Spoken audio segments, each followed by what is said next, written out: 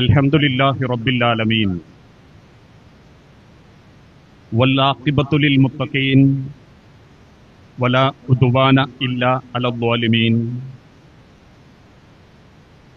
വഉസല്ലി വഉസല്ലിമു അലാ അഷ്റഫിൽ അംബിയാഇ വൽ മുർസലീൻ നബിയിനാ മുഹമ്മദിൻ വഅലാ ആലിഹി വഅസ്ഹാബിഹിൽ ഫായിസീന ബിദിലല്ലാഹ്. അല്ലാഹുമ്മ സ്വല്ലി അലാ മുഹമ്മദിൻ വഅലാ ആലി മുഹമ്മദ് കമാ സ്വല്ലൈത അലാ ഇബ്രാഹീമ വഅലാ ആലി ഇബ്രാഹീം വബാരിക അലാ മുഹമ്മദിൻ വഅലാ ആലി മുഹമ്മദ് കമാ ബാറക്ത അലാ ഇബ്രാഹീമ വഅലാ ആലി ഇബ്രാഹീം ഇന്നക ഹമീദും മജീദ്. അഊദു ബില്ലാഹി മിനശ് ശൈത്വാനിർ റജീം. ബിസ്മില്ലാഹിർ റഹ്മാനിർ റഹീം. യാ അയ്യുഹല്ലദീന ആമനു തഖുല്ലാഹ ഹഖ്ക തുഖാതിഹി വലാ തമൂതുന്ന ഇല്ലാ വഅൻതും മുസ്ലിമൂൻ. ബിസ്മില്ലാഹിർ റഹ്മാനിർ റഹീം. യാ അയ്യുഹല്ലദീന ആമനൂ ഖൂ അൻഫുസകും വഅഹ്ലീകും നാറാ വഖൂദുഹൻ നാസു വൽ ഹിജാറ അലൈഹാ മലായികത്തുൻ ഗിലാദുൻ ശിദാദുൻ ലാ യഅസൂനല്ലാഹ മാ അമറഹും വയഫ്അലൂന മാ യുഅ്മറൂൻ. റബ്ബി ഇശ്റഹ് ലി സദ്രി വയസ്സിർ ലി അംരി. സദസ്സിലിരിക്കുന്ന ഇസ്ലാഹിയ സ്കൂളിന്റെ മാനേജിംഗ് ട്രസ്റ്റി അംഗങ്ങളെ, സ്നേഹാദരണീയരായ പ്രധാനാധ്യാപകനടക്കമുള്ള സഹപ്രവർത്തകരെ, സ്നേഹനിധികളായ രക്ഷിതാക്കളെ, സഹോദരങ്ങളെ, സഹോദരിമാരെ, ഒരു വലിയ മാറ്റത്തിന് മനസ്സ് പ്രാർത്ഥിച്ചുകൊണ്ട് നമ്മുടെ കുടുംബം, നമ്മുടെ വ്യക്തിജീവിതം ഒന്ന് മാറ്റേണ്ടതുണ്ട് എന്ന ചിന്തയോടുകൂടി ആ മാറ്റം അള്ളാഹുവിനെ ഇഷ്ടപ്പെട്ട, അള്ളാഹുവിന്റെ അരികിലേക്കുള്ള മടക്കം എളുപ്പമാക്കുന്ന രീതിയിലാവണം എന്ന നിയ്യത്തോടെയാണ് ഇത്തരത്തിലുള്ള ഒരു പേരൻസ് മീറ്റിൽ കുടുംബവുമായി ബന്ധപ്പെട്ട വിഷയങ്ങൾ സംസാരിക്കാൻ നിശ്ചയിക്കപ്പെട്ടിട്ടുള്ളത്. നമ്മളൊക്കെ മനസ്സിലാക്കുന്നത് പോലെ നമ്മളെ നാട്ടിലെ സംസ്കാരങ്ങൾ ഏറെ മാറിക്കൊണ്ടിരിക്കുകയാണ്. പണ്ടുകാലങ്ങളിലൊക്കെ അപൂർവ വാർത്തകളായി ദൂര സ്ഥലങ്ങളിൽ കേട്ടിരുന്ന പല കാര്യങ്ങളും നമ്മെപ്പോലും അമ്പരപ്പിച്ചുകൊണ്ട് നമ്മുടെ കുടുംബത്തിൽ, നമ്മളുടെ തൊട്ടടുത്ത് ഇന്ന് സർവ്വസാധാരണയായി കേട്ടുകൊണ്ടിരിക്കുകയാണ്. ഒരു ഭാഗത്ത് ശാസ്ത്രം വമ്പിച്ച കുതിച്ചുചാട്ടം നടത്തുമ്പോൾ മറ്റൊരു ഗ്രഹമായ ചൊവ്വയിൽ പോലും മനുഷ്യവാസയോഗ്യമാണോ എന്ന് പഠിക്കാനും ഇതര ഗ്രഹങ്ങളെക്കുറിച്ചും ആ ഗ്രഹങ്ങളെ ചുറ്റിക്കൊണ്ടിരിക്കുന്ന ഉപഗ്രഹങ്ങളെക്കുറിച്ചും ആ ലോകത്തുള്ള ചില കണ്ടുപിടുത്തങ്ങളെ കൊണ്ട് ഭൂമിയിലുള്ള അമ്പരപ്പിക്കുന്ന മാറ്റങ്ങളും പല രീതിയിലും നമ്മൾ കണ്ടുകൊണ്ടിരിക്കുന്നവരാണ്. പണ്ടുകാലത്തൊക്കെ ഒരു വിദേശത്ത് പോകുന്ന ചെറുപ്പക്കാരന്റെ ഏറ്റവും വലിയ സങ്കടം വീട്ടിക്ക് ഫോൺ വിളിക്കാൻ പറ്റൂല എന്നുള്ളതായിരുന്നു.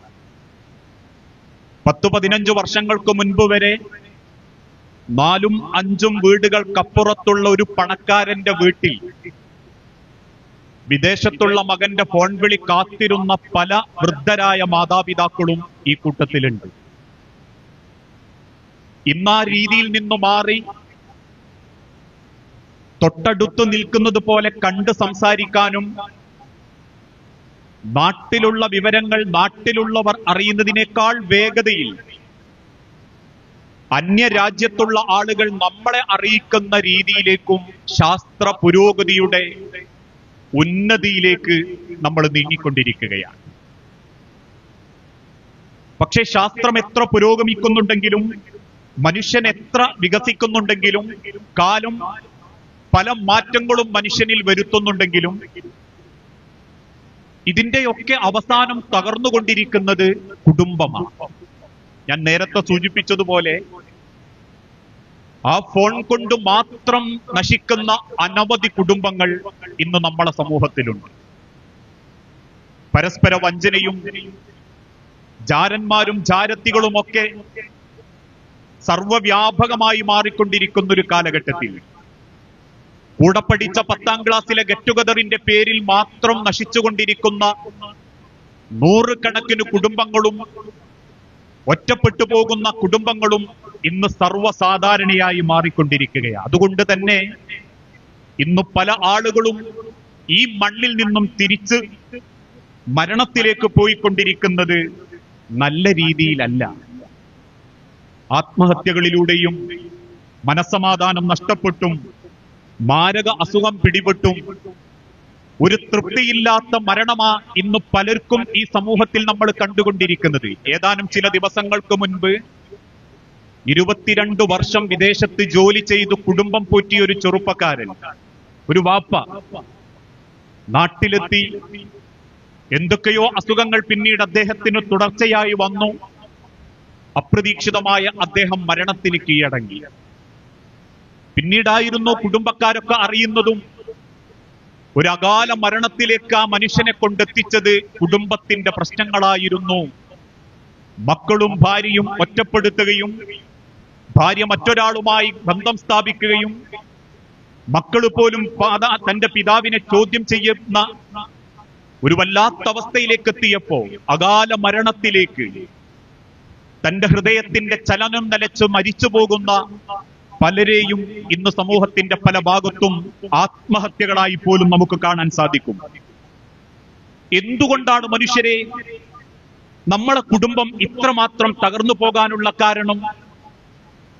പണ്ടുകാലത്തുള്ള ആളുകൾ അനുഭവിച്ചതിനേക്കാൾ സമാധാനത്തിലും സൗകര്യത്തിലുമാ ഞാനും നിങ്ങളുമൊക്കെ. പണ്ടുകാലത്തുള്ള ആളുകൾക്ക് അവരുടെ പ്രാഥമിക ആവശ്യങ്ങൾ നിർവഹിക്കണമെങ്കിൽ പോലും രാത്രി തൊട്ടപ്പുറത്ത് 4 പറമ്പുകൾക്കപ്പുറത്ത് ചെന്ന് നിർവഹിച്ചതിൽ നിന്ന് മാറി മനുഷ്യൻ കിടന്നുറങ്ങുന്ന ബെഡ്റൂമിന്റെ ഉള്ളിൽ തന്നെ ബാത്റൂമിന്റെ സംവിധാനത്തിലേക്ക് നമ്മൾ എത്തിയിട്ടും പണം കൊണ്ടും സൗകര്യങ്ങളെ കൊണ്ടും സമ്പത്ത് കൊണ്ടും മറ്റെല്ലാ അനുഗ്രഹങ്ങളെ കൊണ്ടും ഇത്രമാത്രം പടച്ച റബ്ബ് അനുഗ്രഹിച്ചൊരു കാലഘട്ടത്തിൽ എന്തുകൊണ്ടാ നമ്മളെ കുടുംബം പലപ്പോഴും തകർന്നു പോകാനുള്ള കാരണം? ചിലര് പറയും ഇപ്പോഴത്തെ കാലം അങ്ങനെയായിപ്പോയി. കാലമാണോ കുറ്റവാളി? ശാസ്ത്രത്തിന്റെ പുരോഗതിയാണോ കുറ്റവാളി? ഇതിനേക്കാൾ നശിച്ചു പോയിരുന്ന ഒരു കാലഘട്ടത്തിൽ നിന്ന് പരസ്പരം കൊന്നും കൊലവിളിച്ചും നടന്നിരുന്ന മക്കയിലെ ഗോത്രവർഗങ്ങളെ ഒരൊട്ടകം എലതുന്നതിന്റെ പേരിൽ കൊന്നൊടുക്കപ്പെട്ടവന്റെ കൈകാലുകൾ വെട്ടിമാറ്റി കെട്ടിത്തൂക്കിയിരുന്ന ഒരു കാലഘട്ടത്തിൽ ഓരോ വീട്ടിന്റെ മുൻപിലും എനിക്ക് ഇന്നത്തെ രാത്രിക്ക് മാത്രം ഒരു പെണ്ണിനെ വേണം എന്ന് എഴുതി വെച്ചിരുന്നതിൽ നിന്ന് ലോകം കണ്ട ഏറ്റവും നല്ല മാറ്റത്തിലേക്ക് ഒരു ജനത മാറിയത് കാലത്തെ കുറ്റം പറഞ്ഞുകൊണ്ടല്ല. കാലമല്ല കുറ്റവാളി, ശാസ്ത്രമല്ല കുറ്റവാളി, മറിച്ച് എക്കാലഘട്ടത്തിലും മനുഷ്യനെ സൃഷ്ടിച്ച സൃഷ്ടാവ് അല്ലാഹു മനുഷ്യന് കാണിച്ചു കൊടുത്ത ജീവിതത്തിന്റെ മാതൃക നമ്മൾ അവഗണിക്കാൻ തുടങ്ങി. ഒരു ഇലക്ട്രോണിക് വാഷിംഗ് മെഷീൻ വാങ്ങുമ്പം നമ്മൾക്കതിന് ഉറപ്പാ അതൊന്ന് പ്രവർത്തിപ്പിച്ച് പരിചയിക്കാൻ ആരെങ്കിലും വരാറില്ലേ? ഏത് സ്ഥാപനത്തുനിന്ന് വാങ്ങിയാലും നമ്മൾ ആദ്യം പറയും ഇതെങ്ങനെയൊക്കെയാ പ്രവർത്തിപ്പിക്കേണ്ടതെന്ന് നിങ്ങൾ കാണിച്ചു തരണം. അതിന്റെ ഓപ്പറേറ്റർ വരും, അതിനു വേണ്ട കാര്യങ്ങളൊക്കെ എങ്ങനെ ചെയ്യണം, ഇത്ര വെള്ളേ പറ്റൂ, ഇതിന്റെ അധികം വെള്ളം വന്നാ മെഷീന് മോശമാണ്, കേടാണ്, ഇത്ര മണിക്കൂറിന്റെ ഉള്ളിൽ നിങ്ങളത് ഉപയോഗിച്ച് കഴിയണം എന്നൊക്കെ പറഞ്ഞു തരുന്നത് വിശ്വസിക്കുന്ന മനുഷ്യരെ ഈ ലോകത്തൊരു ഉമ്മാന്റെ ഗർഭപാത്രത്തിൽ സംവിധാനിച്ച് ഈ കാണുന്ന കോലത്തിലും രീതിയിലും നമ്മളെ സംവിധാനിച്ച റബ്ബ് നമ്മളെ ജീവിതത്തിനും ഒരു കാറ്റലോഗ് നൽകിയിട്ടുണ്ട്. ഒരു ജീവിത രീതി അള്ളാഹുവിന്റെ പ്രവാചകൻ സല്ലല്ലാഹു അലൈഹി വസല്ലമയിലൂടെ അള്ളാഹു തആല ഓർമ്മപ്പെടുത്തിയിട്ടുണ്ട്. ആ ഓർമ്മപ്പെടുത്തപ്പെട്ട വചനത്തെ അള്ളാഹു തആല വിശുദ്ധ ഖുർആനിൽ ആദ്യം ഓർമ്മപ്പെടുത്തി, ഫഇമ്മാ യഅതിയന്നകും മിന്നീ ഹുദൻ ഫമൻ തബിയ ഹുദായ ഫലാ ഖൗഫുൻ അലൈഹിം വലാ ഹും യഹ്സനൂൻ. അള്ളാഹു മനുഷ്യന് കൊടുക്കുന്ന രണ്ട് വാഗ്ദാനങ്ങളാ. ഫലാ ഖൗഫുൻ അലൈഹിം, നിങ്ങൾക്കൊരു ഭയവും ഉണ്ടാവുകയില്ല.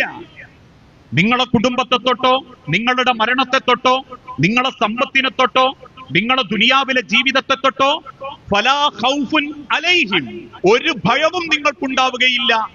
വലാ ഹും യഹ്സനൂൻ, ഒരു ദുഃഖവും നിങ്ങൾക്കുണ്ടാവുകയില്ല. എന്തു വേണം?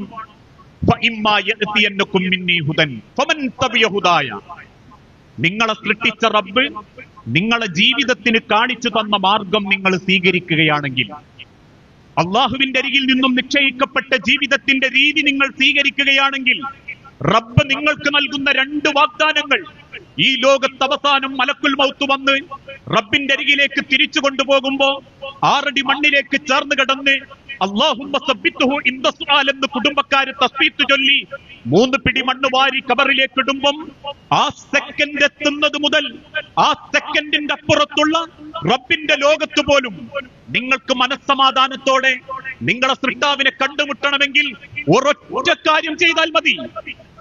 ഏതെങ്കിലും സിനിമ കണ്ട് ജീവിതം ചിട്ടപ്പെടുത്തരുത്. മറ്റാരെങ്കിലും പടച്ചുവിടുന്ന ഇൻസ്റ്റഗ്രാം റീലുകൾ കണ്ട് കുടുംബത്തെ ചിട്ടപ്പെടുത്തരുത്. ഏതെങ്കിലും ആളുകൾ എഴുതിവിടുന്ന ആധുനികതയുടെ ജീവിത സംസ്കാര ലിബറൽ ചിന്താഗതി നിങ്ങൾ കുടുംബത്തിൽ നടപ്പിലാക്കരുത്. എന്ത് ചെയ്യണം?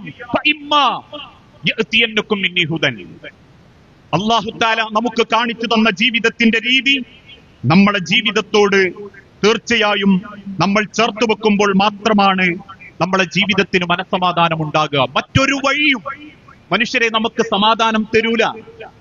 ഈ ലോകത്ത് നിങ്ങൾ ഏതു വഴി തെരഞ്ഞെടുത്താലും അത് റബ്ബിന്റെ വഴിയല്ലെങ്കിൽ, പ്രവാചകൻ സല്ലല്ലാഹു അലൈഹി വസല്ലമ കാണിച്ചു തന്ന വഴി അല്ല എങ്കിൽ ഈ ലോകത്തൊരിക്കലും നല്ലൊരു നേർവഴി കണ്ടെത്താൻ നമ്മളെ കൊണ്ട് സാധിക്കുകയില്ല. കാരണം നമ്മെ സൃഷ്ടിച്ചവനാണ് നമ്മളെ ജീവിതത്തിന്റെ രീതി കാണിച്ചു തന്നത്.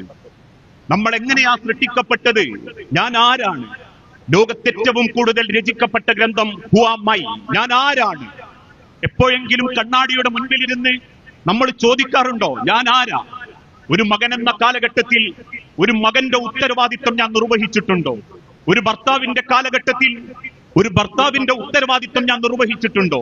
ഒരു ഭാര്യയായ ഞാൻ എന്റെ ഭർത്താവിന് കിട്ടിയ ഏറ്റവും നല്ല അനുഗ്രഹമാണെന്ന് നമുക്ക് സ്വയം ചിന്തിക്കാൻ സാധിച്ചിട്ടുണ്ടോ? കാരണം നമ്മളെ സൃഷ്ടിച്ചത് ഏത് കോലത്തിലാണെന്ന് അല്ലാഹു തആല തന്നെ ഓർമ്മപ്പെടുത്തുന്നുണ്ട്. മിൻ അയ്യു ഷൈഇൻ ഖലഖഹു മിൻ നുത്ഫത്തിൻ ഖലഖഹു ഫഖദ്ദറ. എത്ര മനോഹരമായിട്ടാ അല്ലാഹു തആല ഓർമ്മപ്പെടുത്തുന്നത്. ഏതെങ്കിലും രണ്ടാണും പെണ്ണും തമ്മിൽ ബന്ധത്തിൽ ഏർപ്പെടുമ്പോൾ സൃഷ്ടിക്കപ്പെട്ടവരല്ല നിങ്ങൾ. മറിച്ച് ശ്രവിക്കപ്പെടുന്ന പിതാവിന്റെ കോടിക്കണക്കിന് ബീജത്തിലെ ഒരു നിസ്സാരമായിരുന്ന ബീജം നിങ്ങളുടെ മാതാവിന്റെ ഗർഭാശയത്തിന്റെ 3 ഭിത്തികൾക്കുള്ളിലുള്ള അണ്ഡത്തോട് അള്ളാഹു കൂട്ടിയോജിപ്പിച്ചു. മിൻ അയ്യു ഷൈഇൻ ഖലഖഹു. നിങ്ങൾ ചിന്തിച്ചു നോക്കിയിട്ടുണ്ടോ നിങ്ങൾ എങ്ങനെയാ സൃഷ്ടിക്കപ്പെട്ടവരെന്ന്? മിൻ നുത്ഫത്തിൻ ഖലഖഹു ഫഖദ്ദറ. വളരെ നിസ്സാരമായ ഒരു ഇന്ദ്രിയ തുള്ളിയിൽ നിന്ന് ഈ കാണുന്ന കോലത്തിൽ നിങ്ങളെ സൃഷ്ടിക്കുകയും ഫഖദ്ദറ, നിങ്ങളെ ക്രമപ്പെടുത്തുകയും ചെയ്തവൻ. സുമ്മ സബീല യസ്സറ. ആ ക്രമപ്പെടുത്തിയവൻ തന്നെ നിങ്ങൾക്കുള്ള പാതയും കാണിച്ചു തന്നു, എളുപ്പമാക്കി തന്നു. ലോകത്ത് മറ്റൊരു മതത്തിനും ഇല്ലാത്ത രീതിയിൽ, ലോകത്തൊരു മറ്റൊരു വിശ്വാസത്തിനും ഇല്ലാത്ത രീതിയിൽ പ്രകൃതിയോട് ചേർന്ന് നിൽക്കുന്ന മനുഷ്യരെ കൊണ്ട് സാധിക്കുന്ന നല്ലൊരു ജീവിത രീതിയും അള്ളാഹു നിങ്ങൾക്ക് കാണിച്ചു തന്നു. സുമ്മ അമാതഹു. ആ ജീവിതത്തോട് കൂടി നിങ്ങൾ അവസാനിക്കുന്നില്ല. സുമ്മ അമാതഹു. പിന്നെ നിങ്ങൾ മരിക്കും. ഫഅഖ്ബറ. നിങ്ങൾ 6 അടി മണ്ണിലേക്ക് ചേർത്ത് വെക്കപ്പെടുകയും ചെയ്യും. അതാണ് ജീവിതം. മറ്റൊരു ഭാഗത്ത് അല്ലാഹു തആല കാര്യം ഇങ്ങനെ വിശദീകരിച്ചു. മിൻഹാ ഖലഖനാകും വഫീഹാ നുഈദുകും വമിൻഹാ നുഖ്രിജുകും താറത്തൻ ഉഖ്റ. നിങ്ങളെ ആ മണ്ണിൽ നിന്നാണ് ഞാൻ കൊണ്ടുവന്നതെങ്കിൽ വഫീഹാ നുഈദുകും, നിങ്ങൾ ആ മണ്ണിലേക്കാ മടങ്ങിക്കൊണ്ടിരിക്കുന്നത്. ഈ സദസ്സിന്റെ പല ഭാഗത്തും ഇരിക്കുന്ന പലരുടെയും തലനരച്ചിട്ടുണ്ട്. അർത്ഥം 6 അടി മണ്ണിലേക്കുള്ള യാത്ര ഏകദേശം അടുക്കാറായി തുടങ്ങി എന്നുള്ളതാ. അതല്ലെങ്കിൽ അതിനേക്കാൾ എളുപ്പത്തിൽ നമ്മൾ പലരും പറയാറില്ലേ, 10-20 കൊല്ലം അല്ലെ 10-50 കൊല്ലം ജീവിച്ചു, അതെന്നെ വലിയ കിട്ടലാന്ന്. ജീവിച്ചതല്ല, നിശ്ചയിക്കപ്പെട്ട 6 അടി മണ്ണിലേക്ക് 50 കൊല്ലം നമ്മൾ നടന്നു തീർത്തതാ. മാതാവിന്റെ ഗർഭാശയത്തിൽ നിന്നും പുറത്തേക്ക് വന്ന നമ്മളോട് പ്രപഞ്ചത്തിന്റെ സൃഷ്ടാവായ റബ്ബ് പറഞ്ഞു, ഇനി ഭൂമിക്ക് മുകളിലൂടെ നീ നടന്ന് ആ ഭൂമിക്കടിയിലേക്ക് നീ പോണം. വഫീഹാ നുഈദുകും വമിൻഹാ നുഖ്രിജുകും. ആ മണ്ണിൽ ചെന്ന് തീരുന്നതോടുകൂടി നീ അവസാനിക്കുന്നില്ല. സുമ്മ അമാതഹു ഫഅക്ബറ സുമ്മ ഇദാ ശാഅ അൻശറ. വീണ്ടും ഒരിക്കൽ കൂടി നീ അള്ളാഹുവിന്റെ മുൻപിൽ പുനർജീവിപ്പിക്കപ്പെടും.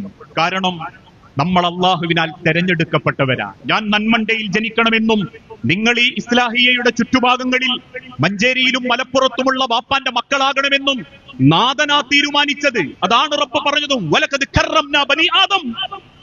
ആദമിന്റെ മക്കളെ, നിങ്ങളെ ഞാൻ ആദരിച്ചിരിക്കുന്നു. ലോകത്ത് മറ്റൊരാളും പറയാത്തൊരു വാക്ക് നമ്മെ സൃഷ്ടിച്ച റബ്ബ് നമ്മോട് തന്നെ പറയുന്നു, വലഖദ് കറംനാ ബനി ആദം. ആദമിന്റെ മക്കളെ, നിങ്ങളെ ഞാൻ ആദരിച്ചിരിക്കുന്നു. ആ ആദരവ് നിങ്ങൾക്ക് ഞാൻ നൽകുന്നത് കൊണ്ടാണ് ഈ ലോകത്തുള്ള പല അനുഗ്രഹങ്ങൾക്കും നിങ്ങൾക്ക് ഞാൻ തെരഞ്ഞെടുത്ത് നൽകിയത്. ഈ ലോകത്തുള്ള നിരവധി അനുഗ്രഹങ്ങൾ നിങ്ങൾക്ക് ഞാൻ നൽകിയത്. ഒന്ന് ചിന്തിച്ചു നോക്കൂ മനുഷ്യരെ, മൃഗങ്ങൾക്കില്ലാത്ത എത്രയെത്ര നന്മകൾ അള്ളാഹു മനുഷ്യന് നൽകിയിട്ടുണ്ട്. ഇന്നും കാക്കകൾ താമസിക്കുന്നത് ചുള്ളിക്കമ്പ് കൊണ്ട് ഒടുക്കപ്പെട്ട കൂട്ടിലാണെങ്കിൽ, ഒരു കാലത്ത് ഓലമേഞ്ഞ കുടിലുകളിൽ താമസിച്ചിരുന്ന മനുഷ്യൻ 3000-4000 സ്ക്വയർ ഫീറ്റിന്റെ കൊട്ടാരത്തിൽ താമസിക്കുന്നുണ്ടെങ്കിൽ, ഇന്നും തന്റെ ജീവിതത്തിൽ കിടന്നുറങ്ങുന്ന സ്ഥലത്ത് തന്നെ മലമൂത്ര വിസർജനം നടത്തി ആലകളിലും തൊഴുത്തുകളിലും ജീവിക്കുന്ന മൃഗങ്ങളെക്കാൾ ഈ കാണുന്ന പവറിലും ഈ കാണുന്ന ഭംഗിയിലും ഈ കാണുന്ന സൗകര്യത്തിലും നാഥൻ നിങ്ങളെ തെരഞ്ഞെടുത്തിട്ടുണ്ടെങ്കിൽ, വല്ലാഹി സുമ്മ ലതുസ്അലുന്ന യൗമഇദിൻ അനിൻ നഈം. നൽകപ്പെട്ട ഓരോ അനുഗ്രഹങ്ങളെ കുറിച്ചും അള്ളാഹു ചോദിക്കും. നമ്മളെ ആയുസ്, മക്കൾ, കുടുംബം, സൗകര്യം, ജീവിതത്തിന്റെ ഓരോ അവസ്ഥകളെ കുറിച്ചും അല്ലേ. പലപ്പോഴും നമ്മൾ കേൾക്കുന്ന ഒരു ചരിത്രമുണ്ട്. മദീന പള്ളിയോട് ചേർന്ന് നിൽക്കുന്ന കുടിലിൽ തന്റെ ഈത്തപ്പന ഓലയിൽ ആയിഷ ബീവിന്റെ അടുത്ത് റസൂലുള്ളാഹി സ്വല്ലല്ലാഹു അലൈഹി വസല്ലം അങ്ങനെ തിരിഞ്ഞും മറിഞ്ഞും കിടക്കുക.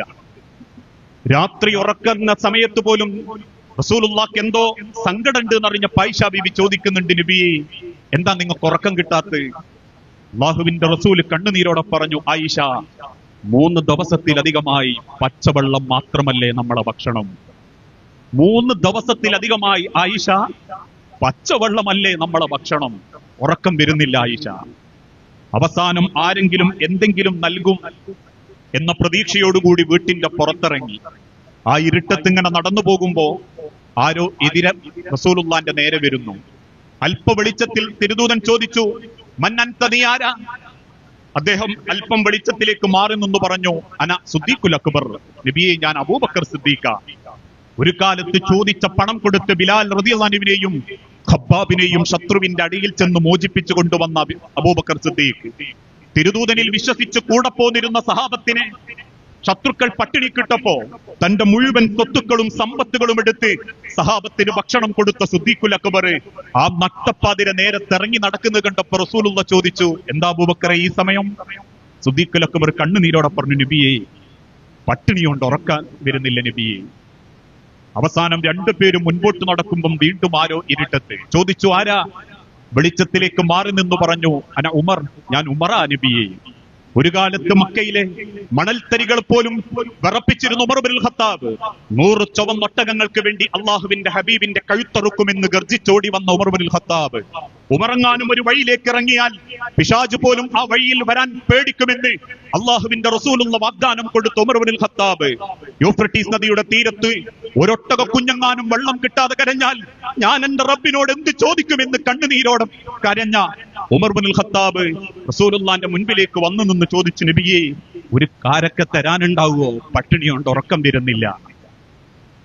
3 പേരും അല്പ ഭക്ഷണത്തിന് വേണ്ടി നടന്നു നീങ്ങുമ്പോ ഒരു ചെറിയ വിളക്ക് കത്തുന്ന കുടിലിന്റെ മുൻപിലെത്തി. 3 തവണ അള്ളാഹുവിന്റെ തിരുദൂതൻ സലാം പറഞ്ഞു. ആരും സലാം അടക്കുന്നില്ല.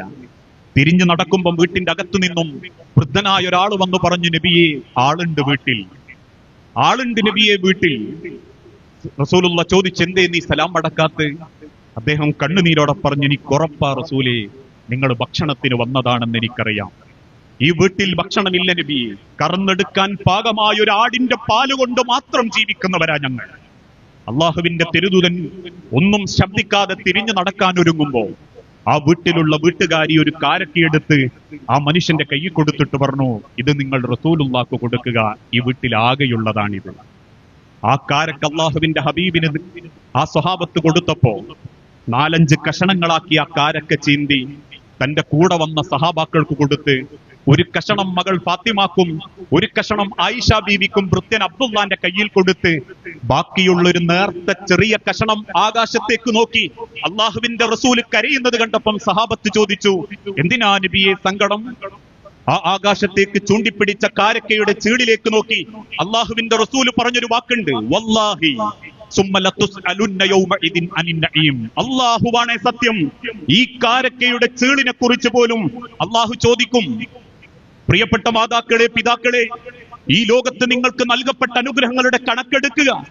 നിങ്ങളുടെ ശൈശവത്തിൽ, നിങ്ങളുടെ കൗമാരത്തിൽ, നിങ്ങളുടെ യൗവനത്തിൽ, നിങ്ങളുടെ കുടുംബ ജീവിതത്തിൽ നിങ്ങൾ കഴിച്ച ഭക്ഷണം, നിങ്ങൾ ധരിച്ച വസ്ത്രം, നിങ്ങൾ താമസിക്കുന്ന വീട്, നിങ്ങൾ സഞ്ചരിക്കുന്ന വാഹനം, എന്തിന് 9 മാസം നൊന്ത് പെറ്റു എന്ന് അവകാശപ്പെടുന്ന നിങ്ങളുടെ മക്കള്, ആ മക്കൾക്ക് വേണ്ടി ജീവിച്ച സെക്കൻഡുകള്, വല്ലാഹി സുമ്മ ലതുസ്അലുന്ന യൗമഇദിൻ അനിൻ നഈം. ഓരോ കാര്യങ്ങളെ കുറിച്ചും നാളെ റബ്ബിന്റെ മുൻപിൽ ചോദ്യങ്ങളുണ്ട്. നൽകപ്പെട്ട ഓരോ അനുഗ്രഹങ്ങളെ കുറിച്ചും അള്ളാഹുവിന്റെ മുൻപിൽ നമ്മൾ മറുപടി പറയേണ്ടതുണ്ട്. എത്രത്തോളം എന്ന് ചോദിച്ചാൽ, കണ്ട കാഴ്ചകൾ, കേട്ട കഥകൾ, ഇതൊക്കെ റബ്ബിന്റെ അടുത്ത് ചോദ്യം ചെയ്യപ്പെടും. ഈ ഇരിക്കുന്ന 1-2 മണിക്കൂറുകൾ കേവലം ഇസ്ലാഹിയ സ്കൂളിന്റെ ഒരു പാരന്റ്സ് മീറ്റിൽ രക്ഷിതാക്കളെ നിർബന്ധത്തിന് വഴങ്ങി വന്നു എന്നത് മാത്രമാണെങ്കിൽ ഈ മണിക്കൂറുകൾ പോലും നിങ്ങൾക്ക് ചോദ്യം ചെയ്യപ്പെടും. ഇന്ന സമഅ വൽ ബസറ വൽ ഫുആദ കുല്ലു ഉലൈക കാന അൻഹു മസ്ഊല. ഇന്ന സമഅ, നീ എന്തൊക്കെ കണ്ടു? അല്ലാഹുവിന്റെ ദുനിയാവിൽ പ്രകൃതിയെ നീ കണ്ടോ? റബ്ബിന്റെ സൃഷ്ടിജാലങ്ങളെ പറ്റി നീ ചിന്തിച്ചോ? നിസ്സാരമായിരുന്ന ഒരു മുച്ചിങ്ങത്തണ്ടിൽ നിന്ന് ഒരു വലിയ തെങ്ങിന്റെ ഫലവൃക്ഷമാക്കി ആ തെങ്ങിൽ 100 കണക്കിന് തേങ്ങകൾ ഉണ്ടാക്കി, അല്ലെങ്കിൽ സന്തോഷത്തോടുകൂടി അള്ളാഹുവിന്റെ പ്രകൃതിയിലെ ഓരോ കാര്യങ്ങളെ കുറിച്ചാണോ നീ കണ്ടത്? അല്ലെങ്കിൽ തോണ്ടിത്തീരുന്ന മൊബൈലിന്റെ ഇൻസ്റ്റഗ്രാം 30 സെക്കൻഡ് റീലുകളാണോ നീ കൂടുതൽ കണ്ടത്? അള്ളാഹുവിന്റെ വിശുദ്ധ ഖുർആനിന്റെ ആയത്തുകളിൽ 6000-ൽ പരം ആയത്തുകളെ പറ്റിയാണോ നീ കണ്ടത്, കേട്ടത്? അല്ലെങ്കിൽ ആധുനിക കാലഘട്ടത്തിൽ മക്കളെപ്പോലും ലഹരി പിടിപ്പിക്കുന്ന അർത്ഥമില്ലാത്ത തോന്നിവാസ പാട്ടുകളാണോ നീ കൂടുതൽ കേട്ടത്? വൽഫുആദ, നീ ചിന്തിച്ചു കൂട്ടിയത് ദുനിയാവിലെ സുഖ സൗകര്യങ്ങളെ കുറിച്ചാണോ? നിന്റെ സമ്പത്ത്, നിന്റെ വീട്, നിന്റെ കൊട്ടാരം, നിന്റെ വാഹനം, നിന്റെ മക്കള്, നിന്റെ സൗകര്യം എന്ന ആർത്തി പിടിച്ച ദുനിയാവിന്റെ ചിന്തയാണോ നീ കൂടുതൽ ചിന്തിച്ചത്? അല്ലെങ്കിൽ ലോകത്തെത്രയേറെ സമ്പാദിച്ചാലും ലോകം അടക്കി വാണിരുന്ന അലക്സാണ്ടർ ചക്രവർത്തി പോലും തന്റെ 34-ാമത്തെ വയസ്സിൽ വെറും കൈയോടെ അദ്ദേഹത്തിന്റെ മയ്യത്തിന്റെ കൈകാലുകൾ പുറത്തേക്ക് തൂക്കിയിട്ടു അന്നത്തെ ജനത. എന്നിട്ട് ആ ജനത ലോകം അടക്കി ഭരിക്കാൻ അലക്സാണ്ടർ ചക്രവർത്തിയുടെ കൂടെ നിന്നിരുന്ന പടയാളികളോട് പറഞ്ഞു, കൊന്നൊടുക്കിയിട്ടും വെട്ടിമാറ്റിയിട്ടും 100 രാജ്യങ്ങൾ കീഴടക്കിയിട്ടും അവസാനം ശവപ്പെട്ടിയിൽ കൊണ്ടുപോകുന്ന അലക്സാണ്ടർ ചക്രവർത്തിയുടെ കൈകളിൽ ഈ ലോകത്തിന്റെ ഒരു തരി മണ്ണ് പോലും ഇല്ലെന്ന് നിങ്ങളെ ബോധ്യപ്പെടുത്താനാ ആ കൈകൾ ശവപ്പെട്ടിയുടെ പുറത്തേക്ക് തൂക്കിയിട്ടതെന്ന് ലോകത്തെ ബോധ്യപ്പെടുത്തിയിട്ടുണ്ടെങ്കിൽ 3 വള്ളപ്പടവയിലും 5 വള്ളപ്പടവയിലുമല്ലാതെ ഈ ലോകത്തുനിന്ന് തിരിച്ചു പോകുന്ന ഒരു യാത്രയെ പറ്റി ചിന്തിച്ചു നോക്കിയിട്ടുണ്ടോ മനുഷ്യരെ? 6 അടി മണ്ണിലേക്ക് ചേർന്ന് കിടക്കുന്ന യാത്രയെക്കുറിച്ച് ഈ ലോകത്ത് നമ്മൾ എന്ത് ചിന്തിച്ചു, എന്ത് കണ്ടു, എന്ത് കേട്ടു എന്നതിനെ കുറിച്ചൊക്കെ അള്ളാഹു നാളെ ചോദ്യം ചെയ്യപ്പെടും. ആ അനുഗ്രഹങ്ങളിൽ അള്ളാഹു മനുഷ്യന് കൊടുക്കുന്ന ഏറ്റവും വലിയ അനുഗ്രഹമാണ് കുടുംബം. ആ കുടുംബത്തിന്റെ വിലയറിയണമെങ്കിൽ ഓരോ ബന്ധങ്ങളും നമ്മുടെ ജീവിതത്തിൽ നിന്ന് നഷ്ടപ്പെട്ടു പോകുന്നത് ഒരു വേദനയോടെ നമുക്ക് അറിയാൻ സാധിക്കും. ഈ ലോകത്ത് അള്ളാഹു മനുഷ്യന് നൽകുന്ന ഏത് ബന്ധങ്ങളും പവിത്രമാണ്. എന്റെ ജീവിതത്തിൽ അള്ളാഹു എനിക്ക് നൽകുന്നത് എത്ര ബന്ധങ്ങളുണ്ടോ അത് ഹലാലായ ഹക്കായ നിലക്ക് പടച്ചോൻ ചേർത്തി തന്നതാണെങ്കിൽ ഓരോ ബന്ധങ്ങളും എനിക്ക് പവിത്രമാണ്. ബന്ധങ്ങളൊക്കെ നമുക്ക് മനസ്സമാധാനം അറിയപ്പെടാന്നറിയോ? അത് നഷ്ടപ്പെടുമ്പോഴാണ്. ഒന്ന് വന്നോക്കാനും എന്തൊക്കെയാണ് വിശേഷം എന്ന് ചോദിക്കാനും സാരല്ല എന്ന് ആശ്വസിപ്പിക്കാനും ഒരു കുടുംബക്കാരൻ, എന്തിന് ഒരു വാപ്പെങ്കിലും ഇല്ലാണ്ടായി പോവുക എന്നുള്ളത് നഷ്ടപ്പെട്ടു പോകുമ്പോഴേ നമ്മൾ അതിന്റെ വിലയറിയും. ജ്യേഷ്ഠനും അനിയനും ഒക്കെ ഏതാനും ചില മാസങ്ങൾക്ക് മുൻപ് കുടുംബത്തിൽ ഒരു മരണം ഉണ്ടായപ്പോ എന്റെ വാപ്പ അങ്ങനെ ഒറ്റക്ക് കരയാ. അപ്പൊ ഞാൻ ചോദിച്ചു, എന്തിനാ വാപ്പ ഇങ്ങനെ സങ്കടപ്പെട്ട് കരയുന്നത്? എന്നോട് പറഞ്ഞ്, പടച്ചോൻ എന്റെ വയസ്സുള്ളവരെയൊക്കെ തൊട്ട് തുടങ്ങിയിട്ടുണ്ട്. പടച്ചോൻ എന്റെ വയസ്സുള്ളവരെയൊക്കെ തൊട്ട് തുടങ്ങിയിട്ടുണ്ട്. അതിനർത്ഥം ഇനി പോകാനൊക്കെ ഒന്ന് റെഡിയായി നിന്നോന്നാണ് പടച്ചോന്റെ ആ ഒരു സൂചിപ്പിക്കല്. നമ്മളങ്ങനെ ചിന്തിക്കാറുണ്ടോ? നമ്മളെ പ്രായമുള്ളവനും പ്രായം കുറവുള്ളവനും ഒക്കെ പെട്ടെന്ന് മരിക്കുമ്പോൾ നമ്മളെന്താ ചിന്തിക്കുക? പടച്ചോനെ കെട്ടിക്കാനുണ്ട് മക്കള്, അല്ലെങ്കിൽ ഓളിപ്പം ചെറുപ്പക്കാരെത്തിയ മക്കൾ എത്തിമക്കളായി പോയി. അല്ല, പടച്ചോൻ ഓരോരുത്തരെയും തൊട്ട് തൊട്ട് വരുന്നുണ്ട്. ആ തൊട്ടത് നമ്മളെയാണെങ്കിൽ നാളെ പടച്ചോന്റെ ഈ ദുനിയാവിൽ നമ്മൾ ഉണ്ടാവൂല. നമ്മൾ ഇല്ലാതായതിന്റെ പേരിൽ ഈ ലോകത്തിനൊരു ചുക്കും സംഭവിക്കാനില്ല. നമ്മൾ ഇല്ലാതായതിന്റെ പേരിൽ സൂര്യൻ ഉദിക്കാതിരിക്കുവോ? മഴ പെയ്യാതിരിക്കുവോ? ഈ ലോകത്ത് വായില്ലാണ്ടിരിക്കുവോ? കാർബൺ ഡൈ ഓക്സൈഡും ഓക്സിജനും ഈ ലോകത്ത് വിതരണം ചെയ്യപ്പെടാതിരിക്കുവോ? ഇല്ല. നമ്മക്കത് നഷ്ടപ്പെട്ടു എന്നല്ലാതെ നമ്മൾ കൊണ്ടടന്നത് പോലും മറ്റുള്ള ആളുകൾ ഏറ്റെടുക്കാൻ വെപ്രാളപ്പെടുന്നതാണ് നമ്മളെ മരണം. നിങ്ങൾ ചോദിക്കൂ, ഇസ്ലാഹിയ പള്ളി ഈ സ്ഥാപനത്തിന്റെ മുൻഭാഗത്തുള്ള 1.5 ഏക്കർ പറമ്പാരുത ജീവിച്ചിരിക്കുന്ന കാലത്ത് ആൾക്കാർ പറയും അത് ഉമ്മറാജിന്റെ അല്ലെങ്കിൽ വേറെ ഏതെങ്കിലും ആചാര്യതാന്ന് പറയും. മറ്റാരെങ്കിലും ഒക്കെ പറയും അഹമ്മദാജിന്റെതാ. അഹമ്മദാജിക്ക് അത് എത്ര വരെ പറയാനേ അവകാശമുള്ളൂ? ശ്വാസം നിലക്കുന്നത് വരെ. നിലച്ചു കഴിഞ്ഞാൽ 6 അടി മണ്ണ് കൊണ്ടുവച്ച് വരുന്ന മക്കൾ ആദ്യം ചിന്തിക്കുക ഒന്ന് വ്യവസ്ഥപ്പെടുത്തണമെന്ന. പിന്നെ ബേജാറാ, വാപ്പ മരിച്ച ബേജാറല്ല. എല്ലാ മക്കളും അത്തരക്കാരെന്ന് ഞാൻ പറയണില്ലട്ടോ. പിന്നെ എങ്ങനെയുണ്ട് വാപ്പാന്റെ മുതലൊന്ന്? കാരണം ഹൈവേന്റെ സൈഡിലേക്കുള്ളത് കിട്ടണം, എന്നാലേ ഗുണമുള്ളൂ. ബേക്ക് കിട്ടിയിട്ട് കാര്യമല്ല. പിന്നെ ഓരോരുത്തരും കക്ഷിയാകും. മൂത്തോനും ഇളയോനും കമ്പനിയാകും, രണ്ടാമത്തോളും മൂത്തളിയനും തമ്മിൽ കമ്പനിയാകും. ഇതിനാ ഇതൊക്കെ ഒന്ന് അങ്ങോട്ടും ഇങ്ങോട്ടും ആക്കണം. മനുഷ്യരെ മരിക്കുന്നത് വരെ ദുനിയാവില് നമുക്ക് വിലയുള്ളൂ. മരിക്കുന്നത് വരെ ദുനിയാവ് നമ്മൾതാന്ന് പറയാനും അവകാശമുള്ളൂ. നമ്മൾതെന്താ ദുനിയാവിൽ അനന്തര സ്വത്ത്? ഒരിക്കൽ മദീന മിമ്പറിൽ വെച്ച് തന്റെ മുൻപിലിരിക്കുന്ന സഹാബാക്കളോട് അള്ളാഹുവിന്റെ ഹബീബായ നബി തങ്ങൾ ചോദിച്ചു, നിങ്ങൾക്ക് നിങ്ങളെ സ്വത്താണോ ഇഷ്ടം, നിങ്ങളെ അനന്തര സ്വത്താണോ ഇഷ്ടം? ഞാൻ നിങ്ങളോടും ചോദിക്കുക, നിങ്ങൾക്ക് നിങ്ങളെ സ്വത്താണോ ഇഷ്ടം, നിങ്ങളെ അനന്തര സ്വത്താണോ ഇഷ്ടം? എല്ലാവരും ഇപ്പൊ മനസ്സുകൊണ്ട് ആലോചിക്കും, പടച്ചോനെ അനന്തര സ്വത്ത് എന്ന് പറഞ്ഞാ ഇവിടെ ദുനിയാവില് ബാക്കിട്ടേച്ച് പോകേണ്ടതാ മക്കൾക്കൊക്കെ. എന്റെ സ്വത്ത് എന്ന് പറഞ്ഞാ എന്റെതല്ലേ, എന്റെ അതല്ലേ എനിക്ക് ഏറ്റവും ഇഷ്ടപ്പെടേണ്ടത്. പക്ഷെ നമ്മൾക്ക് കിട്ടുന്ന അനന്തര സ്വത്ത് എന്താണെന്നറിയോ? നമ്മുടെ അനന്തര സ്വത്താ ഇഷ്ടപ്പെടേണ്ടേ. എന്താ നമ്മൾ അനന്തര സ്വത്ത്? ഇക്കഴിഞ്ഞ ദിവസം നാട്ടിലൊരുത്തം പെട്ടെന്ന് മരണപ്പെട്ടു. ആ മരിച്ച വ്യക്തിയെ കുറിച്ച് കേട്ടപ്പോ തന്നെ നാട്ടിൽ പലരും പറഞ്ഞു, ഓന്റെ പടച്ചോനെ ഓന്റെ കബറിങ്ങി നന്നാക്കി കൊടുക്കണട്ടോന്ന്. ആ കുടുംബമായിട്ട് ഒരു ബന്ധവുമില്ല, ആ വ്യക്തിയായിട്ട് യാതൊരു ബന്ധവുമില്ലാത്ത ആൾക്കാർ പോലും പറയാ, പടച്ചോനെ ഓന്റെ കബറിങ്ങി നന്നാക്കി കൊടുക്കണട്ടോ. അതിന്റെ ഇങ്ങളെ അനന്തര സ്വത്താ. അതാ അനന്തര സ്വത്ത്, അല്ലാണ്ട് മുതലല്ല. ഈ ദുനിയാവിൽ ജീവിച്ച കാലം കൊണ്ട് നമ്മളെ സ്വഭാവം കൊണ്ടും കുടുംബ ബന്ധം കൊണ്ടും ചേർന്ന് നിന്നത് കൊണ്ടും നാളെ നമ്മൾ മരിച്ചു പോകുമ്പോ നമ്മളെ അറിയുന്ന ഒരാള് നെഞ്ചു തുറന്ന് പടച്ചോനോട് പറയാ, പടച്ചോനെ അയാളെ കബറിങ്ങി നന്നാക്കി കൊടുക്കണേ റബ്ബേ എന്ന് പറയുന്നുണ്ടെങ്കിൽ അത് നിങ്ങൾക്ക് കിട്ടുന്ന അനന്തര സ്വത്താ. അത് സമ്പാദിക്കണം. ജീവിച്ചിരിക്കുന്ന കാലത്ത് അതിനെ ഗുണുള്ളൂ. മരിച്ചാലും ആളുകളുടെ നാവുകളിൽ നമ്മൾ ഓർമ്മയിൽ ഉണ്ടാവണം, പ്രാർത്ഥനയിൽ ഉണ്ടാവണം. പക്ഷെ ഇന്ന് ആളുകൾക്ക് ബന്ധങ്ങൾ വേണ്ട. നമുക്ക് ഓരോന്നും നഷ്ടപ്പെടുമ്പോഴാ നമ്മൾ അതിന്റെ വിലയറിയാ. എന്റെ ഒരു അനുഭവം കഴിഞ്ഞ ദിവസം പറഞ്ഞിട്ടുണ്ട്. ഞാൻ ഏകദേശം ഒരു 10-12 ദിവസം നല്ലോണം പനിച്ചു കിടന്നതാ. എന്റെ വാപ്പയും ഇപ്പൊ ഉമ്രക്ക് പോയതാ. അനിയന്റെ അടുത്ത് അവിടെ നിൽക്കുക 1 മാസത്തിലധികമായിട്ട്. വേറുള്ളൊരു അനിയൻ വീടെടുത്ത് താമസം മാറിയിട്ടുണ്ട്. ഒരു പെങ്ങളെ കെട്ടിച്ചു വിട്ടിട്ടുമുണ്ട്. ഞങ്ങൾ 4 പേരാ. വാപ്പയമ്മയും ഉമ്രക്ക് ചെന്നു. ആ സമയത്ത് തന്നെയാണ് ഞാൻ പനിച്ചെടുക്കുന്നത്. ഞാൻ എന്റെ അനുഭവമാട്ടോ പറയുന്നത്. എന്റെ പ്രസംഗത്തിലൊക്കെ പറയുന്നത് ഞാൻ എന്റെ അനുഭവങ്ങളാണ്. അങ്ങനെ കിടക്കുന്ന സമയത്ത് ശരീരം അനങ്ങാൻ പറ്റാതെ വേദന, ശരീരത്തിന്റെ പല ഭാഗത്തും ജോയിന്റുകളിലും വേദന. ഒന്ന് എഴുന്നേറ്റിരിക്കുമ്പോഴേക്കും തല കറങ്ങി ഞാൻ ഇങ്ങനെ വീഴുക.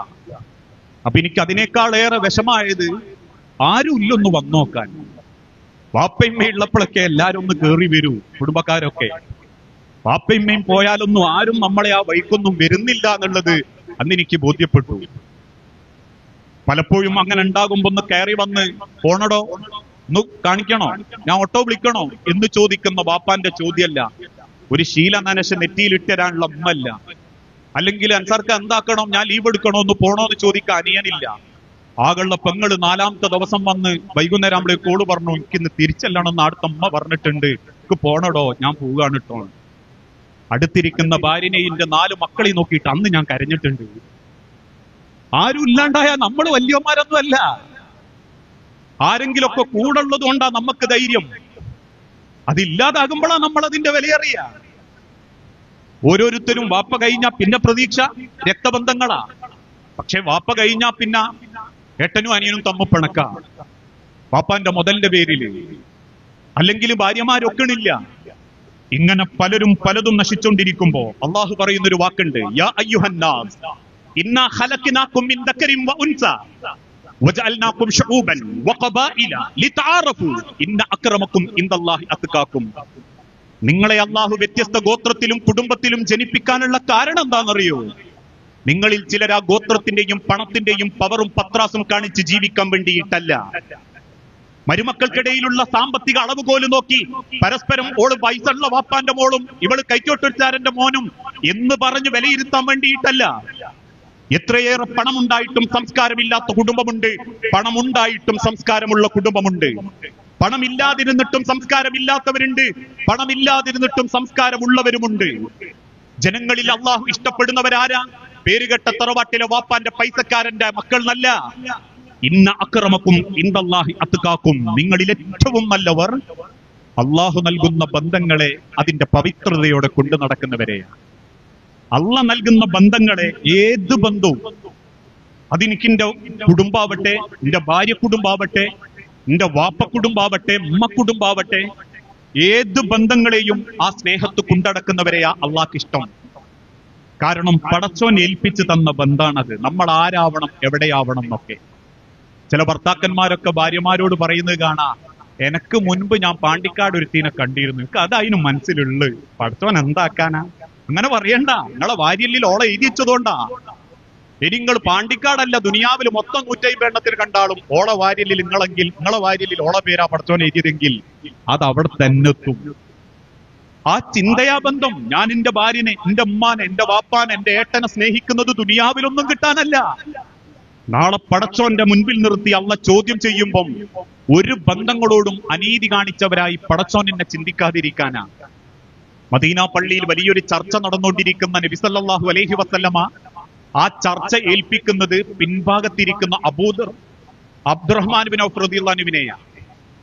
അബ്ദുറഹ്മാൻ ബിൻ ഔഫ് റളിയല്ലാഹു അൻഹുവിനെ റസൂലുള്ളാഹി സ്വല്ലല്ലാഹു അലൈഹി വസല്ലം ഏൽപ്പിച്ചു. അപ്പൊ അബ്ദുറഹ്മാന് തന്നെ വലിയൊരു സന്തോഷം. ഇക്കണ്ട ഇത്രയും സഹാബാക്കളുടെ അള്ളാന്റെ ഹബീബ് ഇന്നെയാണല്ലോ അത് ഏൽപ്പിച്ചത് എന്നുള്ള സന്തോഷത്തിൽ അദ്ദേഹം ഒന്ന് എഴുന്നേറ്റ് നിന്ന് ചോദിച്ചു, നബിയെ, നിങ്ങൾക്ക് മനുഷ്യരിൽ ആരോടാ ഏറ്റവും ഇഷ്ടം ഈ ജനങ്ങളിൽ? സഹാബാക്കളൊക്കെ കരുതിയത് അള്ളാഹുവിന്റെ ഹബീബ് അബ്ദുറഹ്മാൻ റളിയല്ലാഹു അൻഹുവിന്റെ പേര് പറയുന്ന. പക്ഷെ റസൂലുള്ള പുഞ്ചിരിയോടെ പറഞ്ഞു, അബ്ദുറഹ്മാനെ, നീ അടക്കം ആര് ഈ കൂട്ടത്തിലുണ്ടെങ്കിലും എനിക്ക് ഏറ്റവും ഇഷ്ടം എന്റെ ആയിഷാനെയാട്ടോ. ചോദ്യം അള്ളാഹുവിന്റെ റസൂല് തെറ്റിദ്ധരിച്ചോന്ന സങ്കടത്താൽ വീണ്ടും അബ്ദുറഹ്മാൻ റളിയല്ലാഹു അൻഹു ചോദിച്ചു, റസൂലെ, ഞാൻ അതല്ല ഉദ്ദേശിച്ച്, ഈ ആണുങ്ങളെ കൂട്ടത്തിൽ നിങ്ങൾക്ക് ആരോടാ ഇഷ്ടം? എല്ലാ സഹാബാക്കളും റസൂലുള്ളാന്റെ മുഖത്തേക്ക് നോക്കി നിൽക്കുമ്പോ വലതുഭാഗത്ത് തലകുനിച്ചിരിക്കുന്ന സിദ്ദീഖുൽ അക്ബർ റളിയല്ലാഹു അൻഹുവിന്റെ പുറത്ത് പതുക്കെ 2 തട്ട് തട്ടിയിട്ട് റസൂലുള്ള പറയും, ആയിഷ കഴിഞ്ഞാൽ എനിക്ക് ഏറ്റവും ഇഷ്ടം എന്റെ ആയിഷാന്റെ വാപ്പ അബൂബക്കറിനെ. നോക്കൂ നിങ്ങൾ, റസൂലുള്ള കൊടുക്കുന്ന ബന്ധങ്ങളെ ഒരു സ്ഥാനം. ഇന്ന് അതേ ഇസ്ലാമിൽ ഏട്ടൻ അനിയനെ കണ്ടൂടാ, അനിയൻ ഏട്ടനെ കണ്ടൂടാ, ഏട്ടന്റെ ഒക്കെ അനിയന്റെ ഓളെ കണ്ടൂടാ, അനിയന്റെ ഒക്കെ ഏട്ടന്റെ ഓളെ കണ്ടൂടാ, ആങ്ങളന്റെ ഒക്കെ നാത്തൂമാരെ കണ്ടൂടാ, നാത്തൂമാർക്ക് ആങ്ങളന്റെ ഓളെ കണ്ണെടുത്താ കണ്ടൂടാ. എല്ലാരും 5 വക്ത് നിസ്കരിക്കുന്നുണ്ട്, പറ്റെങ്കിൽ അടുത്ത് ഉംറക്കും പോകുന്നുണ്ട്, നാട്ടിലെ സർവ്വ ഖുർആൻ ക്ലാസ്സിലും പോകുന്നുണ്ട്. എന്തിനാ മനുഷ്യരെ? ഏത് ബന്ധങ്ങളെയും നിങ്ങൾ ആലോചിച്ചു നോക്കൂ. മനോഹരമായി പരസ്പരം സ്നേഹിച്ച മുൻഗാമികളുടെ ഒരു കാലഘട്ടം നമ്മുടെ നാട്ടിലുണ്ടായിരുന്നു. രക്തബന്ധങ്ങൾ അല്ലെങ്കിൽ പോലും സ്നേഹിച്ചവര്, രക്തബന്ധമല്ല എന്നിട്ടും സ്നേഹിച്ചവര് ഐക്യത്തോടെ. എന്റെ നാട്ടിലുള്ള എന്റെ വല്യമ്മാന്റെ ഒരു കഥ പറയാറുണ്ട്. അയൽപക്കത്തുള്ള മറ്റൊരു വല്യമ്മാന്റെ മോൻ, ഒരു ആമിൻ താത്തയും എന്റെ വല്യമ്മ കുഞ്ഞായിഷ് താത്തയായിരുന്നു എന്നാ. ഇവര് രണ്ടാളായിരുന്നു ഞാറിടാൻ പോവുക. ഇവര് രണ്ടാളായിരുന്നു ഒരുമിച്ച് ഭക്ഷണം കഴിക്കുക. ഒരു ദിവസം വറുതിയുടെയും സങ്കടത്തിന്റെയും ആ കാലത്ത് ആമിൻ താത്ത ഒരു ദിവസം വീട്ടിന്റെ മുറ്റത്ത് വന്ന് കരഞ്ഞൂന്നാ. ഉറക്ക കരയുന്ന ആമിനാനെ ചേർത്ത് നിർത്തിയിട്ട് വല്യമ്മ ചോദിച്ചോലെ, എന്തിനാ ആമിനോ ഇനി നിലവിളിക്കുന്നത്? ആമിൻ താത്ത പറഞ്ഞ പോലെ, എന്റെ 2 ആൺകുട്ടികളും പട്ടിണി എടുത്ത് നിലവിളിക്കുക. എന്തെങ്കിലും ഉണ്ടെങ്കിൽ ഇങ്ങി തരണം.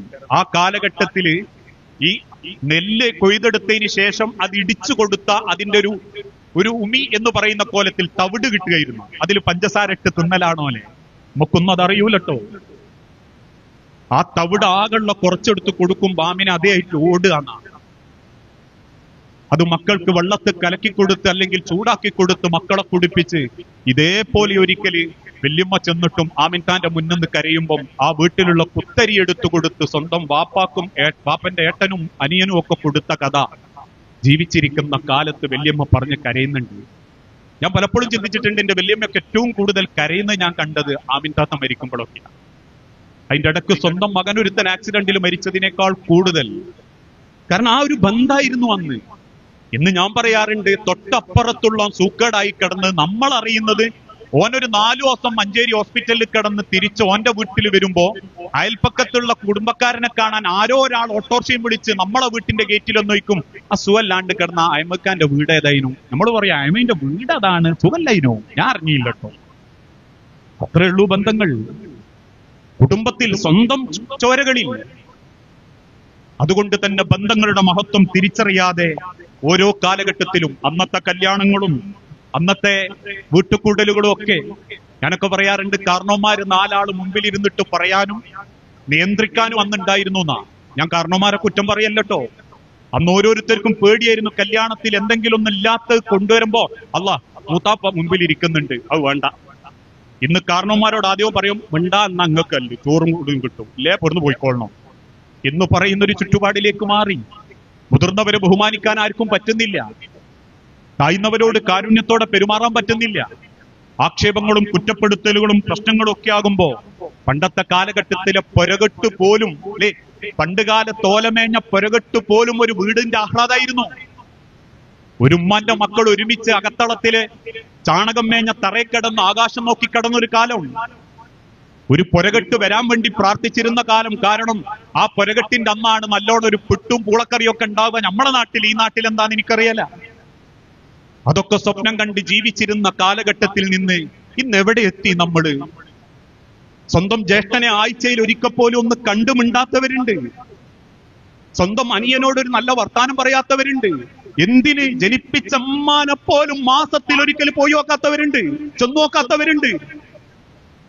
ഒരു ഉമ്മാന്റെ സൂക്കേട്, ഒരു വാപ്പാന്റെ വേദന, അവരുടെ സങ്കടങ്ങള്, സമ്പത്തുകൾ കൂടിയപ്പം മനുഷ്യന്റെ മനസ്സുകൾ അകന്നുകൊണ്ടിരിക്കുമ്പോ അള്ളാഹുവിന്റെ ഹബീബായ പ്രവാചകൻ സല്ലല്ലാഹു അലൈഹി വസല്ലം പറയുന്നുണ്ട്, ലാ യദ്ഖുലുൽ ജന്ന ഖാത്തിഉർ റഹിമ. ബന്ധം മുറിച്ചവരാണോ അള്ളാന്റെ സ്വർഗത്ത് കയറൂല.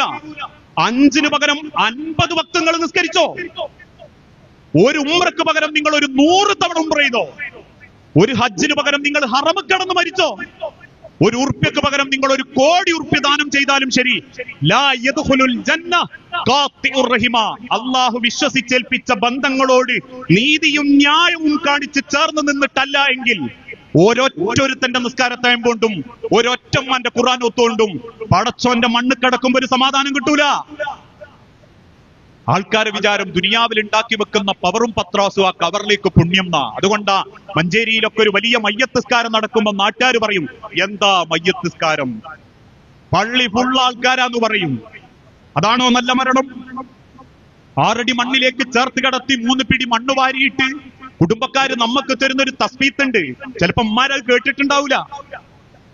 ആ ഇടുങ്ങിയ 6 അടി മണ്ണിലേക്ക് ചേർത്ത് വെക്കുമ്പം കണ്ടു നിൽക്കുന്നവർക്കൊക്കെ ഉറപ്പാ, എന്തൊക്കെ വെട്ടിപ്പിടിച്ചു, എന്തൊക്കെ കാണിച്ചു കൂട്ടി, എത്ര കുടുംബക്കാരായിട്ട് പണങ്ങി, അവസാനം കിടക്കുന്നത് കണ്ടോ.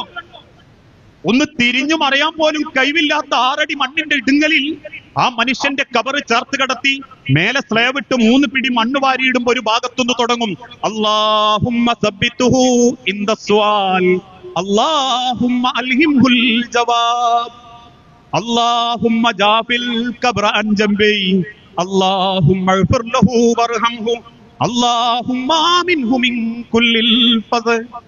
അല്ലാഹുവേ, ഈ കബറുള്ളതിന്റെ വാപ്പയാ, നിന്റെ ഉമ്മയാ, ഈ കബറൊന്നിങ്ങി സൗകര്യപ്പെടുത്തി കൊടുക്കണം, ഈ കബറിന് ഇങ്ങി ഒരു സമാധാനം കൊടുക്കണം, ഈ കബറിന്റെ ഇടുങ്ങലിൽ നിന്ന് ഈ കബറിനെ കാക്കണം, ആ കബറിലേക്ക് ഒരു സ്വർഗത്തിന്റെ കവാടങ്ങി തുറന്നു കൊടുക്കണം. 10-15 മിനിറ്റ് അത് പ്രാർത്ഥിച്ച് ആൾക്കാരൊക്കെ തിരിച്ചു പോകും. പിന്നീട് ആ മണ്ണിന്റെ ഉള്ളിൽ പോലും നിങ്ങൾക്കൊരു സമാധാനം കിട്ടണോ? നിങ്ങൾ അള്ളാഹു തന്ന ബന്ധങ്ങളെ ഏറ്റവും മനോഹരമായിട്ട് കൊണ്ടടക്കണം. ആ മണ്ണിന്റെ അടിയിൽ ഒരു ബാധ്യത അല്ലാണ്ട് കിടക്കാൻ പറ്റണം. ആരെ മനസ്സും വേദനിപ്പിക്കാതെ കിടക്കാൻ പറ്റണം. ഓരോ കുടുംബത്തെ പറ്റിയും അല്ലാഹു തആല ചോദ്യം ചെയ്യുമ്പോൾ പ്രിയപ്പെട്ടവരെ, ബന്ധം മുറിച്ച ആളുകൾ പടച്ച റബ്ബിന്റെ ഭവനത്തിൽ പോലും കയറുന്നത് റസൂലുള്ള ഇഷ്ടപ്പെട്ടിട്ടില്ല എന്നാണ്. മദീന പള്ളിയിലേക്ക് നിസ്കാരത്തിന് എഴുന്നേറ്റ് നിന്ന അള്ളാഹുവിന്റെ ഹബീബ് ഇബ്നു മസ്ഊദ് റളിയല്ലാഹു അൻഹുവിനോട് പറഞ്ഞു, ഇബ്നു മസ്ഊദേ, താങ്കൾ അതങ്ങ് വിളിച്ചു പറഞ്ഞേക്ക്. ഇബ്നു മസ്ഊദ് റളിയല്ലാഹു അൻഹു എഴുന്നേറ്റ് നിന്ന് സഹാബത്തിന്റെ മുഖത്തോക്കി പറഞ്ഞു, ഈ കൂട്ടത്തിൽ കുടുംബ ബന്ധം മുറിച്ചവരുണ്ടെങ്കിൽ അള്ളാഹുവിന്റെ ഭവനത്തിൽ നിന്നും മാറി നിൽക്കട്ടെ. ഈ പള്ളിയിൽ ഈ ക്ലാസ് കഴിഞ്ഞ് നിസ്കരിക്കാൻ എഴുന്നേറ്റിക്കുമ്പോ ഞാൻ മുമ്പെന്ന് പറയാ, കുടുംബ ബന്ധം മുറിച്ചവര് ആരുമായിട്ട്? സ്നേഹത്തിൽ നിൽക്കുന്ന കുടുംബക്കാരുമായിട്ടല്ല. മകള് കെട്ടിയ വീട്ടുകാരും മോൻ കെട്ടിയ വീട്ടുകാരും, മൂത്താപ്പ, എളാപ്പ, അമ്മോന്, മാമന്, അമ്മായി, മാമി, എളേമ, നാത്തൂന്, അമ്മായി, ദുനിയാവില് ചെറിയ ചെറിയ കാരണത്തിന്റെ പേരിൽ മുഖം വീർപ്പിച്ച് ഈഗോ കാണിച്ച് മനസ്സിന്റെ ആരോഗ്യം വെച്ച് ഞങ്ങളത്ര യോഗ്യല്ല, ഞാനത്ര പണക്കിലാണ്, ഇന്നുണ്ടല്ലായിട്ട് പോക്കും വരവൊന്നുമില്ല എന്ന് പറയുന്ന ഒരാളുണ്ടെങ്കിൽ ജമാഅത്ത് നിസ്കരിക്കാൻ ഈ പള്ളി കയറരുതെന്ന് പറഞ്ഞ ഞാൻ കേറുന്ന് പറയാൻ ധൈര്യമുള്ളവരുണ്ടെങ്കിൽ അവരാ മുഅ്മിനീങ്ങള്. അവരെ നമസ്കാരത്തിന് നോമ്പിനും അവല. അള്ളാഹുവിന്റെ ഹബീബിന്റെ സഹാബത്ത് അത് പറഞ്ഞപ്പം പിൻഭാഗത്തുനിന്ന് ഒരു ചെറുപ്പക്കാരൻ ഇറങ്ങിപ്പോയി. റസൂലുള്ളാഹി പുഞ്ചിരിച്ചു. കാരണം റസൂലുള്ളാഹിക്ക് അറിയാം അവന്റെ പാപ്പാന്റെ പെങ്ങളോട് പണക്കിലാണ്. അല്പസമയത്തിന് ശേഷം ആ സ്വഹാബി തിരിച്ചു വന്നപ്പോ റസൂലുള്ള ചോദിച്ചു, എന്തേ നീ ആ ബന്ധം നന്നാക്കിയോ? നന്നാക്കി നബിയേ. ഞാൻ എന്റെ അമ്മായി അഥവാ പാപ്പാന്റെ പെങ്ങളെ അരികിൽ ചെന്നു, ഞാൻ ആ കൈ പിടിച്ചു സലാം പറഞ്ഞു, മാപ്പു പറഞ്ഞു നബിയേ. റസൂലുള്ള പുഞ്ചിരിയോടെ പറഞ്ഞു, നീ കാരണം, ഇങ്ങനെയുള്ള വ്യക്തികൾ കാരണം ഒരു സദസ്സിനെ പോലും പടച്ചോൻ വെറുക്കും. അവർക്ക് അള്ളാഹു കൊടുക്കാൻ ഉദ്ദേശിച്ച ബർക്കത്ത്, ആ സദസ്സിന് പടച്ചോൻ കൊടുക്കാൻ ഉദ്ദേശിച്ച ബർക്കത്ത്, ആ സദസ്സിന്റെ ഇടയിൽ അത്തരക്കാരിയ്ക്കുന്നത് കാണുമ്പം അള്ളാഹുവിന് വെറുപ്പാ, മലക്കുകൾക്ക് വെറുപ്പാന്നാ. അതുകൊണ്ടാ മനുഷ്യരെ, ബന്ധങ്ങൾ ഏതും അള്ളാഹു നൽകുന്നതാണെങ്കിൽ അതേറ്റവും, ഈ പറഞ്ഞതിന്റെ അർത്ഥം എല്ലാരും ബന്ധം മുറിച്ച് നടക്കുന്നവരാണെന്നോ അല്ലെങ്കിൽ എല്ലാരും പൈസന്റെ പിന്നാലെയാണെന്നോ അല്ല. അത്യാവശ്യം നല്ല സാമ്പത്തിക സ്ഥിതി ഉണ്ടായിട്ടും പണം ഉണ്ടായിട്ടും കുടുംബ ബന്ധം നല്ല നിലക്ക് കൊണ്ടടക്കുന്നവരുണ്ട്. മറ്റെന്തിനേക്കാളും കുടുംബത്തിന് പ്രാധാന്യം കൊടുത്ത് ബന്ധത്തിലെ ഓരോരുത്തരെയും സഹായിച്ച് എല്ലാവരോടും നല്ല നിലക്ക് പെരുമാറുന്നവരുണ്ട്. കാരണം ഒരു മനുഷ്യന്റെ ഏറ്റവും നല്ല ശ്രദ്ധത, നമ്മളൊരു നല്ല മനുഷ്യരാവുന്നത് എപ്പോഴാണെന്നറിയോ? നമ്മൾ ഭയങ്കര മുത്തക്കിയായിട്ട് ജീവിച്ച് നാട്ടുകാരെ ബോധ്യപ്പെടുത്തി ഒരു ഖുർആന്റെ നടുക്കണ്ടാണ് നാട്ടുകാരെ കൊണ്ട് പറയിപ്പിക്കുമ്പോഴല്ല. അള്ളാഹുവിന്റെ ഹബീബായ നബിതങ്ങൾ മദീനത്തെ പള്ളിയിൽ വെച്ച് ഓർമ്മപ്പെടുത്തി, അൽ മുസ്ലിമു മൻ സലിമൽ മുസ്ലിമൂന. ഒരു മുസ്ലിമിന്റെ ഏറ്റവും നല്ല ഐഡന്റിറ്റി, അവൻ മറ്റൊരാളെ വേദനിപ്പിച്ചിട്ടുണ്ടാവില്ല, മറ്റൊരാളെ സങ്കടത്തിന് ഓൻ കാരണമായിട്ടുണ്ടാവില്ല. വാക്കുകൊണ്ടോ പ്രവൃത്തിയുണ്ടോ നോട്ടം കൊണ്ടോ സംസാരം കൊണ്ടോ ഒരു മനസ്സും അവൻ കരയിപ്പിച്ചിട്ടുണ്ടാവില്ല. വിശുദ്ധ ഖുർആനിന്റെ പല ഭാഗത്തും അള്ളാഹു പറഞ്ഞില്ലേ, വൈലുല്ലി കുല്ലി ഹുമസത്തിൽ ലുമസ, കുത്തിപ്പറയുന്നവർക്കും അവഹേളിക്കുന്നവർക്കും നാശം. എന്താ കാരണം? ഒരടി അടിച്ച അതിന്റെ വേദന, അതിന്റെ തണുപ്പ് അല്ലെങ്കിൽ തരിപ്പ് മാറുന്നത് വരെ ഉള്ളൂ. പക്ഷെ ഇന്നും ഈ ഇരിക്കുന്ന പല അമ്മമാരെയും വാപ്പാരെയും മനസ്സിൽ പലരെയും വാക്കുണ്ട്, മുറിഞ്ഞ മനസ്സുണ്ട്. പലരും വാവിട്ട് നാവുണ്ടുകൊണ്ട് പറഞ്ഞ വാക്കിന്റെ പേരിൽ ഇപ്പോഴും നെഞ്ചുപൊട്ടി ജീവിക്കുന്നവരുണ്ട്. കാരണം വാക്കുകളെ കൊണ്ട് മുറിഞ്ഞ മനസ്സിന് ലോകത്തൊരു മരുന്നും കണ്ടെത്തിയിട്ടില്ല. ഹഫ്സ ബീവിനെ കുള്ളത്തിന്ന് വിളിച്ച റസൂലുള്ളാന്റെ ഭാര്യ ആയിഷ റളിയല്ലാഹു തആല അൻഹയോട് അള്ളാഹുവിന്റെ ഹബീബ് അന്ന് വരെ കോപിക്കാത്ത റസൂലുള്ള ദേഷ്യത്തോടെ പറയുന്നുണ്ട്, ആയിഷ, നീ തട്ടിത്തെറിപ്പിച്ച ഭക്ഷണവും ആ ഭക്ഷണത്തിന്റെ പാത്രവും ഒരു പക്ഷേ ഹഫ്സ ക്ഷമിച്ചേക്കും. പക്ഷേ ആയിഷ, നീ ആ വിളിച്ച കുള്ളത്തി എന്ന വാക്ക് കടലിൽ കലക്കിയാൽ കടലും കടലിലുള്ളതും നശിച്ചു പോകുമായിരുന്നു ആയിഷ. എന്തേ ആയിഷ ബീവി പറഞ്ഞിട്ടുള്ളൂ? ഹഫ്സ ബീവിന്റെ ശരീരപ്രകൃതി കൊണ്ട് പറഞ്ഞു, നിങ്ങൾക്ക് ആ കുള്ളത്തിനോട് ഇച്ചിരി ചായ്വ് കൂടുതലല്ലേ നബിയെ. വാക്കുകൾ പറയുമ്പോ സൂക്ഷിക്കണം. നാവുകളെ കൊണ്ട് മുറിഞ്ഞ മനസ്സുകളിൽ ഒരു മനുഷ്യൻ ഏറ്റവും നല്ലോനാവുന്നത് എപ്പോഴാന്ന് ചോദിച്ചാൽ, നമ്മൾ കാരണം ഒരാളും സങ്കടപ്പെടുന്നില്ല, ഒരാളെയും നമ്മൾ കരയിപ്പിച്ചിട്ടില്ല എന്ന് തീരുമാനിക്കുമ്പോഴാ. ഇന്ന് ആ ഒരു ചിന്ത നമ്മളൊന്ന് സ്വഭാവത്തിൽ നടപ്പിലാക്കുക, വലിയ സമാധാന മനസ്സിനുണ്ടാകുക. ഞാൻ പലപ്പോഴും എന്റെ കഥ എനിക്ക് പറയാൻ പറ്റൂ. ഞാൻ പറയാറുണ്ട്, ഞാൻ അറിഞ്ഞുകൊണ്ട് ഒരാൾ ഇന്നുവരെ ഒരു സങ്കടപ്പെടുത്തിയതായിട്ട് എനിക്കറിയാല. പ്രസംഗത്തിൽ ചിലപ്പം ഖുറാഫാത്തിനെ പറ്റിയും ഷിർക്കിനെ പറ്റിയൊക്കെ പറയുമ്പം ചിലർ തെറി വിളിക്കും, അത് കുറ്റം പറച്ചിലാന്ന് പറയുമെങ്കിൽ പോലും അറിഞ്ഞോണ്ടൊരു വ്യക്തിയെയോ ഒരാളെയോ ഒരു കുടുംബത്തിനെയോ എന്തിന് ഒരാളെ എന്തെങ്കിലും കേൾക്കാൻ നിൽക്കുമ്പോൾ പോലും, ഞാനൊരു അധ്യാപകനാ, എന്റെ സ്കൂളിലെ സഹപ്രവർത്തകർ സംസാരിക്കുമ്പോൾ പോലും ഞാൻ പറയാറുണ്ട്, അതങ്ങനത്തെ ഒരു കാര്യമാണെങ്കിൽ ഞാൻ പതുക്കെ എഴുന്നേറ്റ് മാറിപ്പോകും. കാരണം നിങ്ങൾ പാപിയാകണമെങ്കിൽ തീല വക്കാല കേൾക്കാനിരുന്നാ മതി. നമ്മളെ മനസ്സിൽ നിൽക്കൂലത്, നമ്മളെ മനസ്സിൽ നിൽക്കൂല. ഒരാൾ നമ്മളെ മുഖത്തേക്കൊക്കെ ഒരു ചിരിയോ ഒരു നോട്ടോ അങ്ങനെ നോക്കുമ്പോൾ ചിലരെ മനസ്സിങ്ങനെ പെടയും. അതുകൊണ്ടാ അവരെ പറ്റി നമ്മൾ എന്തോ പറഞ്ഞതുപോലെ അറിഞ്ഞോന്നുള്ള ബേജാറാണ്. ആ ബേജാറ് മനസ്സിലുണ്ടാക്കുന്നത് എന്തുകൊണ്ടാ? നമ്മളെ നാവ് നിയന്ത്രിക്കാത്തതുകൊണ്ട്, നമ്മളെ സംസാരം നന്നാവാത്തതുകൊണ്ട്. ഒരിക്കൽ അബൂദർ റളിയല്ലാഹു അൻഹുവും ബിലാൽ റളിയല്ലാഹു അൻഹുവും തമ്മിൽ എന്തോ ഒരു ചെറിയ കശപിശുണ്ടായി. ആ കശപിശന്റെ ഇടക്ക് അബൂദർ റളിയല്ലാഹു അൻഹു ഒറ്റ വിളിയാ ബിലാലിനെ, കറുത്തവളുടെ മകനെ. അത് വിളിച്ചു പോയ ഉടനെ അബൂദർ റളിയല്ലാഹു അൻഹു വാ പൊത്തിപ്പിടിച്ചു, പറഞ്ഞു പോയല്ലോ എന്നായിപ്പോയി. കേട്ട ബിലാൽ റളിയല്ലാഹു അൻഹുവിന്റെ കണ്ണൊന്ന് നിറഞ്ഞു. പക്ഷെ അദ്ദേഹം ഒന്നും തിരിച്ചു പറഞ്ഞില്ല, അദ്ദേഹം പുഞ്ചിരിക്കുക മാത്രം ചെയ്തു. അബൂദറിന് തെറ്റ് ബോധ്യപ്പെട്ടു. അല്ലാഹുവിന്റെ റസൂലിന്റെ അരികിൽ ചെന്നിട്ട് അദ്ദേഹം പറഞ്ഞു, നബിയെ, എനിക്കൊരു അബദ്ധം പറ്റിപ്പോയി, ഞാൻ ഇങ്ങനെ പറഞ്ഞു, അതുകൊണ്ട് താങ്കൾ പറയണം ബിലാലിനോട് എന്റെ വാപ്പാനെ വിളിച്ചോളാൻ. അബൂദർ റളിയല്ലാഹു അൻഹുവിന്റെ അരികിൽ നിന്നിട്ട് ബിലാൽ റളിയല്ലാഹു അൻഹു പറഞ്ഞു, ഇല്ല നബിയെ, ഞാൻ വിളിക്കൂലട്ടോ. ഉടനെ അബൂദർ റളിയല്ലാഹു പറഞ്ഞു, എങ്കിൽ റസൂലെ, ഞാൻ എന്റെ കവിള് മണലിൽ ഇങ്ങനെ ചരിച്ചു വെക്കാം, എന്റെ വലത്തെ കവിള് നോക്കിയിട്ട് ബിലാലിനോട് കാലെടുത്ത് ചവിട്ടാൻ പറയണം. ബിലാൽ റളിയല്ലാഹു അൻഹു അബൂദറിനെ അങ്ങനെ ചേർത്ത് പിടിച്ചിട്ട് പറഞ്ഞു, ഇല്ല അബൂദറെ, ഞാനത് അള്ളാഹുവിന്റെ അരികിലേക്ക് വിട്ടു, പടച്ചോൻ എനിക്ക് പുറത്തു. ആലോചിച്ച് നോക്കി മനുഷ്യരെ, പറഞ്ഞ വാക്കുകൊണ്ട് വേദനിച്ചൊരു മനസ്സിന്റെ സങ്കടം ഉമ്മാരോടും കൂടിയാ പറയുന്നത്. മര്യക്കളുടെ സ്വഭാവം നോക്കിയിട്ടും മര്യക്കളുടെ സമ്പത്ത് നോക്കിയിട്ടും മര്യക്കളുടെ കുടുംബം നോക്കിയിട്ടും കുത്തുവാക്ക് പറയുന്ന ഉമ്മാരുണ്ട്. ഈ ഉമ്മാരെ തെറി പറയുന്നവരും ഉമ്മാന്റെ കുറ്റം സ്വന്തം പുരെ പോയി പറയുന്ന പെമ്പക്കുട്ടികളും ഉണ്ട്. ഞാൻ ആക്ഷേപിക്കല്ലോ. എന്തെങ്കിലും ഒരു കാര്യം ഉണ്ടാക്കുമ്പോഴേക്കും കായും പൂയും വെച്ച് തെറി വിളിക്കുന്ന ആണുങ്ങളുണ്ട്. റോഡിന് സൈഡ് കിട്ടിയിട്ടില്ലെങ്കിൽ പോലും, അതല്ലെങ്കിൽ എതിരെ വരുന്നോൻ ഒന്ന് ബൾബ് മിന്നിച്ചിട്ടില്ലെങ്കിൽ പോലും തെറി വിളിക്കുന്നവരുണ്ട്. എന്നിട്ട് നമ്മൾ മനസ്സ് പറയെന്താ, അതുകൊണ്ട് പറഞ്ഞത് ഓൻ അങ്ങനെ ചെയ്തിട്ടല്ലേ? അല്ല, സിബാബിൽ മുസ്ലിം ഫുസൂഖുൻ. ഒരിക്കലും ഒരു വിശ്വാസി ഒരിക്കലും ഈ ദുനിയാവിൽ മറ്റൊരാളെ മനസ്സ് വേദനിപ്പിച്ച സ്വഭാവത്തിന്റെ ഉടമകളാകാൻ പാടില്ല. ഒരാളുടെ പണം കൊണ്ടോ പദവി നോക്കിയോ ഒരാളെയും നമ്മൾ സ്നേഹിക്കാനും പാടില്ല. എന്റെ പ്രസംഗത്തിൽ തന്നെ നിങ്ങൾ കുറെ കേട്ടിട്ടുണ്ടാകും, ആളും തരവും നോക്കിയിട്ടൊക്കെ ബന്ധം ചേരുന്നവരുണ്ട്. അത്യാവശ്യം കുടുംബത്തിൽ പൈസ ഉള്ള മൂത്താപ്പയാണെ മൂത്താപ്പാന്റെ പൊരയിലെ സുന്നത്ത് കല്യാണത്തിന് വരെ ചോദിക്കാണ്ട് ആൾക്കാർ പോകും സമ്മാനവുമായിട്ട്. എന്നാ ഇളയോനോ, ഓൻ നാട്ടിൽ എങ്ങനെങ്കിലും ദിവസക്കൂലിക്ക് ജീവിക്കുന്നവനാണ്, ഓനെ ചെന്നോക്കാൻ ആരും ഉണ്ടാവില്ല. പൈസ ഉള്ളവന്റെ അടുത്തേക്ക് പോകാനും പണമുള്ളവന്റെ സൗഹൃദം കൂടാനും ബന്ധം കൂടാനും ഒക്കെ ആൾക്കാർക്ക് വലിയ താല്പര്യമാണ്. ആളും തരവും നോക്കിയിട്ട് ആ കല്യാണങ്ങളിൽ പോലും ക്ഷണം നടക്കുന്നത്.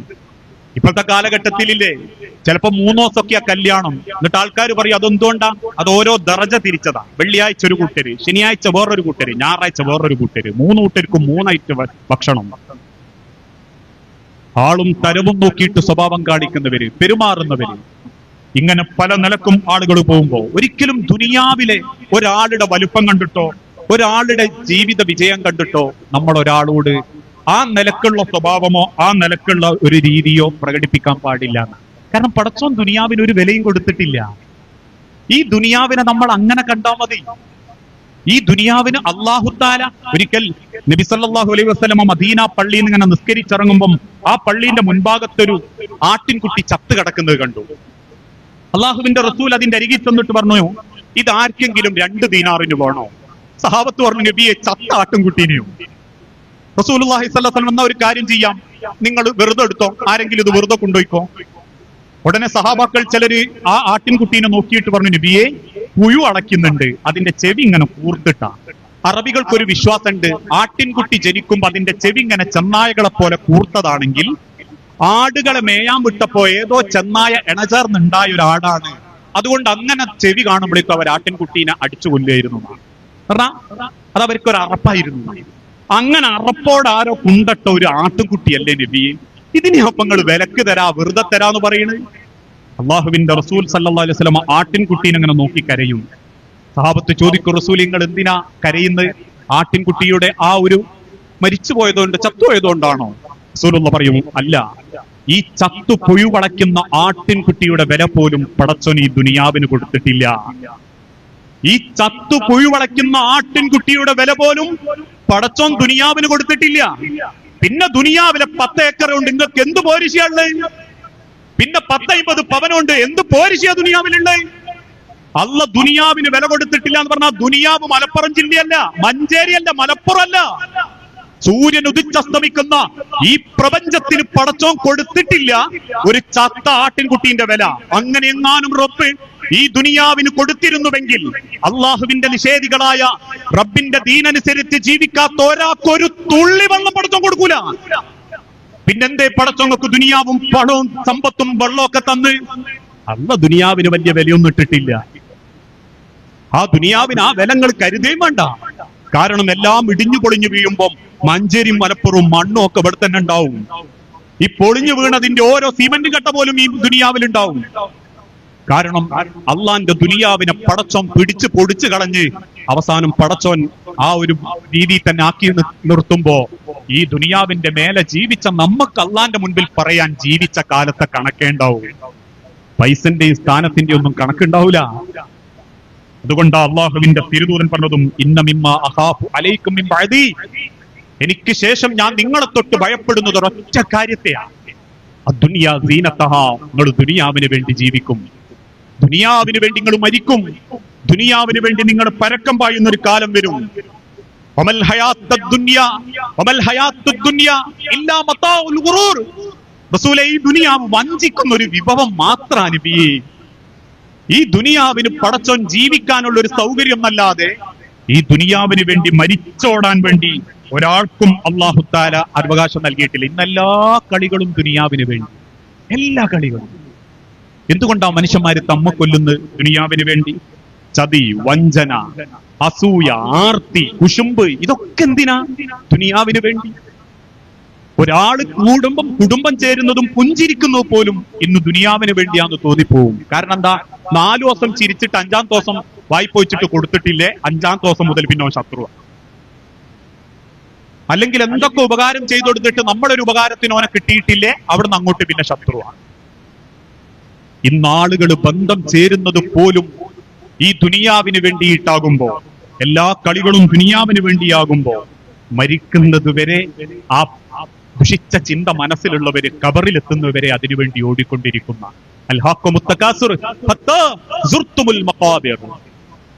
പരസ്പരം പെരുമ നടിക്ക് അവരെ കബറിലേക്ക് എത്തുന്നത് വരെ അവരെ അങ്ങനെ മത്സരിപ്പിച്ചുകൊണ്ടിരിക്കും. ഇന്ന് ഞാനത് നമ്മൾക്കുണ്ടോന്നറിയാൻ ഒരൊറ്റ ചോദ്യങ്ങളെ മനസ്സിലേക്ക് ഇട്ടുതരിക. എന്തൊക്കെയാ അപ്പൊ ദുനിയാവിൽ നമുക്കുള്ളത്? ചില വാപ്പാരുമാരും ആവേശത്തോടെ പറയുന്നത് കാണാം. എന്തൊക്കെയുള്ളൂന്നോ? 2 ആൺകുട്ടികളും 2 പെൺകുട്ടികളും അതിനുള്ളത്. ഒരുത്തിനെ പാണ്ടിക്കാട്ടുക്കും കെട്ടിച്ച്, ഒരുത്തിനെ മങ്കടക്കും കെട്ടിച്ച്. 2ഉം നല്ല പിയാപ്പിളാരാ അല്ലേ? ഓൽക്കൊക്കെ വീടായി, പൊരയായി, കൂടെയായി, മക്കളായി. മൂത്ത മോക്കായിരുന്നു കഴിഞ്ഞ SSLCക്ക് എല്ലാത്തിലും A+ ഉണ്ട്. നാട്ടിൽ എത്രയോ സമ്മാനവും കിട്ടിയിട്ടുണ്ട്. പിന്നുള്ള 2 ആൺകുട്ടികളിൽ ഒരുത്തനാണ് മഞ്ചേരി അങ്ങാടിയിൽ ആ വലിയ പൊരണ്ടാക്കിയത്, അല്ലെ മലപ്പുറം അങ്ങാടിയില്. 2ാമത്തോനാണ് തറവാട് ഇപ്പൊ പൊളിച്ചിട്ടോ വലിയൊരു തറ കെട്ടിയിരിക്കുന്നത്. ഓനും ഇപ്പൊ പൊരണ്ടാക്കുക. ഓന്റെ മോൻ അൽഫിത്രയിലാണ്. ഖുർആനൊക്കെ ഇങ്ങനെ ചെറുതിങ്ങനെ എനിക്ക് ചൊല്ലിത്തരൂ. അതിന്റെ ഒപ്പം ഇങ്ങനെ സമാധാനത്തിൽ ജീവിക്കുക. അൽ മാലു വൽ ബനൂന സീനത്തുൽ ഹയാത്തി ദുനിയ. പറയാൻ ദുനിയാവിലെ മക്കളെയും പൈസന്റെയും കണക്കന്നെയല്ലുള്ളൂ. അൽ മാലു വൽ ബനൂന സീനത്തുൽ ഹയാത്തി ദുനിയ. നിങ്ങളെ മക്കളെ കെട്ടിച്ചതും മക്കളെ തീറ്റിയതും മക്കളെ പഠിപ്പിച്ചതും മക്കൾക്ക് തിന്നാൻ കൊടുത്തതും അല്ലാണ്ട് നിങ്ങൾക്ക് എന്തുണ്ട്? ഒരു നല്ല വാപ്പയായിട്ട് മാറാൻ പറ്റിയിട്ടുണ്ടോ? നാളെ മറ്റന്നാള് മരിച്ചു കിടക്കുന്ന സ്വന്തം വാപ്പാന്റെ മയ്യത്തിന്റെ തലഭാഗത്ത് നിന്ന് മയ്യത്തസ്കരിക്കാൻ നിൽക്കുന്ന ഒരു ഉമ്മാന്റെ മധ്യഭാഗത്ത് മയ്യത്തസ്കരിക്കാൻ നിൽക്കുന്ന ഒരു മോന് മയ്യത്തസ്കാരത്തിന്റെ 3ാമത്തെ തക്ബീറിന് ശേഷം ഒരു പ്രാർത്ഥന ഉണ്ട്. اللهم اغفر له وارحمه وعافيه واعف عنه واكرم نزله ووسع مدخله എന്ന ആ പ്രാർത്ഥന അക്ഷരത്തെറ്റില്ലാതെ ആയുസ്സുള്ളപ്പം മക്കളെ കൊണ്ട് ചൊല്ലിച്ചു നോക്കാൻ പറ്റാത്ത വാപ്പയമ്മയാണെങ്കിൽ പിന്നെ എന്ത് നേട്ടം അമ്മാരെ വാപ്പാരെ ഇങ്ങക്ക് ദുനിയാവെന്ന് തിരിച്ചുകൊണ്ടുപോകാനുള്ളത്? ഉമ്മാന്റെ മയ്യത്ത് കുളിപ്പിക്കാൻ അറിയാത്ത മക്കള്, നെഞ്ചത്തടിച്ച് കരഞ്ഞു കിടക്കുന്ന പെൺകുട്ടികളെടുത്തു പോയിട്ട് നാട്ടിലെ ചിലര് പറഞ്ഞു, ഇങ്ങനെ കരഞ്ഞോണ്ട് കാര്യമില്ല, ഉമ്മാനൊന്ന് കുളിപ്പിക്കണം, നിങ്ങൾ ആരെങ്കിലും വരും. ഒത്തോട് പറഞ്ഞു താത്തനെ വിളിച്ചോളാൻ, ഇളയോളെ വിളിച്ചോളാൻ, ഇളയോട് പറഞ്ഞു താത്തനെ വിളിച്ചോളാൻ. അവസാനം 2 ആളോടും പറഞ്ഞു ഞങ്ങൾക്ക് എന്താ ചെയ്യേണ്ടതെന്നൊന്നും ഓർമ്മല്ല, ഞങ്ങളിവിടെ കരഞ്ഞി കിടന്നോളാം, നിങ്ങൾ ആരെയും കുളിപ്പിച്ചോളൂ. നമ്മൾ ഇത് കേട്ട് ചിരിക്കണ്ട, സ്വന്തം വീട്ടിൽ ചെന്ന് ചോദിച്ചു നോക്കണം. ഇന്ന് പലർക്കും ബന്ധങ്ങൾ ബന്ധനങ്ങളായി തോന്നുന്നത് ഈ ദുനിയാവിന് വേണ്ടി മത്സരിച്ചോടുമ്പോൾ മാത്രമാണ്. അതുകൊണ്ട് തന്നെയാണ് വാർദ്ധക്യം പോലും എന്താ എന്ന് നമ്മൾ ചിന്തിക്കുന്നില്ല. എന്താ വാർദ്ധക്യം? വയസ്സന്മാരാകുക, മരിക്കാനാകുക അല്ല. ശൈശവത്തിലേക്കുള്ളൊരു മടക്കം, ഭയവും ഏകാന്തതയും തിരിച്ചു വരുന്ന ഒരു കാലം, അതാണ് വാർദ്ധക്യം.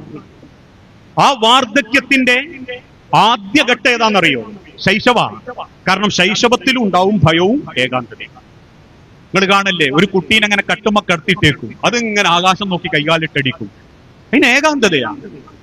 ആ ഏകാന്തത മാറ്റാൻ അതിങ്ങനെ കൈകാലിട്ടടിച്ച് ബെഡ്റൂമിൽ ഇങ്ങനെ കിടക്കുമ്പോൾ ഉമ്മ ഇടക്കിടക്ക് ഓടി വന്നിട്ട് അതിനോട് ഇങ്ങനെ കൊഞ്ചും. ഇനി മക്കളോട് പറയും, ബാക്കിയുള്ള മക്കളോട് നിങ്ങളൊന്ന് കുഞ്ഞിന്റെ അടുത്ത് പോയി കൊഞ്ചടോ, ഒന്ന് പറയടോ, ആയിട്ട് നിങ്ങൾ ഇങ്ങനെ ഒന്ന് കളിപ്പിക്കും. വാപ്പയാണെങ്കിലും വന്നിട്ട് മോനോട് ഇങ്ങനെ, ആ കേൾക്കുന്ന മകനോട് എന്ന് പറഞ്ഞാൽ അവന് കേൾക്കാൻ പറ്റിക്കൊള്ളണമെന്നില്ല, ആ ചെറിയ പൈതലിനോട് ഇങ്ങനെ കൊഞ്ചിക്കൊണ്ടിരിക്കും. അതെന്തുകൊണ്ടാണെന്നറിയൂ? ആ കുഞ്ഞിന്റെ ഏകാന്തത അവനെ ബേജാറാക്കാണ്ടിരിക്കാനാണ്. അല്ലേ? ആ ഏകാന്തതയിലേക്കാണ് വാർദ്ധക്യത്തിൽ നമ്മൾ എത്തുക. പാപ്പ ഇങ്ങനെ കുത്തിരിക്കണുണ്ടാവും, ആരും മിണ്ടാണ്ടാവുക. ഓൻ വരുന്നു, ഓളോട് മിണ്ടുന്നു, ഇറങ്ങിപ്പോകും. ഓട് സംസാരിക്കുന്നു, മറ്റോളോട് പറയുന്നു, താത്തനോട് പറയുന്നു, ഓടോട് മിണ്ടുന്നു. ഉമ്മ ചോദിക്കും, എന്തേയോളെ? ഒന്നുമില്ല, നിങ്ങളോട് പറയാണ്ടാണ് ഞങ്ങളോട് പറയുന്നു. വാർദ്ധക്യവും ശൈശവവും ഒരേപോലെയാണ്. ഭയം.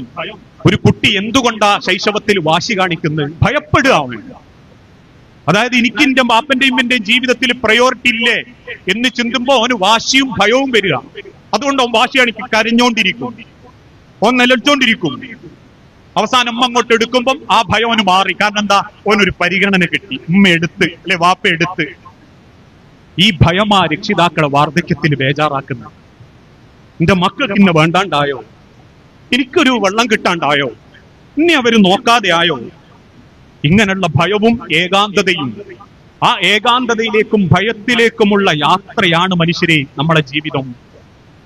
ഇതൊക്കെ നിങ്ങൾ അനുഭവിക്കും. ശൈശവങ്ങൾ അനുഭവിച്ചിട്ടുണ്ടെങ്കിൽ വാർദ്ധക്യത്തിലും അതേ വേദനകൾ അനുഭവിക്കും. ഞാൻ പറയാറുണ്ട്, ഒരു 50-60 വയസ്സ് കഴിഞ്ഞ ആൾക്കാർ അനുഭവിക്കുന്ന ഏറ്റവും വലിയ വേദന ഏകാന്തത തന്നെയാണ്. എന്തെങ്കിലുമൊക്കെ പണി ഉണ്ടാക്കി പുറത്തിറങ്ങിയിട്ട് എന്തെങ്കിലുമൊക്കെ ഒന്ന് ആക്കാൻ പറ്റുന്നോലുണ്ട്, റാഹത്ത്. അല്ല, പണിയും കൂലിയും ഒക്കെ നിന്നുപോയി, പിന്നെ മക്കൾ എന്തേ അയച്ചു കൊടുക്കുന്നതായിട്ട് ജീവിക്കുന്ന വാപ്പയമ്മയാണെങ്കിൽ പിന്നെ ബേജാറാ, മിണ്ടാൻ പേടി, സംസാരിക്കാൻ പേടി. പിന്നീട് ആ ഭയപ്പാടിലും സങ്കടത്തിലും ഇങ്ങനെ ജീവിക്കുക.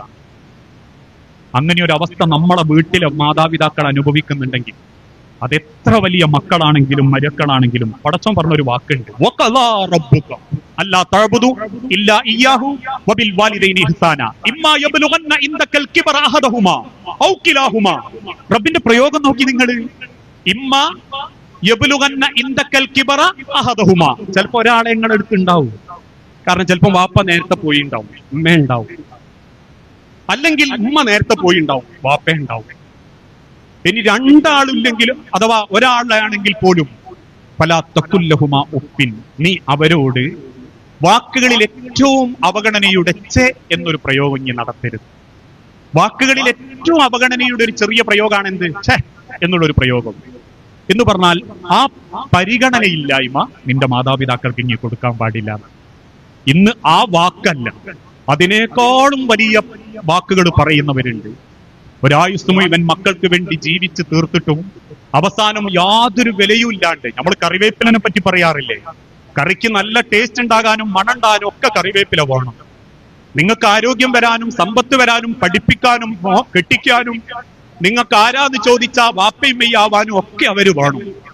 പക്ഷെ നിങ്ങൾക്ക് അവരുടെ ഉപയോഗം കഴിയുമ്പോൾ ഒരു കറിവേപ്പില പോലെ അവരെ പുറത്തേക്ക് തള്ളുന്നുണ്ട് എങ്കിൽ, അള്ളാഹുവിന്റെ തിരുദൂതൻ പറഞ്ഞൊരു വാക്കുണ്ട്, ഉപ്പുക്കല്ലും മഹാത്, അതിന്റെ 1000 മടങ്ങ് ആ മക്കള് അനുഭവിച്ചിട്ടല്ലാണ്ട് ഒരു മക്കളെയും പടച്ചോൻ തിരിച്ചു വിളിക്കൂല. അതെത്ര വലിയ മക്കളാവട്ടെ, എത്ര സമ്പത്ത് നേടിയ മക്കളാവട്ടെ, ഏതൊക്കെ കോലത്തിൽ ഈ ദുനിയാവിലെ ആളുകൾ നേടിയവരാവട്ടെ, ഓരോന്നും നമ്മളെ കുടുംബങ്ങളിലേക്ക് നമ്മൾ മറക്കുന്ന വലിയൊരു സത്യം എന്താന്ന് ചോദിച്ചാ, എന്ത് കാര്യത്തിലും നമ്മൾ കൊടുത്താലേ നമുക്കത് തിരിച്ചു കിട്ടൂ. ഞാൻ മക്കളെ മാത്രം കുറ്റം പറയല്ല, നല്ല മക്കളുണ്ട്, വാപ്പനെയും ഇനിയും നല്ല നിലക്ക് കൊണ്ടടക്കുന്നവര്, സംസാരിക്കുന്നവര്. എന്തൊക്കെയോ സങ്കടങ്ങൾ ഉണ്ടായിട്ടും ഉമ്മാന്റെയും വാപ്പാന്റെയും വാശി കൊണ്ട് മാത്രം ജീവിതം നരകിച്ചു പോകുന്നവരും നമ്മുടെ കൂട്ടത്തിലുണ്ട്. ഞാൻ എൻ്റെ ഒരു പ്രസംഗത്തിൽ മുൻപ് പറഞ്ഞിരുന്നു, ഒരു വാപ്പനെയും ഇമ്മനെയും നോക്കേണ്ട ബാധ്യത മക്കൾക്കാണ്. അതിനർത്ഥം മരുക്കൾക്ക് ബാധ്യത ഇല്ല എന്നല്ല, ഫസ്റ്റ് പ്രയോറിറ്റി മക്കൾക്കാണ്. ഒരു പെണ്ണിനെ കല്യാണം കഴിപ്പിക്കുന്നത് ഇന്ന് ചില ആൾക്കാർ വേഗം എന്താ ചെയ്യാന്നറിയാവൂ, ഒരു പെണ്ണിനെ കെട്ടിക്കും. എന്തിനമ്മ പറയും, ഏതെങ്കിലും ഒരു സാധു കുടുംബത്തിൽ നിന്നും കെട്ടിക്കഴിഞ്ഞി എന്താ അങ്ങനെ ആകുമ്പോ പുരയിൽ നിൽക്കുകയും ചെയ്യും, ഞങ്ങളെ നോക്കുകയും ചെയ്യും. എന്നിട്ട് കെട്ടിക്കൊണ്ടുവന്നതിന് ശേഷം സാധു കുട്ടിയാണെ പിന്നെ ഭയപ്പെടുത്തി നിർത്തുന്നവരുണ്ട്. എന്തിന്, ഈ നോക്കേണ്ടത് ഞാൾ അങ്ങനെ നോക്കി കെട്ടിയതാണ്, ഞാളുമായിട്ട് തറവാടിന് അത്ര യോജിച്ചതൊന്നും അല്ലെങ്കിലും പലരും ഞങ്ങളോട് ചോദിച്ചിട്ട് നിങ്ങൾ അതിന് എന്തിനു നിൽക്കുകയാണ്, എന്തിനാ അപ്പൊ നിങ്ങൾ അവിടുന്ന് കെട്ടുന്നത് എന്നൊക്കെ. പക്ഷെ ഉദ്ദേശം എന്താ, കുടുംബം ഈ ഉമ്മനെയും ബാപ്പനെയും നോക്കുക. ഉമ്മനെയും ബാപ്പനെയും നോക്കാൻ കെട്ടിയിട്ട് പെണ്ണിട്ടരുത് കേട്ടോ. അത് നമ്മളെ ജീവിതം കൊണ്ട് നമ്മൾ നോക്കുന്നത് കണ്ടിട്ട് നമ്മളെ സഹായിക്കാൻ ഭാര്യ ഉണ്ടാവണം. അതിന്റെ അർത്ഥം മരുക്കള് ഉമ്മനെയും ബാപ്പനെയും നോക്കണ്ടെന്നല്ല, അവളെ വാപ്പനെയും ഉമ്മനെയും നോക്കാൻ അവക്ക് അനുവാദം കൊടുക്കണം, സമയം കൊടുക്കണം, അതിന് നിങ്ങളുടെ പിന്തുണ ഉണ്ടാവണം. ആ പിന്തുണ കണ്ടിട്ട് അവള് പഠിക്കണം, മൂപ്പര വാപ്പനെയും ഉമ്മനെയും ഞാൻ നോക്കേണ്ടതാണ്. ഇന്ന് പല കുടുംബത്തിലും പലരും ഓരോരുത്തരെ ഏൽപ്പിച്ചു പോവുക. അതൊക്കെ അപ്പം ഇനി അങ്ങനെ ഏൽപ്പിച്ച് കിട്ടിയവര് ബേജാറൊന്നും വിചാരിക്കണ്ടോ. നമ്മൾ നോക്കുന്നത് വാപ്പനെയും ഉമ്മനെയും ആത്മാർത്ഥായിട്ടാണെങ്കിൽ ഒരു സ്ഥലത്തും പടച്ചോ നമ്മളെ കുഴക്കൂല. അല്ലാഹു സാക്ഷി, എന്ത് ബുദ്ധിമുട്ടുകൾ പരീക്ഷണങ്ങൾ വന്നാലും പടച്ചോൻ നമ്മളെ എവിടെയൊക്കെയോ രക്ഷപ്പെടുത്തിക്കൊണ്ടു. ആ മാതാപിതാക്കളുടെ ബർക്കത്തുണ്ട്. അതുകൊണ്ട് തന്നെ ഞാൻ തന്നെയാ നോക്കുന്നത്, എന്റെ വീട്ടിൽ തന്നെയാണ്, ഒരാൾ വന്നാലും തിരിഞ്ഞോക്കലില്ല എന്നുള്ളതൊരു പരാതിയായിട്ട് നിങ്ങൾ ആരോടും പറയണ്ട. കാരണം പറഞ്ഞാ പിന്നെന്താണെന്നറിയാവോ, പരാതി കൊണ്ടും പറച്ചിലുകൊണ്ടും നമ്മൾ നോക്കിയ കൂലിയങ്ങ് പോകും. അതിനർത്ഥം എല്ലാവരും ചില മക്കളെ ഏൽപ്പിച്ച് മാത്രം പോവുക എന്നുള്ള ധാരണയും ഇന്ന് അങ്ങനെ ഉണ്ട്. മൂത്തം വേറെ വീടുണ്ടാക്കിയത് കൊണ്ട് ഓന്റെ വിചാരം മാസത്തിൽ ഒരിക്കൽ 1000 റുപ്യന്റെ നോട്ട് കൊണ്ട കൊടുത്താൽ തീർന്നു. അല്ലെ രണ്ടാമത്തോനും മൂന്നാമത്തോനും വേറെ വീടുണ്ടാക്കി അങ്ങനെ പോയതുകൊണ്ട് ഇങ്ങനെയുള്ളൂ. ഞാനത് കൂടുതൽ വിശദീകരിക്കുന്നില്ല. പലപ്പോഴും എന്റെ വാക്കുകളിൽ നിങ്ങൾ അത് കേട്ടിട്ടുണ്ടാകും. അത് കേട്ടതിന്റെ പേരിൽ പലരും ആക്ഷേപം പറഞ്ഞിട്ടുണ്ട്. പക്ഷേ ഇസ്ലാമിന്റെ ചിട്ടയാണത്, രീതിയാണത്. ഞാൻ പറയാറുണ്ട് എന്റെ ഭാര്യനോട്, ഇമ്മനെയും ബാപ്പനെയും നോക്കുന്നത് എന്റെ റാഹത്തിനാണെങ്കിൽ അനിയന്മാരെ ഭാര്യമാര് വന്നോക്കാത്തതോ പെങ്ങള് വന്നോക്കാത്തതോ ഇനിയൊരു കുറ്റായിട്ട് കാണണ്ട. നാളെ ഞാൻ എന്നെ നോക്കിയിട്ടില്ലെങ്കിൽ പോലും എന്റെ മക്കൾ എന്നെ നോക്കും. കാരണം ഈ എന്റെ ബാപ്പനെയും ഇമ്മനെയും നോക്കുന്നതും ആ കുടുംബത്തെ പരിപാലിക്കുന്നതും കണ്ടിട്ട് രക്ഷിതാക്കളെ മക്കൾക്ക് നമ്മൾക്ക് കാണിച്ചു കൊടുക്കാൻ പറ്റുന്നത് വീട്ടിലാണ്. വഖദാ റബ്ബുക എന്ന ആയത്ത് മദ്രസയിൽ നിന്ന് പഠിക്കുന്നവൻ ഉസ്താദിനെ കൊണ്ട് ആ ആയത്ത് ഓതിപ്പിച്ച് 5 മാർക്ക് വാങ്ങി വീട്ടിലേക്ക് വന്ന ഉമ്മ, ചരിത്രത്തിൽ എനിക്ക് 50ൽ 50. ഉമ്മ നോക്കുമ്പോ ആയത്ത് അതിലുണ്ട്, വഖദാ റബ്ബുക അല്ലാ തഅബുദു. ചില മക്കൾക്കൊക്കെ ആദ്യെങ്കിലും മദ്രസയിൽ എന്തെങ്കിലും പരിപാടികൾ ഉണ്ടാകുമ്പോ ഉസ്താദിനോട് ചോദിക്കും, ഉസ്താദെ മോനെ പ്രസംഗത്തിന് കൂട്ടണം. എന്നോടും പറയും. ഞാൻ ചോദിക്കും ഏതാ വിഷയം വേണ്ടി? മാതാപിതാക്കളോടുള്ള കടമ. ആ മാതാപിതാക്കളോടുള്ള കടമ പ്രസംഗത്തിൽ മതിയോ? അല്ലെങ്കിൽ ആ അക്ഷരം ആയത്തുകൾ എഴുതി വെച്ചിട്ടുള്ള 5 മാർക്ക് മതിയോ? അവന് സ്വന്തം വീട്ടിൽ നിന്ന് കാണിച്ചു കൊടുക്കണം, ഇങ്ങനെയാ കാണേണ്ടത് എന്ന്, ഇങ്ങനെയാ ആ അമ്മാനെയും ബാപ്പാനെയും നോക്കേണ്ടത് എന്ന്. അങ്ങനെ നോക്കി കണ്ട് പഠിക്കുന്ന ഒരു മക്കൾ ഒരിക്കലും നിങ്ങൾക്ക് എതിരാവൂല. ഒരിക്കലും അവർക്ക് നിങ്ങൾക്ക് എതിര് നിൽക്കാനും പറ്റൂല. ജീവിതത്തിൽ നമ്മൾ പറയാറില്ലേ, പക്ഷെ ഇതൊക്കെ കിട്ടണമെങ്കിൽ എന്തു വേണം? നമ്മൾ ആ സ്നേഹം കൊടുത്താലേ നമുക്ക് കിട്ടൂ. പക്ഷെ ഇന്ന് അതില്ല. ഇന്ന് പല കുടുംബത്തിലും ആളുകൾ പഠിപ്പിക്കും. ഞാൻ ഈ പഠിപ്പിക്കുന്നതിനെതിരാണെന്നും നിങ്ങൾ വിചാരിക്കരുത് കേട്ടോ. പഠിപ്പിച്ച് നമ്മളെ മനസ്സിന്റെ താല്പര്യത്തിനനുസരിച്ചിട്ട് അവനങ്ങോട്ട് വളർത്തും. അവസാനം മരിക്കാൻ നേരത്ത് ഈ കഴിഞ്ഞ മാസങ്ങൾക്ക് മുൻപ് കോഴിക്കോട് സിറ്റിയിലൊരു വാപ്പ, 72 വയസ്സുള്ള ഒരു വാപ്പ ആത്മഹത്യ ചെയ്തു. വൃദ്ധന. അദ്ദേഹത്തിന് 60 ഉറുപ്പിന്റെ മേലെ പെൻഷൻ കിട്ടുന്നുണ്ട്, ഭാര്യക്കും ഉണ്ട്. നല്ലൊരു വീട്, നല്ല സെറ്റപ്പ് കുടുംബം. 3 ആൺമക്കളാണുള്ളത്. 3 ആൺമക്കളെയും വാപ്പ പഠിപ്പിച്ചു. 2 ഒരു രാജ്യത്തും 1 വേറെ രാജ്യത്തും. ഉമ്മാക്ക് അസുഖങ്ങൾ കൂടാൻ തുടങ്ങി. ഉമ്മയും ഗവൺമെന്റ് എംപ്ലോയി ആയിരുന്നു, ശമ്പളം ഉണ്ടായിരുന്നു, പെൻഷൻ ഉണ്ടായിരുന്നു. അവസാനം നോക്കാൻ ആളില്ലാതെ അയൽപ്പക്കത്തൊരു മുസ്ലിം സഹോദരിയുടെ കാരുണ്യത്തോടെ 2 എങ്ങനെയൊക്കെയോ ജീവിക്കും. അവസാനം അപ്രതീക്ഷിതമായിട്ട് ആ ഉമ്മ മരിച്ചു. ഉമ്മ മരണപ്പെട്ടപ്പം മക്കളെ വിവരം അറിയിച്ചു. മക്കള് വിദേശത്തു നിന്ന് ഇങ്ങോട്ട് വിളിച്ചു. വരാൻ എന്തായാലും വിചാരിച്ചാൽ പോലും നടക്കാത്തതുകൊണ്ട് എല്ലാ ചെലവിനേക്കാൾ കൂടുതലും പള്ളി കമ്മിറ്റിക്കാർക്ക് അയച്ചു കൊടുത്തു. അവസാനം നാട്ടില് വാപ്പ ഒറ്റക്കായി. വാപ്പ ഇങ്ങനെ ഒറ്റപ്പെടാൻ തുടങ്ങി. കാരണം ഒരു വാപ്പാന്റെ ഒക്കെ ഏറ്റവും വലിയ ധൈര്യം പെണ്ണുങ്ങൾ തന്നെയാണ്. ആയ കാലത്ത് കീരിയും ഭാര്യ പാമ്പുമായിട്ട് കളിച്ചിട്ടുണ്ടെങ്കിലും കുറച്ച് കാലൊക്കെ കഴിഞ്ഞ് ശരീരമൊക്കെ അങ്ങനെ ഒന്ന് മുരടിക്കുമ്പോ എല്ലാവർക്കും മനസ്സിലാകും പടച്ചോനെ ഞാൻ മരിച്ചിട്ട് ഇനി ഓളെ മരിപ്പിക്കാകെന്ന് ദ്വാരക്കുന്നോല അവരൊക്കെ ഇമാരൊക്കെ. അവസാനം ആ വാപ്പ അങ്ങനെ ഒറ്റപ്പെട്ടു, സുക്കേടായി, വാപ്പക്ക് പുറത്തിറങ്ങാതായി. പലരും മക്കളെ വിവരം അറിയിച്ചു, പക്ഷെ ആരും വരുന്നില്ല. എല്ലാരും കുടുംബസമേതം അവിടെയാണ്. ഇതൊരു കെട്ടുകഥയല്ലോ.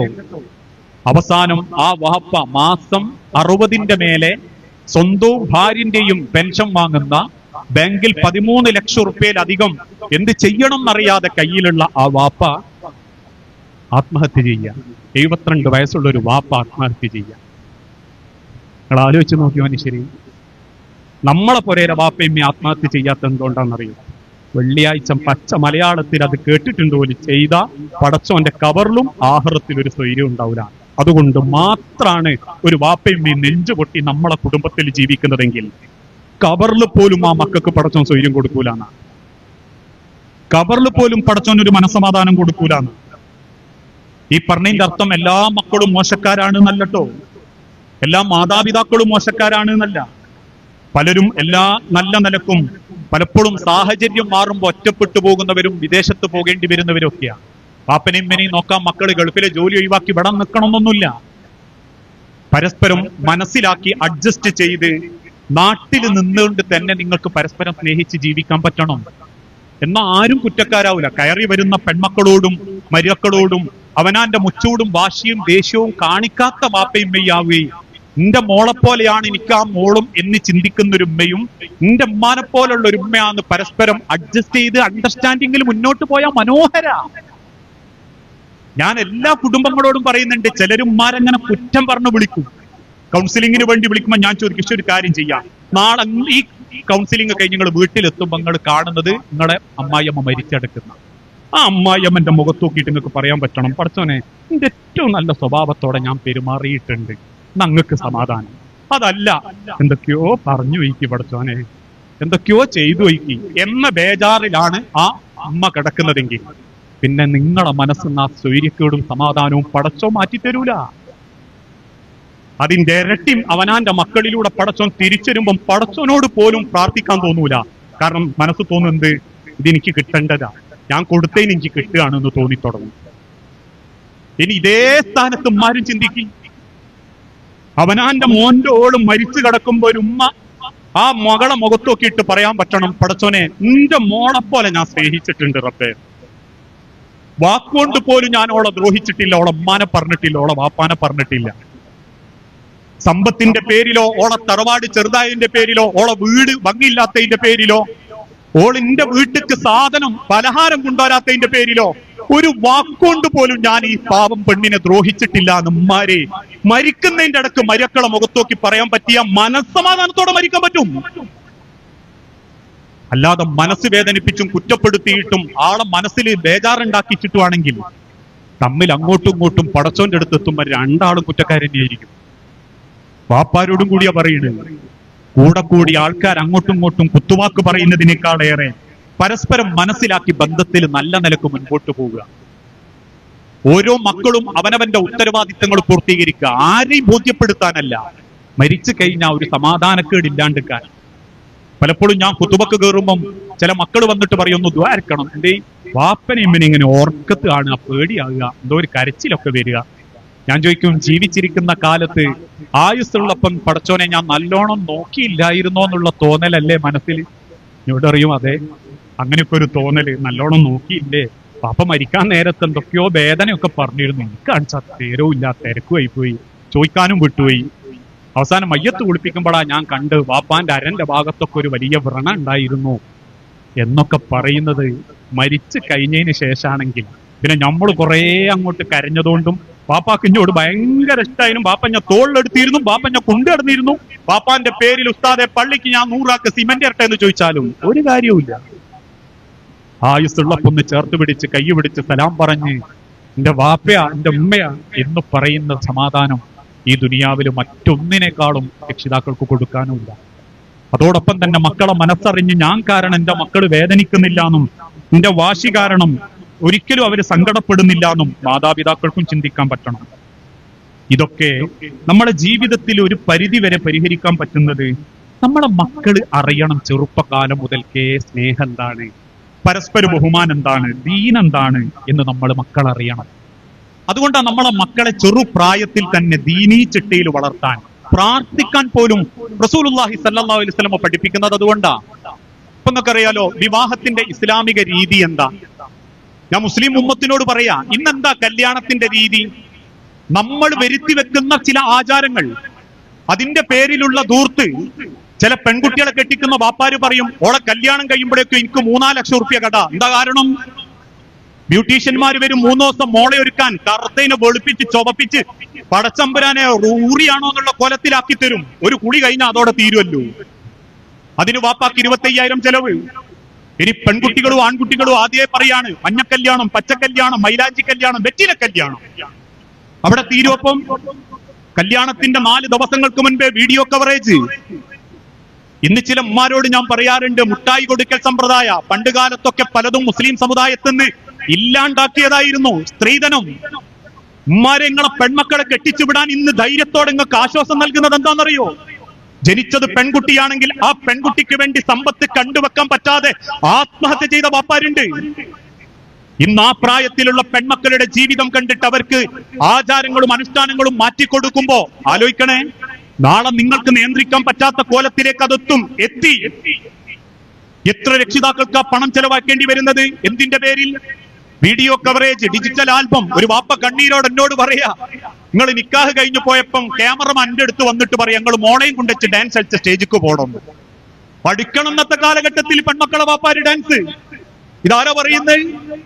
അവനാന്റെ ക്യാമറയുടെ പവർ ജനങ്ങളെ കാണിക്കാൻ, ഇൻസ്റ്റഗ്രാം റീലിടാൻ വേണ്ടിയിട്ട് പേര് കേട്ട ക്യാമറമാനെ കൂട്ടിക്കൊണ്ടുവരുമ്പം ഹക്കും ബാത്തിലും ദീനും എന്താണെന്നറിയാത്തോൻ പെൺകുട്ടിനോട് പറയാ, ഈ തുള്ളി കളിച്ചിട്ട് പാട്ട് പാടിയിട്ട് ആംഗ്യം കാണിച്ചിട്ട് സ്റ്റേജ് മേലേക്ക് തുള്ളി വരണം. പെൺകുട്ടികളെ വാപ്പയും മേയും വായും തുറന്ന് പൊളിച്ചിക്കുമ്പോ അടുത്ത വർത്താനം ഉമ്മാനോടും പറയും വാപ്പാനോടും പറയും, എന്റെ കൂടെ 2 ഭാഗത്തൊന്ന് തുള്ളാൻ. ഇത് ഉമ്മാർക്കും വാപ്പാർക്കും മാത്രമാണോ അപമാനം? അല്ലല്ലോ. ഇന്നത്തെ കാലഘട്ടത്തിൽ പെണ്ണ് കാണാൻ പോകും, കണ്ട പെണ്ണിന് വേണ്ടിയിട്ട് മുട്ടായി കൊടുക്കാൻ ഗോപുരം കുത്തുമീനാറ്, എന്തിന്റെ? കാഡ്ബറീസിന്റെ. അത് പിടിക്കാൻ പർദ്ദട്ടയും ചുരിദാറിട്ടയും ഉമ്മാരെ നിങ്ങൾ പോകുമ്പോ നിങ്ങൾക്കൊരു നിലവാരല്ലേ? എന്താ ഉമ്മാരെ നിങ്ങളെ ചിന്തിക്കാത്ത? ഓരോരുത്തരുടെ കയ്യിലെ കൊട്ടയും പിടിച്ചിട്ട് ഉമ്മാരും വല്യമ്മാരും പോകുക. എന്തിന്? 25,000ന്റെ മുട്ടായി വിതരണം ചെയ്യാൻ. ഇസ്ലാം പറഞ്ഞതെന്താ? കൊടുക്കണ്ടെന്ന് പറഞ്ഞിട്ടില്ല. നീ ഒരു പെണ്ണിനെ കണ്ട് ഇഷ്ടപ്പെട്ടാൽ അവൾക്കൊരു മധുരം കൊടുക്കുന്നതിന് പ്രശ്നമല്ല. പക്ഷെ അതൊരു സ്റ്റാറ്റസ് ആവരുത്, അതൊരു പത്രാസ് ആവരുത്. മഹറിനേക്കാളും വലിയ മുട്ടായി കൊടുക്കാനല്ല പറയുന്നത് ഇസ്ലാം. അവിടെ തീരുവോ? ഇല്ല. ഇനി 5 പൈസന്റെ ഗതി ഇല്ലാത്തവനും ജ്വല്ലറി ചെന്ന് പണയം വാങ്ങും. എന്ത്? മഹർ. നിക്കാഹിന് ഉസ്താദിന്റെ മുമ്പ് തുറന്നു വെക്കുന്ന മഹർ 5.25 പവൻ. കിട്ടിയതിന്റെ 2ാമത്തെ മാസം മുതൽ ജ്വല്ലറിക്കാരൻ പുരയിൽ വരാൻ തുടങ്ങി. ഓനാ പെണ്ണിന്റെ കൈത്ത് കിടക്കുന്ന മാലോക്കിയിട്ട് ആണിനോട് പറയാൻ തുടങ്ങി. ഇതൊക്കെയാ നമ്മുടെ പവറിന്ന് കല്യാണത്തിന്. ഞാനൊന്ന് ഹക്കായിട്ട് ചോദിക്കട്ടെ നിങ്ങളെ ഉമ്മാരോടും വാപ്പാരോടും, കല്യാണത്തിൽ ഇസ്ലാമിന്റെ സുന്നത്തും ഷർത്തും എന്താണെന്നറിയോ നമുക്ക്? ഞാൻ പറയലുണ്ട്, ഹജ്ജിന് പോകുമ്പോ വാപ്പാരൊക്കെ ആദ്യം ട്രാവൽസ് ചെന്ന് ചോദിക്കുക എന്താണെന്നറിയാവോ? അപ്പൊ അങ്ങനെയാ, ഹജ്ജ് ടൂർ ആൻഡ് ട്രാവൽസ് ആണ്. കുറ്റം പറയല്ലോ, നിങ്ങൾ അങ്ങനെ ചിന്തിക്കരുത്. ഒക്കെ ടൂറാ. ആദ്യം ചോദിക്കുക, അല്ലേ ഹറമിന്റെ അടുത്താണോ താമസം? ചപ്പാത്തി ഇട്ടോ? സാധാ ചോറോ? ഉണ്ടാവും. ഇതൊക്കെ കഴിഞ്ഞിട്ട് അവസാനം ചോദിക്കും, ആരെങ്കിലും കൂടെ ഉണ്ടാവില്ല? ഒരാള്, ഒരു അമീർ മൊയ്ലിയാര് ഉണ്ടാവും. അത് മതി. ഇതിപ്പോ പോയ അന്ന് തന്നെ ഞാൻ പറയുന്നുണ്ട്, ഞാനൊക്കെ അമീറായിട്ട് പോകുമ്പോ ഇവിടുന്ന് എയർപോർട്ടിൽ നിന്ന് ഫ്ലൈറ്റ് കയറുമ്പോ തന്നെ ചില നമ്മളെ എടുത്തു തരും, വാപ്പാരും ഒക്കെ. അപ്പൊ ഞാനും വിചാരിക്കും, പഠിച്ചോനെ ഉംറനെ പറ്റിയുള്ള എന്തോ സംശയം ഞാൻ ചോദിക്കാനായിരിക്കും. പക്ഷെ അടുത്ത് വന്നിരുന്ന് ആദ്യം ചോദിക്കാൻ എന്താ അറിയോ, നല്ല കളിപ്പാട്ടൊക്കെ കിട്ടുന്നുണ്ട് സ്ഥലം ഉണ്ടെങ്കിൽ പറഞ്ഞു തന്നിട്ടോ, പേരക്കുട്ടിയൊക്കെ വാങ്ങാനാണ്. ഇവിടുന്ന് പോകുന്ന ഉദ്ദേശം തന്നെ ഇപ്പൊ അതാണ്. 2 ആളെ കാർഡ്ബോർഡ് പെട്ടിയിലൂടെ വേട്ടങ്ങറായി തലയിലെടുത്ത് ഹറമിലെത്തിച്ച് ഹോട്ടലിലേക്ക് കയറ്റാൻ നേരത്തെ അമ്മയും പാപ്പയും പറഞ്ഞ് ആ 3 പെട്ടി അവിടെ നോട്ടെ. നമ്മൾ ചോദിച്ചാൽ അതെന്തേ? എന്റെ മക്കളുണ്ട് ജിദ്ദയിൽ, അത് 3 ചക്കയാ ഓൽക്കുള്ളത്. അപ്പൊ ആകെ പോകുന്നപ്പോ എന്തിനാന്ന് ചോദിച്ചാൽ ഇങ്ങനത്തെ കാര്യങ്ങൾക്കൊക്കെ. എല്ലാവരും അത്തരക്കാരെന്ന് ഞാൻ പറയണില്ല, ഒക്കെ ആ കോലത്തിലേക്ക് മാറിക്കൊണ്ടിരിക്കുക. ഒരൊറ്റ ഉംറ ചെയ്തിട്ട് പിന്നെ ബാക്കി മുഴുവൻ നിസ്കാരവും അവനാൻ താമസിക്കുന്ന ഹോട്ടലിന്റെ താഴത്തെ പള്ളിയിൽ. അതെന്താ? അവിടുന്ന് നിസ്കരിച്ച് വെയിലും കൊണ്ട് ഇവിടെ വരുമ്പോഴേക്കും ഇവിടുത്തെ ബിരിയാണിയും ചോറും തീരും. അതുകൊണ്ട് താഴെ പോയി നിസ്കരിക്കാൻ മേലോട്ട് കയറുക. കുറ്റല്ലോ, നിങ്ങൾ അങ്ങനെ ചിന്തിക്കണ്ട. അതുകൊണ്ട് തന്നെയാ ഇന്നത്തെ കാലഘട്ടത്തിൽ നമ്മൾ പറയാറുണ്ട്, എല്ലാം നമുക്ക് എളുപ്പമായിക്കൊണ്ടിരിക്കുക. വിവാഹത്തിന് ഞാൻ സമയം പരിമിതി ഉണ്ട്. വിവാഹത്തിന്റെ ഇസ്ലാമിക രീതി എന്താണെന്നറിയോ? അറിയാത്തവർക്ക് പറഞ്ഞുതരിക. നബി സല്ലല്ലാഹു അലൈഹി വസല്ലം പറഞ്ഞു, വിവാഹ സംബന്ധമായ ആലോചനകൾ രക്ഷിതാക്കൾ തമ്മിലാവണം. ഇന്ന് ഇൻസ്റ്റഗ്രാം ബന്ധം, വാട്സപ്പ് പ്രേമം, ഫേസ്ബുക്ക് പ്രണയം, കൂടെ മഞ്ചേരി കോളേജിൽ 4 കൊല്ലം പഠിച്ച കണക്ക്, ഇതാ കല്യാണം. ഇനി വാപ്പയമ്മയും സമ്മതിച്ചിട്ടില്ലെങ്കിലോ ചവിട്ടിത്തേച്ച് 4 കൂട്ടുകാരന്റെ ബലത്തിൽ രജിസ്റ്റർ ഓഫീസിൽ ചെന്ന് 2 ചുവന്ന മാലിട്ട് ഒരു പാട്ടും അങ്ങോട്ട് ഫിറ്റ് ചെയ്യും. ഇല്ലോളം തരി പൊന്നില്ലെങ്കിലും പ്രാഹത്തായി. വാപ്പയമ്മയും ജനിപ്പിച്ച വാപ്പന്റെയും മനസ്സ് സങ്കടപ്പെടുത്തിയിട്ട് ഇറങ്ങിപ്പോയ ഒരു ബർക്കത്തുണ്ടാവില്ല. അതിന് ഏത് രജിസ്റ്റർ ഓഫീസിൽ 4 ആളുകളെ കൂടെ ഒപ്പിട്ടാലും, ഏത് രാഷ്ട്രീയക്കാരൻ കൂടെ നിന്നാലും, വിവാഹ സംബന്ധമായ ആലോചനകൾ രക്ഷിതാക്കൾ തമ്മിലാവണം. ദീനിന് പ്രാധാന്യം കൊടുത്തിട്ടാവണം. അങ്ങനെ കഴിഞ്ഞാൽ പിന്നെ അവന് ഇഷ്ടപ്പെട്ട പെണ്ണുണ്ടെങ്കിൽ അവൻ മഹർ അങ്ങോട്ട് കൊടുക്കണം. പാപ്പാരെ, പെണ്ണുങ്ങളെ ഭാഗത്തുനിന്ന് ഒരു കാലണന്റെ ചെലവില്ല, ഒരണന്റെ ചെലവ് പെണ്ണുങ്ങളെ ഭാഗത്തുനിന്നില്ല. അവന്റെ മഹർ അങ്ങോട്ട് കൊടുക്കണം എന്നല്ലാത്ത ഒരു കൊടുക്കൽ വാങ്ങലുകളും നിങ്ങൾ തെരഞ്ഞോ, പരതിക്കോ. പെൺകുട്ടിന്റെ വാപ്പ കല്യാണത്തിന് ഭക്ഷണം കൊടുത്തിട്ടില്ലെങ്കിൽ പോലും വാപ്പാക്ക് കുറ്റല്ല. വിവാഹത്തിന്റെ മുഴുവൻ ചെലവും ആണുങ്ങൾക്കാ. അങ്ങനെ ഒരു ആണിന് പെണ്ണിനും നഹർ കൊടുത്താൽ, വാപ്പാന്റെ കൈ പിടിച്ച് സ്വീകരിച്ചാൽ, ആദ്യം കല്യാണത്തിന് സാക്ഷികളാകുന്നവര്, ആ കല്യാണത്തിന് കൂടിയവർ എന്ത് ചെയ്യണം? പ്രാർത്ഥിക്കണം. ബാറക്കല്ലാഹു ലക്കുമാ വ ബാറക അലൈക്കുമാ വ ജമഅ ബൈനകുമാ ഫീ ഖൈർ. 3 തവണ. എത്ര കല്യാണപ്പുരെ പോയി ഞങ്ങളും 3 പ്രാർത്ഥന പ്രാർത്ഥിക്കലുണ്ട്. അതിനുശേഷം അവർ ഭക്ഷണം ഒരുക്കിയിട്ടുണ്ട്. ആ ഭക്ഷണം കുടിച്ചിട്ട് പറയണം, അല്ലാഹുമ്മ ഗ്ഫിർ ലഹും വർഹംഹും വബാരിക് ഫീമാ റസഖ്തഹും. ഇതൊന്നും എന്റെ വകള്ളല്ലോ, ഹദീസിലുള്ളതാ. അല്ലാഹുമ്മ ഗ്ഫിർ ലഹും വർഹംഹും വബാരിക് ഫീമാ റസഖ്തഹും. പടച്ചോനെ, ഈ സന്തോഷത്തിൽ ഞങ്ങൾക്കൊരു പിടി ഭക്ഷണം തന്നതിന്റെ കൂലി ഇന്ന് വിവാഹിതരാകുന്ന ഇണകൾക്ക് സ്വർഗത്തിലെത്തുന്നവരെ ഈ കാവലാക്കി ബർക്കത്താക്കി കൊടുക്കണേന്നാണ്. ഒരു ഭക്ഷണം കഴിച്ചു പോരുമ്പോ എത്ര പേര് ഈ പ്രാർത്ഥന ചെല്ലലുണ്ട് കല്യാണപ്പുരേന്ന്. ഇന്ന് ആർക്കും ഇതൊന്നും വേണ്ട. എല്ലാവർക്കും പടകം പൊട്ടിക്കണം, പാട്ടിച്ചു തുള്ളണം, JCB കൊണ്ടുവരണം, ഒട്ടകപ്പുറത്ത് കയറ്റണം, ആനപ്പുറത്ത് എഴുന്നള്ളിക്കണം, നഴ്സറി കുപ്പായ ഇടിക്കണം, ആണും പെണ്ണും ഇടകലർന്ന് ആഘോഷിക്കണം. കല്യാണത്തലേന്ന് ക്ഷണിച്ചിട്ട് പോയാൽ പോലും പൊരക്കാരൻ ഗാനമേളന്റെ കൂടെ തുള്ളുമ്പം ഭക്ഷണം കിട്ടാതെ മനസ്സ് വെറുത്തിറങ്ങി പോകുന്നുണ്ടെങ്കിൽ, 1 കോടി ഉറുപ്പ്യങ്ങൾ ചെലവാക്കി ഭക്ഷണം ദാനം ചെയ്താലും ക്ഷണിക്കപ്പെട്ട ഒരു അതിഥിയുടെ മനസ്സറിഞ്ഞ് വിളമ്പിക്കൊടുക്കാൻ പറ്റിയിട്ടില്ലേ, ആ കല്യാണം അള്ളാന്റെ ബർക്കത്തില്ലാത്ത കല്യാണം. ഇനിയോ ആദ്യ രാത്രിയിൽ നമ്മൾ എന്ത് ചെയ്യണം? ഞാനിത് പറയുന്നതിനാണെന്നറിയോ? നമ്മളൊരു മക്കളെ അള്ളാഹുവിന് വേണ്ടിയിട്ട് സ്നേഹിച്ചു തുടങ്ങുന്നുണ്ടെങ്കിൽ വിവാഹത്തിന്റെ മുൻപേ നമ്മളത് പ്രാർത്ഥിക്കണം, അതിനൊരുങ്ങണം. ആദ്യമായിട്ട് പെണ്ണിന്റെ ശരീരത്തിൽ ഒരു പെണ്ണിനെ കല്യാണം കഴിച്ച് കൂട്ടിക്കൊണ്ടുവന്നാൽ ഓളെ ശരീരത്തിൽ കൈവച്ചിട്ട് പ്രാർത്ഥിക്കണം. അല്ലാഹുമ്മ ഇന്നി അസ്അലുക ഖൈറഹ വ ഖൈറ മാ ജബൽതഹ അലൈഹ. അല്ലാഹുമ്മ ഇന്നി അഊദു ബിക മിൻ ശർരിഹ വ മിൻ ശർരി മാ ജബൽതഹ അലൈഹ. അല്ലാഹുവേ, ഈ പെണ്ണിലുള്ള എല്ലാ നല്ല സ്വഭാവവും എനിക്കും എന്റെ കുടുംബത്തിനും കിട്ടണം. ഇവളിൽ എന്തെങ്കിലും മോശം സ്വഭാവം ഉണ്ട്, എന്നെ എന്റെ കുടുംബത്തിനെ അതിനെ തൊട്ടുങ്ങി കാക്കണം. ഇതാദ്യം ആ ഭാര്യ ഭർത്താക്കന്മാര് ശരീരത്തിൽ തോൾഭാഗത്ത് കൈവച്ച് പ്രാർത്ഥിക്കേണ്ടതാണ്. നിങ്ങളുടെ ശരീരത്തിൽ എത്ര പിയ്യാപ്പിളാർ കൈവച്ച് പ്രാർത്ഥിച്ചിട്ടുണ്ട്? സ്വന്തം ഭാര്യന്റെ ശരീരത്തിൽ കൈവച്ച് ആദ്യമായിട്ട് പ്രാർത്ഥിച്ച എത്ര ഭർത്താക്കന്മാരുണ്ട്? ഞാൻ കുറ്റം പറയല്ലോ കേട്ടോ, ആർക്കും അറിഞ്ഞൂടാ. ഇതേ ഉള്ളൂ ഇസ്ലാമിന്റെ സുന്നത്ത്. അല്ലാതെ നിക്കാഹിന് 4 ആള് വരണമെന്നും 4 ആൾ അങ്ങോട്ട് വിളിക്കണമെന്നും ഫാത്തിഹ ഓതണമെന്നും കുറെ മാഷറ വിളിക്കണമെന്നും ഇതൊന്നുമില്ല. ഒരു നിക്കാഹിന് ഒരു ഇമാമ് പോലും, അതൊരു കാദിയ, ഒരു മൗലവി പോലും വേണ്ട. ഇനിയോ ആദ്യമായിട്ട് ഭാര്യ ഭർത്താക്കന്മാര് മണിയറയിൽ വെച്ച് 2 റക്അത്ത് സുന്നത്ത് നിസ്കരിക്കണം. നിങ്ങൾ എത്ര ആള് മണിയറയിൽ ആദ്യമായിട്ട് നിസ്കരിച്ചിട്ടുണ്ട്? ശേഷം അവന്റെ ശരീരത്തിൽ അഥവാ അവളെ ശരീരത്തിൽ തൊട്ട് അവർ കിടക്കുകയാണ് എങ്കിൽ അന്നാണ് അവർ അള്ളാഹുവിന്റെ മുൻപിൽ പരസ്പരം ചേരുന്നതെങ്കിൽ അവർ പ്രാർത്ഥിക്കട്ടെ, അള്ളാഹുവേ നീ ഞങ്ങൾക്ക് മക്കളെ തരുമെങ്കിൽ പിശാച് ബാധിക്കാത്ത മക്കളെ തരണേറത്തെ. അങ്ങനെ പ്രാർത്ഥിച്ചിട്ടാണ് നിങ്ങൾ ഭാര്യ ഭർത്താക്കന്മാര് ബന്ധപ്പെട്ടതെങ്കിൽ, അന്നാണ് നിങ്ങളെ ബീജം നിങ്ങളെ പെണ്ണിന്റെ ഉദരത്തിൽ പിടിച്ചതെങ്കിൽ, അള്ളാഹുവിന്റെ ഹബീബ് മദീന മിമ്പറിൽ വെച്ച് പറയാ, പടച്ചോൻ വാക്ക് തരുന്നു നിങ്ങൾക്ക്, ആ മക്കൾ കാരണം വാപ്പയമ്മയും സ്വർഗത്തിലായിരിക്കും. എത്ര ആൾ ഇതൊക്കെ ചെയ്യല്? ഇതേ ഉള്ളൂ ഇസ്ലാമിന്റെ സുന്നത്ത്. അതിനർത്ഥം കല്യാണപ്പുരം മരിച്ച പരിയോലിയാക്കണം എന്നല്ല. കുട്ടികൾ കളിക്കട്ടെ, പാട്ട് പാടട്ടെ, തുള്ളട്ടെ, ആഘോഷിക്കട്ടെ. പിയാപ്പിളനെ 4-5 ചെറുപ്പക്കാര് കയ്യൊട്ടി കൊണ്ടുവരുന്നതോ കൂളിംഗ് ഗ്ലാസ് ഇടുന്നതോ ഒരേ ജുബ്ബിടുന്നോ നല്ല കുറ്റം. 10,000 ഉറുപ്പ്യൊക്കെ പൊട്ടിത്തീരെയും തലേന്നത്തെ ഗാനമേളൊക്കെ 25,000 ചെലവാക്കുകയും ചെയ്യുമ്പോ ഒന്ന് കണ്ണടച്ച് തുറക്കുന്ന വേഗതയിൽ മണ്ണിന്റെ അടിയിലാക്കാൻ കഴിവുള്ളവനാ മേലുള്ളവൻ. ഇപ്പോഴും മാന്തിയെടുക്കുന്ന ചൂരൽ മലയിൽ ഓരോ കൊട്ട മണ്ണിലും മനുഷ്യന്റെ അവയവുണ്ടോ എന്ന് തെറിയാ. മാന്തിയെടുക്കുന്ന JCBന്റെ കൊട്ടക്കുള്ളിൽ ശരീരത്തിന്റെ ഏതെങ്കിലും ഒരു എല്ല് കാണുമ്പോഴേക്കും 3 വള്ളപ്പുടവയിൽ പൊതിഞ്ഞ് ചൂരൽമലയിലെ മുണ്ടക്കൈയിലെ പള്ളിമിനാരത്തിന്റെ താഴെയുള്ള 6 അടി മണ്ണ് കൊണ്ട് ചടക്കി പോരുന്നുണ്ടെങ്കിൽ അത്രേ ഉള്ളൂ മനുഷ്യരെ ഞാനുങ്ങളും ഒക്കെ. അതുകൊണ്ട് തന്നെ മക്കളിൽ നിന്ന് നമ്മൾ ബർക്കത്ത് ആഗ്രഹിക്കുന്നുണ്ട്. വിവാഹത്തിന്റെ മുൻപേ പടച്ചോനോട് പ്രാർത്ഥിച്ച് മക്കൾക്ക് വേണ്ടി പ്രാർത്ഥിച്ച് നമ്മൾ ഒരുങ്ങണം. പടച്ചോൻ എന്റെ മക്കളെ ഇനി നന്നാക്കി തരണം. പടച്ചോൻ എന്റെ മക്കളെ എനിക്ക് ദുനിയാവിലും ആഖിറത്തിലും ഉപകാരപ്പെടുന്ന രീതിയിലാക്കണം. അതിനെന്തു വേണം? നല്ലൊരു ചുറ്റുപാട് നമ്മളെ വീട്ടിലും നമ്മളെ ചുറ്റുപാടിലും ഒരുക്കി കൊടുക്കണം. നമ്മളെ വീടുകൾ പടച്ചോന്റെ ബർക്കത്തിറങ്ങുന്ന റഹ്മത്തിറങ്ങുന്ന വീടാവണം. നമസ്കാരം കൃത്യമായിട്ട് നിർവഹിക്കപ്പെടുന്ന വീട്, ഖുർആൻ ഓതുന്ന വീട്, മാതാപിതാക്കൾ വാപ്പയമ്മയും മനോഹരമായിട്ട് പ്രണയിച്ച് ജീവിക്കുന്ന വീട്, നല്ല സന്തോഷത്തോടുകൂടി പരസ്പരം ഇടപെടുന്ന സ്നേഹ സ്ഥലങ്ങൾ, അത് നമ്മളെ വീടാവണം. കാരണം ഒരു മക്കൾക്ക് വാപ്പയമ്മയും ചെയ്തു കൊടുക്കാവുന്ന ഏറ്റവും നല്ലത് അവരുടെ ജീവിക്കുന്ന സാഹചര്യവും ചുറ്റുപാടും പണം കൊണ്ടല്ല, സ്നേഹം കൊണ്ട് ഭംഗിയാക്കി കൊടുക്കുക എന്നുള്ളതാണ്. ഇപ്പോഴും പക്ഷെ പല കുടുംബത്തിലും നിസ്കാരങ്ങൾ നടക്കുന്നില്ല. സുബഹി നിസ്കാരം പോലും നടക്കുന്നത് സൂര്യൻ ഉദിച്ച് വെയിലിന്റെ ചൂടറിഞ്ഞതിന് ശേഷം. ഖുർആനോത്ത് നടക്കുന്നില്ല. ഇന്ന് നേരം വെളുത്തപ്പോ ഒരു 10 ആയത്തോതി എത്ര കുടുംബങ്ങളുണ്ട്?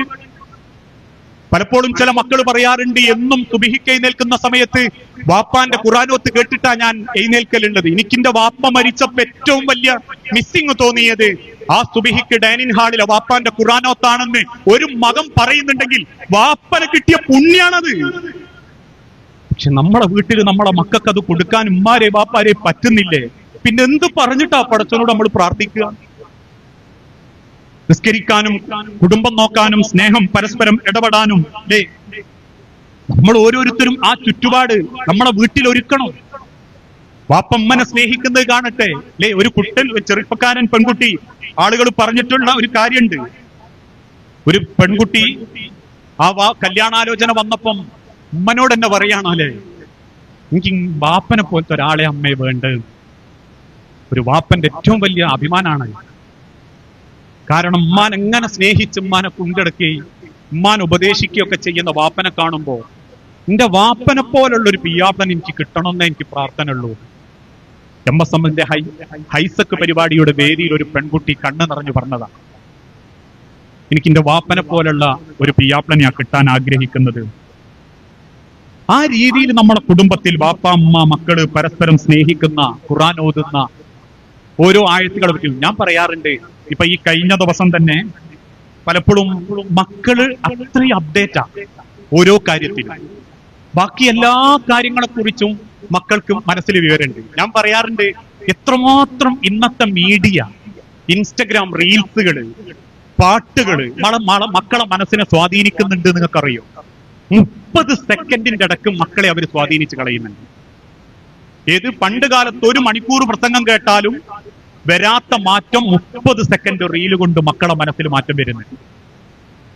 ഇക്കഴിഞ്ഞ ദിവസം ഞാൻ സ്കൂളിൽ പഠിപ്പിക്കുന്ന ഞാൻ ഉച്ചക്ക് കുട്ടികളെയും കൂട്ടി പള്ളിന്റെ തൊട്ടു മുൻപിലുള്ള സ്കൂളിന്റെ മുൻപിലുള്ള പള്ളിയിൽ നിസ്കരിക്കാൻ കൊണ്ടുപോകാറുണ്ട്. അപ്പൊ അങ്ങനെ ഓരോന്ന് നിസ്കാരമൊക്കെ കഴിഞ്ഞ് നമ്മൾ വൈകി വരുന്ന കുട്ടികളെ അങ്ങനെ നിസ്കരിപ്പിക്കുന്ന സമയത്ത് ഒരു ചെറുക്കന്റെ അത്തഹിയാത്തിലിരിക്കുമ്പോ അങ്ങനെ ചൂണ്ടുന്നുണ്ട്, ഇളക്കുന്നുണ്ട്. അപ്പൊ നമുക്ക് തന്നെ മനസ്സിലായി ഇവൻ എന്തോ പാടുകയാണ്, അല്ലെങ്കിൽ എന്തോ ഒരു മനസ്സോ എന്തോ മാറിയുന്നുണ്ട്. അപ്പൊ ക്ലാസ് ഒക്കെ കഴിഞ്ഞതിന് ശേഷം ഞാനും വേറൊരു അധ്യാപകനുണ്ട് മോറലിന്റെ, ഞാൻ ചോദിച്ചു ഇവിടെ അങ്ങനെ സംസാരിച്ച കൂട്ടത്തിൽ നമ്മൾ തമാശക്ക് ചോദിച്ചു, സത്യം പറയും എനിക്ക് ആ തെയ്യാത്തിൽ നിന്നപ്പോ എന്താ ഓർമ്മ? ഇനി ആ പാടിയ പാട്ടിന്റെ കോലനുസരിച്ചിട്ട് ഞാൻ പറയാം ഇനി എന്താ പാടിയത്. അപ്പൊ അവൻ ചിരിച്ചോണ്ട് പറയും സാറ് പറയുന്ന എന്തായിരിക്കും? ഞാൻ പറഞ്ഞ ഒരു പാട്ടാണ് ഇപ്പൊ എല്ലാ മക്കളെ നാമ്പലും ഉണ്ടാവും, കട്ടച്ചോര കൊണ്ടടിക്കും സോഡാ സർവത്ത് ഉള്ളൂ. ഇനി പുതിയ പാട്ടുകൾ നോക്കൂ, മക്കളെ മനസ്സിലേക്ക് സ്വാധീനിക്കുന്നേ. ആ സിനിമ പാട്ടിന്റെ ആദ്യത്തെ അവസരം ഇതിന്റെ വരി അറിയാത്തവൻ പോലും ഇന്നത്തെ മീഡിയകളും ദുശക്തികളും ലിബറലുകളും എങ്ങനെ മക്കളെ സ്വാധീനിക്കുന്നുണ്ട് എന്ന് ഈ പാട്ട് കേൾക്കുന്ന മനുഷ്യന്മാർക്ക് പോലും അറിയൂല. ഇന്നിറങ്ങിയ പുതിയ പാട്ടില്ലേ, അവര് മക്കളെ മനസ്സിലേക്ക് കുത്തിവെക്ക് എന്ത്? മാതാപിതാക്കളെ മാപ്പ്, ഇനി അങ്ങോട്ട് തന്നിഷ്ട പോക്ക്, ഉന്നം മറന്നൊരു പോക്ക്, ഇനി എല്ലാ ഉപദേശവും മതിയാക്ക്, സന്തോഷമാണ് പ്രധാനം, അതിനെന്താണ് തോന്യാസം, പൊടിമീശയാണ് അഭ്യാസം, അതാണ് എൻ തോന്യാസം. അത്രക്ക് മക്കളെ മനസ്സിലേക്ക് ഇഞ്ചക്ട് ചെയ്തുകൊണ്ടിരിക്കുക. കഴിഞ്ഞ ദിവസം ഒരു വാപ്പ വന്ന സങ്കടവും പറഞ്ഞ് കൊലച്ച വായ ഒക്കെ ഓട്ട വീണ് കിടക്കുന്നു. ഞാൻ ചോദിച്ചു അതെന്താ? ഒന്നുമില്ല, ഞാൻ നോക്കിക്കുമ്പോ കാണുന്നത് പൊരയിലെ കത്തിയെടുത്ത് ചെറിയോൻ വായ ഇങ്ങനെ കൂട്ടിപ്പിടിച്ച് കുത്തുക. ഓൻ കണ്ട തിന്മയാ. എന്നിട്ട് വായന്റെ ഉള്ളിൽ ഇങ്ങനെ തിരിച്ചു വെച്ചിട്ട് കൊലച്ചത് വരെ ഒടിഞ്ഞു കുത്തിപ്പോവുകയാണ്. എത്ര അപകടകരമായ അവസ്ഥയിലേക്കാണ് നമ്മുടെ തലമുറനെ ലിബറലുകൾ കൊണ്ടുവന്നറിയും. ആണും പെണ്ണ് കല്യാണം കഴിക്കുക, പെണ്ണും. ചില പെൺകുട്ടികൾക്ക് 26 വയസ്സായി, വിവാഹം വേണ്ട. എന്താ ബാധ്യത? പെണ്ണ് കെട്ടാൻ താല്പര്യമല്ല, കല്യാണം കഴിക്കുക, മക്കളെ പ്രസവിക്കുക, ഗർഭം ധരിക്കുക, കുടുംബം നോക്കുക. My body my choice. അതൊന്നും വേണ്ട, എനിക്കിങ്ങനെ ഫ്രീഡമായിട്ട് ജീവിക്കണം. അതിനെന്ത് തോന്നിയാൽ ഇടക്കിടക്ക് തോന്നണോ ചെയ്യും. കാരണം സർട്ടിഫിക്കറ്റ് വാങ്ങാനുള്ളതല്ല ലൈഫ് എന്നുള്ളൊരു ചിന്താഗതിയിലേക്ക് നമ്മളെ മക്കളെ കൊണ്ടുപോവുക. അതുകൊണ്ട് ആ കേരളത്തിൽ ഒരു മുഖ്യധാര ക്യാമ്പസിൽ കയറി ചെന്നൊരു പത്രക്കാരൻ ചോദിച്ചു, ഏക സിവിൽ കോഡിനെ പറ്റി എന്താ അഭിപ്രായം? ഇന്ത്യയിൽ നടപ്പിലാക്കപ്പെടുന്ന ഏക സിവിൽ കോഡിനെ പറ്റി എന്താ അഭിപ്രായം? പെൺകുട്ടികൾ ആവേശത്തോടെ പറഞ്ഞു, തട്ടട്ടോളും തട്ടടാത്തോളും ഒക്കെ ഒരുമിച്ച് കത്തിക്കാനാ തീരുമാനെങ്കിൽ കത്തിക്കട്ടെ, അതല്ലേ നല്ലത്. ഒരു വാപ്പാന്റെ മയ്യത്ത് കുളിപ്പിച്ചിട്ട് ഭംഗിയായി 3 വള്ളപ്പടവ പൊതിഞ്ഞ് വാപ്പാന്റെ മധ്യഭാഗത്ത് നിന്ന് വാമ്മാന്റെ മധ്യഭാഗത്ത് നിന്ന് മയ്യത്ത് സംസ്കരിച്ച് പടച്ചോനെ ഏൽപ്പിച്ചു കൊടുക്കുന്ന മയ്യത്ത് പരിപാലനത്തിന്റെ ശ്രേഷ്ഠതയും 6 അടി മണ്ണ് കിടക്കുന്ന വാപ്പാക്ക് വേണ്ടിയിട്ടുള്ള ഇസ്സത്തും അറിയാത്തൊരു മക്കളാണെങ്കിൽ ഈ പോക്ക് വലിയ അപകടത്തിലേക്കാ. ഇതൊക്കെ നമ്മളെ കുടുംബത്തിൽ മക്കൾ പഠിച്ചുകൊണ്ടിരിക്കുമ്പോ ചില വാപ്പാർക്കുമാർക്കും പറയാൻ എന്തേ ഉള്ളൂ, നല്ലോണം പഠിക്കട്ടോ എന്റെ മക്കള്, അതേ ഉള്ളൂ. അറിവ് തിരിച്ചറിവാക്കി കൊടുക്കാൻ പറ്റണം. ഏതറിവും തിരിച്ചറിവാക്കാൻ പറ്റണം. MBBS-ഉം MD-യും നേടുന്ന മകൾക്ക് പരസ്പരം ശരീരം ബന്ധപ്പെടുമ്പോ ആണിനും പെണ്ണിനും ജനിക്കുന്ന മക്കൾ എന്ന ബാധ്യതയും തന്നെ ജനിപ്പിക്കാൻ പ്രേരിപ്പിച്ച എന്റെ ഉദരത്തിൽ ജീവന്റെ കുരുന്നിട്ട ആണിനോടുള്ള കടമയും എനിക്ക് നിർവഹിക്കുമ്പോൾ മാത്രമാണ് എന്റെ MBBS-ന് വിലയുള്ളൂ എന്ന് ബോധ്യപ്പെടുന്ന പെണ്ണല്ലെങ്കിൽ ഓളെ MBBS വെറും ഇംഗ്ലീഷ് അക്ഷരം മാത്ര. താൻ ഏറ്റെടുക്കുന്ന വർക്കിൽ സിമന്റിലും കമ്പിയിലും കൃത്രിമം കാണിക്കരുതെന്നും ആ കാണിക്കുന്നത് ഒരു തലമുറയോട് ഒരു നാടിനോട് ചെയ്യുന്ന വഞ്ചനയാണെന്നും ഒരു എഞ്ചിനീയറായ M.Tech-കാരന് തിരിച്ചറിയാൻ പറ്റുന്നില്ലെങ്കിൽ ഓന്റെ M.Tech-ന് ഇംഗ്ലീഷിന്റെ അക്ഷരവിലയുള്ളൂ. ആ തിരിച്ചറിവ് മക്കളുടെ മനസ്സിലുണ്ടാക്കി കൊടുക്കണം. എന്താണ് കുടുംബം? എന്താണ് സ്നേഹം? അതിനെന്തു വേണം? നമ്മളെ കുടുംബത്തിൽ മാതാപിതാക്കൾ പരസ്പരം സ്നേഹിക്കണം, നല്ല വാക്ക് പറയണം. ഒരു മക്കൾ ഏറ്റവും സന്തോഷിക്കുന്നത് എപ്പോഴാണെന്നറിയോ? വാപ്പയമ്മയും ഒരുമിച്ചിരുന്ന് സന്തോഷിക്കുമ്പോഴാണ്. നിങ്ങളൊന്ന് നോക്കിയത് പരീക്ഷിച്ചു നോക്കൂ. വാപ്പയമ്മയും ഒരുമിച്ചിരുന്ന് സന്തോഷിക്കുകയും തമാശ പറയുകയും പരിഗണന വീട്ടിൽ മക്കൾക്ക് കൊടുക്കുകയും ചെയ്യുമ്പോൾ, ഞാൻ പറയാറുണ്ട് സ്കൂളിൽ നിന്നൊക്കെ എല്ലാ രക്ഷിതാക്കളോടും, ചില മക്കൾ സ്കൂൾ വിട്ടു വന്നോട്ടനെ പറയും, പേപ്പർ കിട്ടി. ഒട്ടന്നെ രണ്ടാമത് ഉമ്മ ചോദിക്കും, തിരിച്ചു ചോദിക്കും, ബാപ്പ തോറ്റിണ്ടാവൂലേ? തോറ്റിണ്ടാവൂലേ? അല്ല, ജയിച്ചത് അത്രയുള്ളു. 40-ൽ 35. 35. ഈ ട്യൂഷന് പോകണ്ടോ ഇനി? വെറുതെ ഞാൻ പൈസ ഇട്ടാൽ എന്തിനാ? ഇതൊരു വാക്ക്. ഇനി അതല്ലെങ്കിൽ അവരുടെ വാക്കുകൾ കേൾക്കാനിരിക്കണം. ചില പെൺമക്കളൊക്കെ വന്നു പറയും, ഉമ്മ ഇന്നയാളെ കൂടെ ഉള്ള അരുണിമിന്റെ കത്ത് പിടിച്ച്. അപ്പോഴേക്കും മാര് ചോദിക്കും, എനിക്ക് സ്കൂളിൽ പോയാൽ ഈ കത്തും ലൈനും ഇതൊക്കെ തന്നെ ഉള്ളൂ? അതോടുകൂടി ഓള് തീരുമാനിക്കും ഒന്നും ഉമ്മാനോട് പറയണ്ട. മക്കളെ പരിഗണിക്കണം. നമ്മൾ പരിഗണിക്കപ്പെടുന്നുണ്ട് എന്നറിയുമ്പോൾ നമുക്കൊരു സന്തോഷല്ലേ? വ്യാപ്പള പറയാ, എടേ ഞാൻ ഇതൊക്കെ വാങ്ങണം എന്ന് വിചാരിച്ചിട്ട്, എന്താ എന്റെ അഭിപ്രായം? ഇനിയിപ്പോളെ കൂടെ കൊണ്ടുപോയില്ലെങ്കിലും ഒക്കെ സമാധാനം. ആ പരിഗണന മക്കളും ആഗ്രഹിക്കുന്നുണ്ട്. മക്കളെ മനസ്സ് അത്രക്ക് അപ്ഡേറ്റ് ആവുന്നുണ്ട്. നമ്മൾ അവരുടെ വളർച്ചയെ പറ്റി ചെറുതായി കാണണ്ട. ചില വാപ്പാര് സങ്കടത്തോടെ പറയും, എന്റെ മൊബൈൽ എന്തൊക്കെയാണുള്ളതെന്ന് എനിക്ക് അറിയൂല, പക്ഷെ എന്റെ ചെറിയ മോളെ മോൻ കാണിച്ചു തരും ഒക്കെ. ഓൻ ആ യുഗത്തിലാ ജനിച്ച്, ഓൻ ആ യുഗത്തിലാ വളരുന്നത്. നമ്മൾ പണ്ട് കാലത്തേക്ക് ഒരിക്കലും മക്കളെ ഇനി കൂട്ടിക്കൊണ്ടുപോകാൻ പറ്റൂല. നമുക്ക് അപ്ഡേറ്റ് ആവാനേ പറ്റൂ, വിവരം ഉണ്ടാവണം. സ്കൂളുകളിൽ പേരന്റ്സ് മീറ്റ് വിളിക്കുമ്പോൾ ചില മക്കൾ പറയാ, ഇമ്മ ഒന്നിനും പറ്റൂല, അമ്രിന്റെ അമ്മന്റെ ആദ്യമുള്ള ഒരു ഉമ്മയാ മതി. അതിനോട് ഒരു ഉമ്മ സങ്കടം പറയാ. ഞാൻ പറയാം, അതിനൊരു മാർഗ്ഗമേ ഉള്ളൂ. നിങ്ങൾക്ക് അമ്രീന്റെ അമ്മനെ കൂട്ടിക്കൊണ്ടുപോകാനല്ല പറ്റുക, നിങ്ങൾക്ക് അപ്ഡേറ്റ് ആവാൻ പറ്റണം. അതെന്താ അമ്രീന്റെ അമ്മ ആവണം എന്നോട് പറഞ്ഞേ? അമ്രീന്റെ അമ്മ എല്ലാ കാര്യങ്ങളും അമ്രിക്ക് പറഞ്ഞു കൊടുക്കും. പക്ഷെ നമ്മൾ എന്താ ചെയ്യാ? ഉറക്കെ വായിക്കണം, അമ്മ അടുക്കളയിൽ ഉണ്ടാവൂട്ടോ. ഒരു ഇംഗ്ലീഷിന്റെ 4ാം ക്ലാസ്സുകാരൻ വന്നിട്ട് ചോദിക്കും, അമ്മ ഈ ഇംഗ്ലീഷ് മീഡിയം ആണ് ഞമ്മക്ക് ഇതെന്ന് പറഞ്ഞു തരിങ്ങൾ എന്ന് പറയുമ്പോൾ, അടച്ച തമ്പുരാനെ നല്ല. ഓന്റെ ആ ക്ലാസ്സിനെ പറ്റിയിട്ട് അധ്യാപകരോട് ചോദിക്കണം. അതല്ലെങ്കിൽ യൂട്യൂബ് നോക്കിയിട്ടോ എന്തെങ്കിലും മാർഗം, എത്ര മാർഗമുണ്ട്, ആ അക്ഷരങ്ങളെ പറ്റി പഠിക്കണം. പകൽ അതിന് സമയം അരമണിക്കൂർ കണ്ടെത്തിയിട്ട് മകന്റെ ആ പാഠത്തെ പറ്റി നമുക്കൊരു ബോധം ഉണ്ടാവണം. ഞാൻ പറയാറുണ്ട്, ഇപ്പോഴത്തെ കാലഘട്ടം എങ്ങനെയാന്ന് ചോദിച്ചാ, രാവിലെ ഒരു പെൻസിൽ വാങ്ങിക്കൊടുത്തിട്ട് ഉമ്മ പറയും, ഇനി വാങ്ങി തരൂലട്ടോ. പണ്ട് കാലത്ത് എങ്ങനെയായിരുന്നു അതേ അവസ്ഥ. ഒരു പെൻസിൽ ചിലപ്പോൾ 3 മാസം ഉപയോഗിച്ചവരാ നമ്മളൊക്കെ. പക്ഷെ ഇന്ന് നമ്മളൊരു പെൻസിൽ വാങ്ങിക്കൊടുക്കുമ്പം ഉച്ചയാകുമ്പോഴേക്കും പകുതി തിന്നിട്ടുണ്ടാവും. വൈകുന്നേരം ആകുമ്പോൾ ഒരു കുറ്റിയായിട്ടാ വരിക. ചിലര് ചാടും. ഞാനൊക്കെ എന്റെ വാപ്പനോട് 3 മാസം പറഞ്ഞാൽ എനിക്ക് വാങ്ങിത്തരിക. അത് പണ്ട്. മക്കളെല്ലാം കൊണ്ടും മാറിക്കൊണ്ടിരിക്കുക. അപ്പൊ അവരുടെ അറിവിലേക്ക് എത്താൻ അവരെ നമുക്കൊരിക്കലും പണ്ടത്തെ നമ്മളെ 90ലേക്ക് കൂട്ടിക്കൊണ്ടുപോകാൻ പറ്റൂല. അവർക്കനുസരിച്ച് നമ്മൾ വളരണം, നമ്മൾ അറിവ് വളരണം, നമ്മൾ അധ്യാപകരുമായിട്ട് സംസാരിക്കണം, ആ പാഠങ്ങളെ പറ്റി ബോധം ഉണ്ടാവണം. പെണ്ണുങ്ങൾ വിളിച്ച് അധ്യാപകരായിട്ടാണോ? അല്ല, വാപ്പ വന്നിട്ട് വിളിക്കട്ടെ. വാപ്പ പറയാമോ നിങ്ങൾ അതൊന്നും വാട്സപ്പിൽ ഇട്ടിരുന്നോ, അതിന്റെ ഒരൊറ്റ അർത്ഥം നിങ്ങൾ പറഞ്ഞേരി. അധ്യാപകന് പോലും സന്തോഷ, പരിഗണിക്കപ്പെടുന്നുണ്ട്. അല്ലാതെ പല സ്കൂളിന്റെ അവസ്ഥ എന്താന്ന് ചോദിച്ചാൽ അന്ന് കൊടുത്ത കോയിമുട്ട ഉണ്ടാവും അടുത്ത ബുധനാഴ്ച അവന്റെ ബാഗിൽ തന്നെ. സ്കൂളിൽ കാണാൻ ബാഗ് ഇങ്ങനെ തൂക്കിട്ടാ എന്താ കഴിഞ്ഞ ആഴ്ചത്തെ കോയിമുട്ടന്റെ മണം. ഈ അവസ്ഥയിൽ നിന്ന് നമ്മളെ കുടുംബക്കൊന്ന് മാറട്ടെ. സ്നേഹവും പരിഗണനയും മക്കൾക്ക് കൊടുക്കുമ്പോൾ മാത്രമേ നമുക്കത് തിരിച്ചു വെക്കാൻ പറ്റൂ. സ്നേഹം തിരിച്ചറിയാനും സ്നേഹിക്കാനും സമയം കണ്ടെത്തണം. ദൂരത്തുനിന്ന് വാപ്പ നോക്കുമ്പോ മകൻ കാർമൽ എന്തോ കുത്തി വരഞ്ഞിടുക. നമ്മൾ കണ്ടതാണത്. കിട്ടിയ മട്ടലുകൊണ്ട് മകനെ പോതിര വാപ്പ കൊണ്ട് തല്ലും. അവസാനം വാപ്പ കരഞ്ഞു കലങ്ങിയ കണ്ണുകളുമായി മോൻ പോയി കിടന്നുറങ്ങുമ്പോ വാപ്പ എന്താ കാർമൽ എഴുതിയെന്ന് നോക്കുമ്പോ മോനെ എഴുതിച്ചതാ ഐ ലവ് യു പാപ്പ, നിങ്ങൾ ഒരുപാട് ഇഷ്ടമാണ് വാപ്പ. കാലും കയ്യിലും തല്ല് കിട്ടി കിടന്നുറങ്ങുന്ന മകന്റെ മനസ്സിൽ എത്രത്തോളം വേദന ഉണ്ടാവും, എത്രത്തോളം സങ്കടം ഉണ്ടാവും. എല്ലാരും പറയും മക്കള് നന്നാവുന്നില്ല. അരമണിക്കൂർ മക്കളെടുത്ത് ഇരുന്നിട്ടുണ്ടോ നമ്മള്? ഒന്നും അവന്റെ സങ്കടം അറിഞ്ഞിട്ടുണ്ടോ? ഈ കഴിഞ്ഞ ദിവസം സ്കൂളിൽ ഒരു ഉമ്മ വന്നു. മകൻ പെട്ടെന്ന് രാത്രിയാകുമ്പോൾ പേടിച്ച് നിലവിളിക്കുക. ഞാനിത് പറയുന്നത് എത്രമാത്രം മക്കള് ഇന്നത്തെ കാലഘട്ടത്തില് എല്ലാ രംഗത്തുനിന്നും അവര് സ്ട്രെസ് അനുഭവിക്കുന്നുണ്ട് എന്ന് പറയാനാണ്. അപ്പം കുട്ടി ഇങ്ങനെ പെട്ടെന്ന് കരയാ, രാത്രി ആവുമ്പോഴേക്കും കെട്ടിപ്പിടിച്ച് കിടക്കണം എന്ന് പറയാ. എന്തൊക്കെയോ ഒരു പേടി, ഓന്റെ സ്വഭാവത്തിൽ തന്നെ പേടി.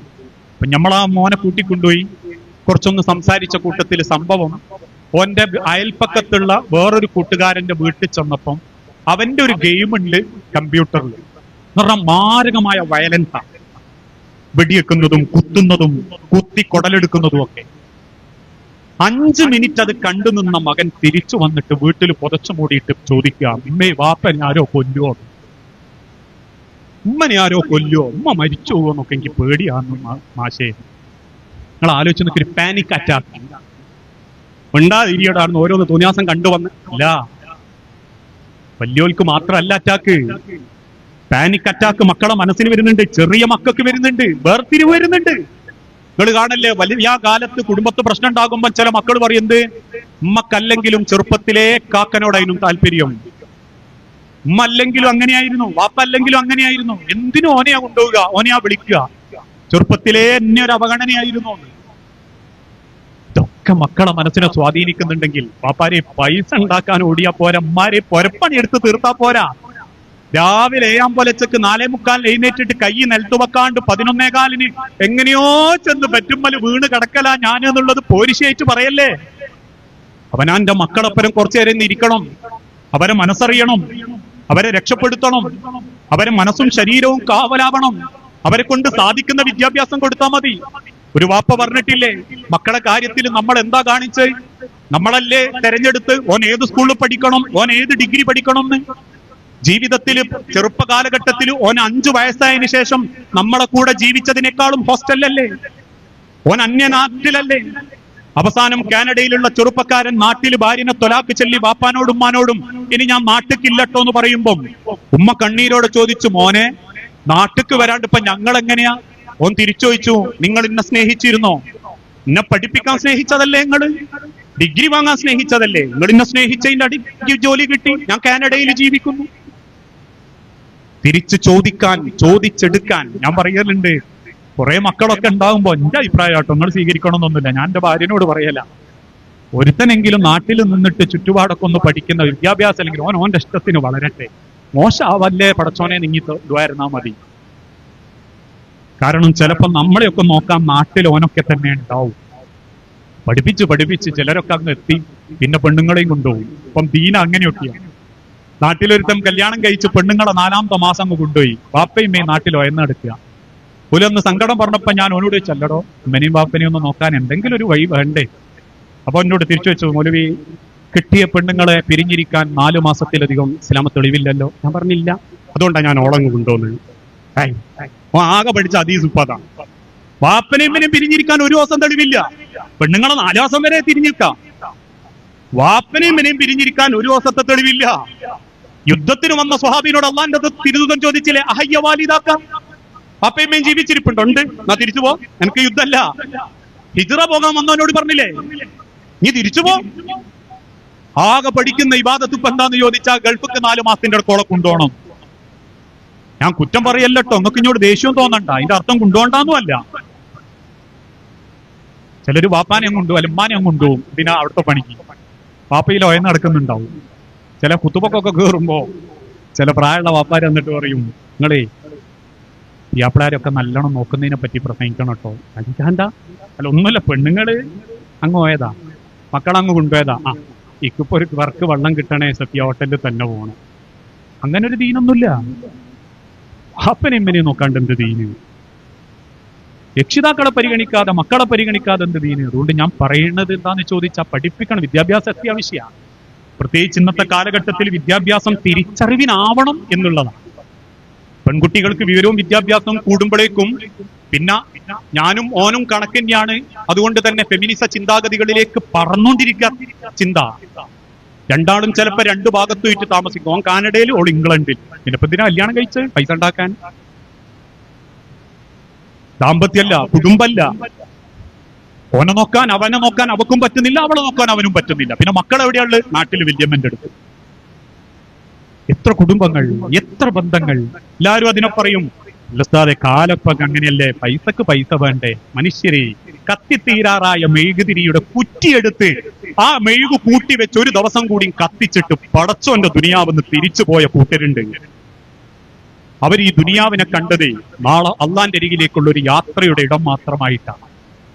അതിനർത്ഥം ഇതൊന്നും വേണ്ടെന്നല്ല, ഇതൊക്കെ ഉണ്ടായിക്കൊണ്ട് തന്നെ കുടുംബം മറക്കാതെ ജീവിതം മുന്നോട്ട് കൊണ്ടുനടക്കണം എന്നാണ്. അതിനെന്ത് വേണം? നമ്മളെ ഓരോരുത്തരും, നമ്മുടെ മക്കൾക്ക് നമ്മൾ കൊടുക്കുന്ന ഏറ്റവും വലിയ സമാധാനം ഉമ്മാനെ അല്ലെങ്കിൽ ഭാര്യനെ സ്നേഹിക്കുന്ന വാപ്പയും വാപ്പനെ സ്നേഹിക്കുന്ന അമ്മയും. ഇതിനും വലിയൊരു സൗഭാഗ്യങ്ങളെ മക്കൾക്ക് നിങ്ങൾക്ക് കൊടുക്കാനില്ല. ഞാൻ അടിവരയിട്ട് പറയുന്നു, നിങ്ങളെ മക്കൾക്ക് നിങ്ങൾക്ക് കൊടുക്കാൻ പറ്റുന്ന ഏറ്റവും വലിയ സൗഭാഗ്യം നിങ്ങളെ ഇണയെ സ്നേഹിക്കുക എന്നുള്ളതാണ്. അതിനെന്ത് തിരക്ക് മാറ്റി വെച്ചിട്ടാണെങ്കിലും. ചിലരൊക്കെ 1 മാസത്തെ അവധിക്ക് ഗൾഫിൽ നിന്ന് നാട്ടിൽ വരും. 3 ടൂറൊക്കെയാ പോവുക. ഒന്ന് സ്കൂളിന്റെ കൂടെ, ഒന്ന് നാട്ടിലുള്ള ടീമിന്റെ കൂടെ. അവസാനം അവളെ കൂടെ പോകാൻ ഇപ്പൊ കോട്ടക്കുന്ന് കഴിക്കും. അത് തന്നെ കീരിയും പാമ്പും മാതിരി പോയി വന്നിട്ട് പോയിട്ടുണ്ട്. എല്ലാവരും അങ്ങനെയാണല്ല കേട്ടോ, ഇത്രേ ഉള്ളൂ. ഇപ്പോഴും തൊട്ടടുത്തൊന്ന് കയറി ചെല്ലല്ലേ, നല്ല ഇണയാവുക, നല്ലൊരു തുണയാവുക, ഇണയാവുക എന്നുള്ളതാണ് ഏറ്റവും വലുത്. നല്ല ജോലി ഉണ്ടാവലല്ല, നല്ലൊരു ഇണയാവുക. ഞാൻ പറയാറുണ്ട്, ചിലപ്പോ നിങ്ങളെ മുൻപിൽ ഞാൻ നല്ല പ്രാസംഗികനാന്ന് പറയാനേ നിങ്ങൾക്ക് അവകാശമുള്ളൂ. ഞാനൊരു നല്ല മനുഷ്യനാണോ എന്ന് പറയേണ്ടത് നിന്റെ നെഞ്ചോട് ചേർന്ന് കിടക്കുന്ന എന്റെ പെണ്ണാ. ഞാൻ നിസ്കരിക്കുന്നുണ്ടോ? ഞാൻ വൃത്തിയട്ട സ്വഭാവം എന്തോ കാണിക്കുന്നുണ്ടോ? എനിക്ക് എന്തെങ്കിലും പോരായ്മകളുണ്ടോ? ഈ ഇരിക്കുന്ന ഒരു പെണ്ണുങ്ങൾക്കും അതറിയൂല.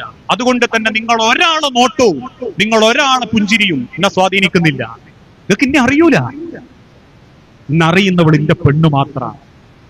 അതുകൊണ്ട് അവളുടെ മുൻപിൽ ഞാൻ ഏറ്റവും നല്ല ഇണയാണോ? എനിക്കതാവണം. വരുമാനം ഉണ്ടാക്കാൻ മാത്രം മത്സരിച്ചോടിയാ പോരാ. ദുനിയാവിലെ സർവ്വ സൗഭാഗ്യങ്ങളും പെണ്ണിനും മക്കൾക്കും ഉണ്ടാക്കി കൊടുത്താലും പോരാ. മരിച്ച് പൈസ ഉണ്ടാക്കാൻ ഓടുക എന്ന് പലരും. കാരണം പൈസമ്മല സമാധാനം എന്നുള്ളൊരു തോന്നല്. അതുകൊണ്ട് തന്നെ അവസാനം പരസ്പര ബഹുമാനമോ ഇതൊന്നും കുടുംബത്തിലില്ല.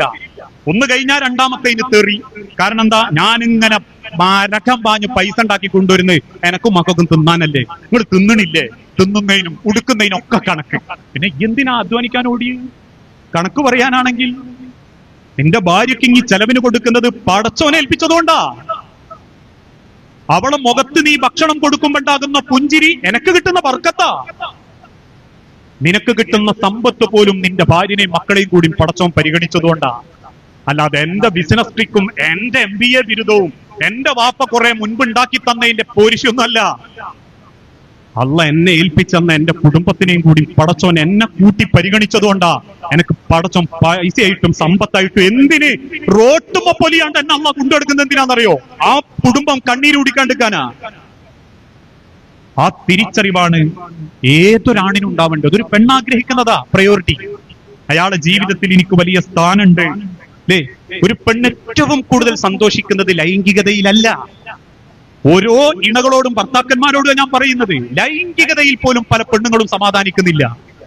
മൃഗങ്ങളെപ്പോലെ കിടക്കുക, മൃഗങ്ങളെപ്പോലെ വെറുതെ ചെയ്യുക, വെറുതെ കാണിച്ചു കൂട്ടുക. അള്ളാഹുവിന്റെ ഹബീബായ നബി തങ്ങൾ പറഞ്ഞല്ലോ, ലൈംഗികതയുടെ ഏറ്റവും നല്ല സുഗന്ധ രണ്ട് മനസ്സുകൾ തമ്മിൽ ചേർന്ന് നിന്ന് രണ്ട് മനസ്സുകൾ കൊഞ്ചി തുടങ്ങുന്നിടത്താണ് ലൈംഗികതയുടെ സുഗന്ധം. അതെന്തേ നമ്മുടെ ബെഡ്റൂമിലില്ല? അതെന്തേ നമ്മുടെ ദാമ്പത്യ ജീവിതത്തിലില്ല? ഒരു പെണ്ണിന്റെ ജീവിതത്തിന്റെ ഏറ്റവും വലിയ സന്തോഷം അവളുടെ ഭർത്താവ് കൊടുക്കുന്ന കരുതലിലാണ്, പരിഗണനയിലാണ്. അയാൾ എനിക്ക് വലിയ സ്ഥാനം അയാളെ ലൈഫിൽ തരുന്നുണ്ട്, അയാൾ ഞാനായിട്ട് പലതും ഷെയർ ചെയ്യുന്നുണ്ട്, ഞാൻ പറയുന്നത് അയാൾ കേൾക്കുന്നുണ്ട് എന്നൊരു പെണ്ണിന് തോന്നിത്തുടങ്ങിയാലുണ്ടല്ലോ, ഇന്റക്ക എന്നൊരു ചിന്ത മനസ്സിൽ വരുമ്പോ ഒരിക്കലും ആ പെണ്ണ് കുടുംബം മറക്കൂല. അതിനെന്തു വേണം? ആ കരുതലും സ്നേഹവും നമ്മുടെ ഭാര്യമാർക്ക് നമ്മൾ കൊടുക്കണം. ഇന്നത്തെ കാലഘട്ടത്തിന്റെ അവസ്ഥ എന്താന്ന് ചോദിച്ചാൽ, നാട്ടിലെ സർവ്വ പെണ്ണുങ്ങൾക്കും കരുതലും കാവലും കൊടുക്കും, പൊരയുള്ളവർക്ക് മാത്രം കൊടുക്കൂല. കല്യാണപ്പൊരയിൽ ആരാന് ചോറ് വാങ്ങിക്കൊടുക്കാൻ ഭയങ്കര ഉഷാറാണ്. അവനാന്റെ പെണ്ണുങ്ങൾക്ക് ഒരു പിടി കിട്ടിയിട്ടുണ്ടോ എന്ന് നോട്ടം പോലും ഉണ്ടാവും. എല്ലാവരും, എല്ലാ ഭർത്താക്കന്മാരും അങ്ങനെയാന്നല്ലോ. ഒരു കരുതല്, ഒരു സ്നേഹം. നബി സല്ലല്ലാഹു അലൈഹി വസല്ലമ 12 കെട്ടിയതാണ് ശത്രുക്കൾക്കും മുസ്ലിങ്ങൾക്കും കുറ്റം. നാളെ ഒരു മാപ്ല പറയാ, നബി 12 കെട്ടിയിട്ടില്ലായിനെങ്കിൽ നമുക്ക് ശത്രുക്കളോടൊപ്പം ഒന്ന് പിടിച്ചു കഴിഞ്ഞു. ഓന്റെ വിചാരി 12 കെട്ടിയതാ അപ്പൊ ഇടങ്ങേറുന്ന. അള്ളാന്റെ ഹബീബിന് ഒരു ഇടങ്ങേറില്ല, ഭാര്യമാർക്കും ആ ഇടങ്ങേറുണ്ടായിട്ടില്ല. കാരണം 12 ഭാര്യമാരും നബി സല്ലല്ലാഹു അലൈഹി വസല്ലമ വഫാത്താവുമ്പോഴും മരിച്ചു പോകുമ്പോഴും പറഞ്ഞത് എന്താണെന്നറിയോ? റസൂലേ, ഇനി ഒരു ജന്മമുണ്ടെങ്കിൽ അത് നിങ്ങളെ മണവാട്ടിയാക്കാൻ പ്രാർത്ഥിക്കുന്നവരാ നബിയെ ഞങ്ങൾ. അതിൽ 17 വയസ്സുള്ള ആയിഷ ബീവിയുണ്ട്, 60 വയസ്സിലധികം കൂടുതലുള്ള ഭാര്യമാരും. മുഴുവൻ ഭാര്യമാരും അത് പറഞ്ഞിട്ടാ റസൂലുള്ള കൈയോടിക്കുന്നത്. മരിക്കുന്ന സെക്കൻഡുകൾക്ക് മുൻപ് അള്ളാന്റെ ഹബീബ് ഭാര്യമാരോട് ചോദിക്കുന്നുണ്ട്, ഞാൻ നിങ്ങളോട് നീതി കാണിച്ചിട്ടില്ലേ? സർവ്വ ഭാര്യമാരും റസൂലിന്റെ ചുറ്റും കൂടി നിന്നിട്ട് പറഞ്ഞു, അള്ളാഹു സാക്ഷി റസൂലേ, നിങ്ങൾ ഞങ്ങളോട് നീതി കാണിച്ചവനാ. 12 ഭാര്യമാരും അങ്ങനെ പറഞ്ഞു, ഇനിയൊരു ജന്മണ്ടേ അത് നിങ്ങളെ മണവാട്ടിയാവണേ. നമുക്ക് 12 ഒന്നുമില്ല, ഒന്നേ ഉള്ളൂ. ഒന്ന് പൊരേച്ചൊന്ന് ചോദിക്കുക, അല്ലേ ഇപ്പൊ അടുത്ത ജന്മത്തിലും സ്വർഗത്തിലും ഇപ്പൊ എന്റെ പേരെ ഞാൻ തന്നെ ഓള് ഒന്ന് ചിരിച്ചിട്ട് പറയാം, അങ്ങനെയാണ് ഇപ്പൊ എനിക്ക് ആ സ്വർഗവും വേണ്ടാന്നൊക്കെ ഇരുന്ന് പറഞ്ഞാ അത് നമ്മളെ വില. ഹിയാറുക്കും അഹ്സനുക്കും ലിനിസാഇക്കും, ആണുങ്ങളിൽ ഏറ്റവും നല്ലവൻ അവനാന്റെ പെണ്ണിനോട് ഏറ്റവും മര്യാദക്ക് പെരുമാറുന്നവൻ. അതിനവക്ക് അവകാശമുണ്ട്.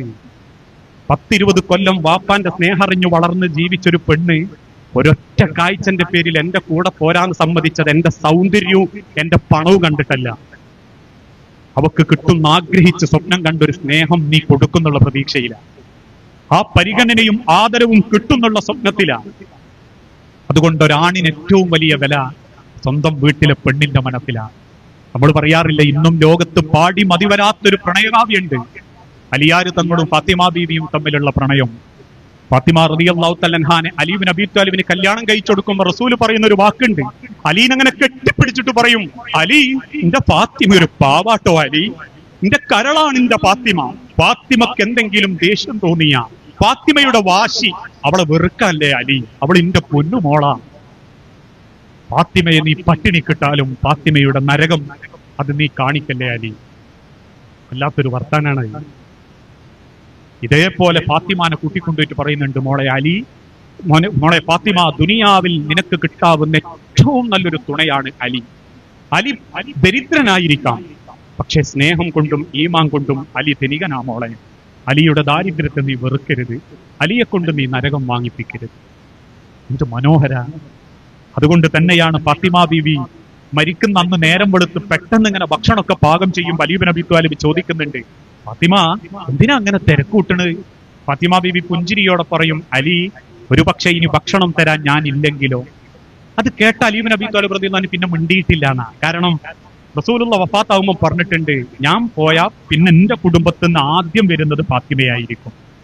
അതുകൊണ്ട് തന്നെ അലിക്കും ഒരു പേടി, ഫാത്തിമ മരിക്കാറായോ എന്നൊക്കെ ഒരു ബേജാറ്. പറഞ്ഞത് സത്യമായിരുന്നു. അന്ന് ഉച്ചയാകുമ്പോഴേക്കും ഫാത്തിമ ബീവി പെട്ടെന്ന് മരിച്ചു. പെട്ടെന്ന് അങ്ങ് മരിച്ചു. അവസാനം ഫാത്തിമ ബീവിന്റെ മയ്യത്ത് മക്കളായ ഹസനെയും ഹുസൈനെയും കൂട്ടി കുളിപ്പിച്ച് 6 അടി മണ്ണിൽ വെച്ച് കബറടക്കം നടത്തി പ്രാർത്ഥിച്ച് മദീനത്തെ പള്ളിയിൽ ഇങ്ങനെ കുനിഞ്ഞിരുന്ന് പൊട്ടിക്കരയും അലി റളിയല്ലാഹു അൻഹു. സഹാബാക്കൾ ഇങ്ങനെ തോളത്ത് കൈവച്ച് ചോദിക്കുന്നുണ്ട്, അലി അത്രക്ക് സ്നേഹിച്ചിരുന്നോ നിങ്ങൾ ഫാത്തിമയെ? അലി ഇബ്നു അബീ ത്വാലിബ് ആകാശത്തേക്ക് നോക്കി പറയും, പടച്ചവനെ, ഫാത്തിമയെ കൊണ്ടുപോയത് ഞാൻ തൃപ്തി, കാരണം ഞാനും നാളെ തിരിച്ചു പോകേണ്ടവനാണ്. പക്ഷെ ഫാത്തിമ ഇല്ലാതെ ഈ ലോകത്ത് ഇനി എത്ര കാലം ആ ഓർമ്മകളിൽ ജീവിക്കണം എന്ന് ചിന്തിക്കുമ്പോ എനിക്ക് സഹിക്കുന്നില്ല പടച്ചോനെ. അലി ഇബ്നു അബീ ത്വാലിബ് പൊട്ടിക്കരയും. ഒരാണിന്റെ വിലയാണിത്. അവൻ കൊടുത്ത സ്നേഹം കൊണ്ടും തിരിച്ചു കിട്ടുന്ന പരിഗണന കൊണ്ടും ആയുസ്സിന് ചോർത്ത് ജീവിക്കാൻ. എന്റെ അർത്ഥം അലി ഇബ്നു അബീ ത്വാലിബ് വേറെ കിട്ടിയില്ല എന്നൊന്നല്ല, എന്നാലും അതൊരു സ്നേഹ. അതുകൊണ്ടാ ഇന്നും കവികൾക്ക് അത് മതിവരാത്ത്. കൽബാണ് ഫാത്തിമ, അയകാണ് ഫാത്തിമ, കുളിരാണ് ഫാത്തിമ, നെഞ്ചിനുള്ളിൽ ഫാത്തിമ. തീർന്നില്ല, അത്ര മനോഹരം. അതുകൊണ്ട് തന്നെ നമ്മളെ ഭാര്യക്ക് നമ്മളൊരു നല്ല ഭർത്താവാണ് എന്ന് പറഞ്ഞാൽ എന്റെ ഭാര്യക്ക് കിട്ടിയ ഏറ്റവും വലിയൊരു സൗഭാഗ്യമാണ് ഞാന് എന്ന് നമ്മൾ സ്വയം നമ്മളെ പറ്റി ചിന്തിക്കണം. അതിനനുസരിച്ച് നമ്മളെ സ്വഭാവത്തിൽ മാറ്റം വരുത്തണം, പരിഗണിക്കണം. നമ്മളെ വീട്ടിലുള്ളവർക്കാണ് നമ്മൾ കൊടുക്കേണ്ട ഏറ്റവും വലിയ സ്ഥാനമെന്നും സ്നേഹമെന്നും അതിനാണ് പടച്ചോന്റെ അടുത്ത് കൂലിയെന്നും തിരിച്ചറിയണം. ആ തിരിച്ചറിവ് സ്വന്തം വീട്ടിലൊരു വാപ്പ ഉണ്ടാക്കിയെടുക്കുമ്പോൾ മക്കൾക്ക് ആ കുടുംബത്തിനോട് സ്നേഹം തോന്നുന്ന, തിരിച്ചു വരാൻ പൂതിയാവുന്ന. ചില മക്കളൊക്കെ വാപ്പാന്റെ നല്ല സമയത്ത് വന്ന് ചോദിക്കല്ലേ, ഇപ്പേ സ്കൂളിൽ നിങ്ങൾ ഞാൻ കൂട്ടാൻ വരൂ. ഒന്നൊരു അഭിമാനാണ് ബാക്കിയുള്ളവരുടെ മുൻപിൽ എന്റെ വാപ്പ എന്നുള്ള അഭിമാനം. എന്റെ ഉമ്മാനെ സ്നേഹിക്കുന്ന വാപ്പ, എന്റെ ഉമ്മാനെ കരുതുന്ന വാപ്പ, എന്റെ ഉമ്മാനെ പ്രണയിക്കുന്ന വാപ്പ. ആ വാപ്പന്റെ മോനായതിന്റെ സന്തോഷത്തിൽ അവൻ പറയണത്, വാപ്പേ നിങ്ങൾ വരണട്ടോ പേരൻസ് മീറ്റിന്, നിങ്ങൾ വരണട്ടോ ഉമ്മന്റെ കൂടെ എന്നെ കൂട്ടാൻ നിങ്ങൾ വരുമോ എന്നുള്ളത്. അത് തിരിച്ചറിയുന്ന നല്ല വാപ്പാരാവാൻ പറ്റണം, നല്ല ഭർത്താവാൻ പറ്റണം. ഞാൻ അവസാനിപ്പിക്കും. അതോടൊപ്പം തന്നെ നല്ല തുണയാവാൻ അല്ലേ. ഇന്ന് ഞാൻ പറയാറുണ്ട്, ഏത് കാര്യത്തിനും ഭാര്യനെ ഭക്ഷണം കൊടുക്കുക, പൈസ ചെലവാക്കുക എന്നല്ലാണ്ട് ആർക്കും കൂടപ്പാനൊന്നൊരു താല്പര്യവുമില്ല. ഓള് പറയാ, കാക്കെ റേഷൻ പിടി ജോയിക്കോ, അല്ല കാക്കെ ഇത് മാറ്റേ ഇതിന് പോകണ്ടേ ഹോസ്പിറ്റലും ജോയിക്കോ, ഓട്ടോ വിളിച്ചോ, എനിക്കെന്താ പണി? ഒന്നുമില്ല, റോഡിന്റെ സൈഡിൽ കുത്തിരുന്ന് കൂട്ടുകാരപ്പരം ക്യാരം ബോർഡ് കളിക്കണം, വേറെ എന്തേലും ചെയ്യണം, സമയം പോക്കണം. എന്താ അവളെ കൂടെ ഒന്ന് പോയാ അവിടെ പോയി ഹോസ്പിറ്റലിൽ പോയി നിന്ന്, അതൊക്കെ ഒരു ഇസ്സത്താ. നിങ്ങൾക്ക് അറിയാഞ്ഞിട്ടാ ബാക്കിയുള്ള ഒറ്റക്ക് വന്ന പെണ്ണുങ്ങൾ നിങ്ങളെ ഭാര്യനെ നോക്കി അസൂയപ്പെടും. ഓളെ പിയ്യാപ്പള വന്ന് കണ്ടോ ഓല കൂടെ എന്നൊക്കെ. ആ പരിഗണനയും സ്നേഹവും ഓരോ കുടുംബത്തിലും ഉണ്ട്. ഇന്ന് ഓരോ കുടുംബത്തിലും ഉണ്ട്. ഞാൻ പറയാറുണ്ട്, ഒരു ഭാര്യ സങ്കടം പോലെ പറഞ്ഞത്, ഈ കുടുംബത്തിൽ ചെറിയ പ്രശ്നങ്ങൾ ഉണ്ടായപ്പോ എന്നോടറിയാ, ഇക്കാലം വരെ മൂപ്പർ ഇന്ന മോളെ പൊന്നേന്ന് വിളിച്ചിട്ടില്ല. മൂപ്പർ 6 ആൾക്ക് മെസ്സേജ് അയച്ചിട്ടുണ്ട് പൊന്നെ കരളേന്ന് പറഞ്ഞിട്ട്. ഇത് ഒരേ പെണ്ണുങ്ങൾ എത്രയോ ആഗ്രഹിക്കുന്നുണ്ട്. കാരണം ഒരു മോളെ എന്നുള്ള വിളി, മോളേന്ന് നീട്ടി വിളിക്കുമ്പോൾ ചില ഭാര്യമാരകത്തൊന്ന് ചോദിക്കല്ലേ, നിങ്ങൾ ഇന്നെയാ വിളിച്ചാലേ മോളെയാ വിളിച്ചത്, എന്നെയാണെന്നറിയുമ്പോ ഒക്കെ എന്നെ ഒരു സന്തോഷം, പുറത്ത് അറിയാലെങ്കിലും. അത് വേറൊരാള് 10ാം ക്ലാസ്സുകാരൻ വിളിക്കുമ്പോഴേക്കും അവളെ മനസ്സ് പതറിപ്പോവാതിരിക്കുന്നത് നമ്മളെ വീട്ടിലുള്ള ആ വിളിയും നമ്മളെ പരിഗണനയും. അതൊന്നും വീട്ടിൽ കൊടുക്കാതെ കണ്ട ഇൻസ്റ്റഗ്രാം റീല് കണ്ടിട്ടും ക്യാമറ കണ്ടിട്ടും അവനാന്റെ പെണ്ണിനെ വിലയിരുത്തരുത് കേട്ടോ. കാരണം ക്യാമറ കണ്ട് അഭിനയിക്കുന്നൊന്നും ജീവിതമല്ല. ഞാൻ പറയാറുണ്ട്, കല്യാണപ്പുരയിലൊക്കെ ഒരു നിങ്ങൾക്കറിയാലോ, ഇൻസ്റ്റാഗ്രാമിലെ 30 സെക്കൻഡ് റീല് കണ്ടിട്ട് ഓൻ കാണിച്ചു കൊടുത്തിട്ട് ഒക്കെ അയച്ചിട്ട് പറയും, ഇനി നോക്കിടും ഇതേ മാതിരിയാ ആവണ്ടി. അത് അഭിനയ മനുഷ്യര് ഓല റീൽസിന് വേണ്ടിയിട്ട് അത് അഭിനയിക്കാൻ ആരും പാകപ്പെടും. നിങ്ങളെ പെണ്ണിനെ കല്യാണപ്പുരയെ കൊണ്ടുപോയി നിങ്ങൾ കോഴിക്കാലൊക്കെ ബിരിയാണി വിളമ്പിക്കൊടുത്ത് ഓളങ്ങനെ കോഴിക്കാലൊക്കെ വാരി വലിച്ചു തിന്നുമ്പോഴായിരിക്കും ക്യാമറമാൻ വരിക. ഓനങ്ങനെ ക്യാമറ ആയിട്ട് വരുമ്പോൾ ഓള് കാണാൻ കോഴിക്കാലം അവിടെ വെച്ച് ഒക്കെ ഒന്ന് തുടച്ച് അതുവരെ വാരി വലിച്ചു തിന്നു, ഒക്കെ ഒന്ന് മാറി ഡ്രസ്സൊക്കെ ഒന്ന് നേരെയാക്കി പതുക്കെ 4-5 പിടിയെടുത്ത് അങ്ങനെ തിന്നു. ക്യാമറ കണ്ട ആരും അഭിനയിക്കും. അത് ജീവിതാന്ന് കരുതല്ലേ. ആ ക്യാമറയുടെ അഭിനയം കണ്ടിട്ട് സ്വന്തം ജീവിതത്തെ ചിട്ടപ്പെടുത്തുകയും ചെയ്യല്ലേ. നമുക്ക് പച്ചയായിട്ട് പടച്ചവൻ കാണിച്ചെന്നൊരു ലൈഫുണ്ട്. ആ ലൈഫിൽ പരസ്പരം തുറന്ന് സംസാരിച്ച്, ഇന്ത്യയിൽ ഇഷ്ടപ്പെടാത്ത സ്വഭാവം അവളേൽ ഇഷ്ടപ്പെടാത്ത സ്വഭാവം, ഇങ്ങനെ പരസ്പരം സംസാരിച്ചാൽ തീരാവുന്നതേ ഉള്ളൂ. നല്ല തുണയാവാൻ പറ്റണന്മാരെ നിങ്ങളുടെ ഭർത്താവിന്. റസൂൽ സല്ലല്ലാഹു അലൈഹി വസല്ലമ വിജയിച്ചത് എന്തുകൊണ്ടാ? എല്ലാ രംഗത്തും കൂടെ തണലായി കട്ടക്ക് ഭാര്യമാര് നിന്നതുകൊണ്ടാ, ഖദീജ ബീവി നിന്നതുകൊണ്ടാ. ഓരോ ആണും ഉരുകി ജീവിക്കുന്നത് നിങ്ങളെ സന്തോഷത്തിനാ. നിങ്ങൾക്ക് ഇപ്പോഴും കിട്ടുന്ന ഒരു ധൈര്യം ഉണ്ടല്ലോ, നിങ്ങൾ ആണ് ജീവിച്ചിരിപ്പുള്ളതുകൊണ്ടാ. ഒരാണില്ലാണ്ടായ വേദന അറിയണേ ഒരു വിധവകളോട് ചോദിച്ചു നോക്കൂ. ആയുസ്സുള്ള കാലത്ത് ജീവിച്ചിരുന്ന ഭർത്താവിന്റെ ഒരു കുപ്പായം എടുത്തു വെച്ച് ആ കുപ്പായം കെട്ടിപ്പിടിച്ചുറങ്ങുന്നുണ്ട് ഒരു ഭാര്യ സമാധാനത്തിന്. ആയുസ്സുള്ള കാലത്ത് പകലന്തിയോളം ഞാൻ ചിന്തിച്ചിട്ടുണ്ട്. ഞാൻ ഇങ്ങോട്ട് വരുമ്പം ഈ റോഡ് വക്കില് കാലിൽ നീര് വന്ന് ഓറഞ്ചിന്റെ പെട്ടിയുമായി ആപ്പിളുമായിട്ട് ഒരു സാധു മനുഷ്യൻ റോഡിന് കയ്യാട്ടുക. ഹോട്ടൽ എന്നൊരു ബോർഡും പിടിച്ചിട്ട് ഒരു മനുഷ്യൻ തന്റെ കാല് വയ്യാത്ത കാലും വെച്ചിട്ട് കാണുന്ന വാഹനങ്ങൾക്ക് കൈ നീട്ടുക.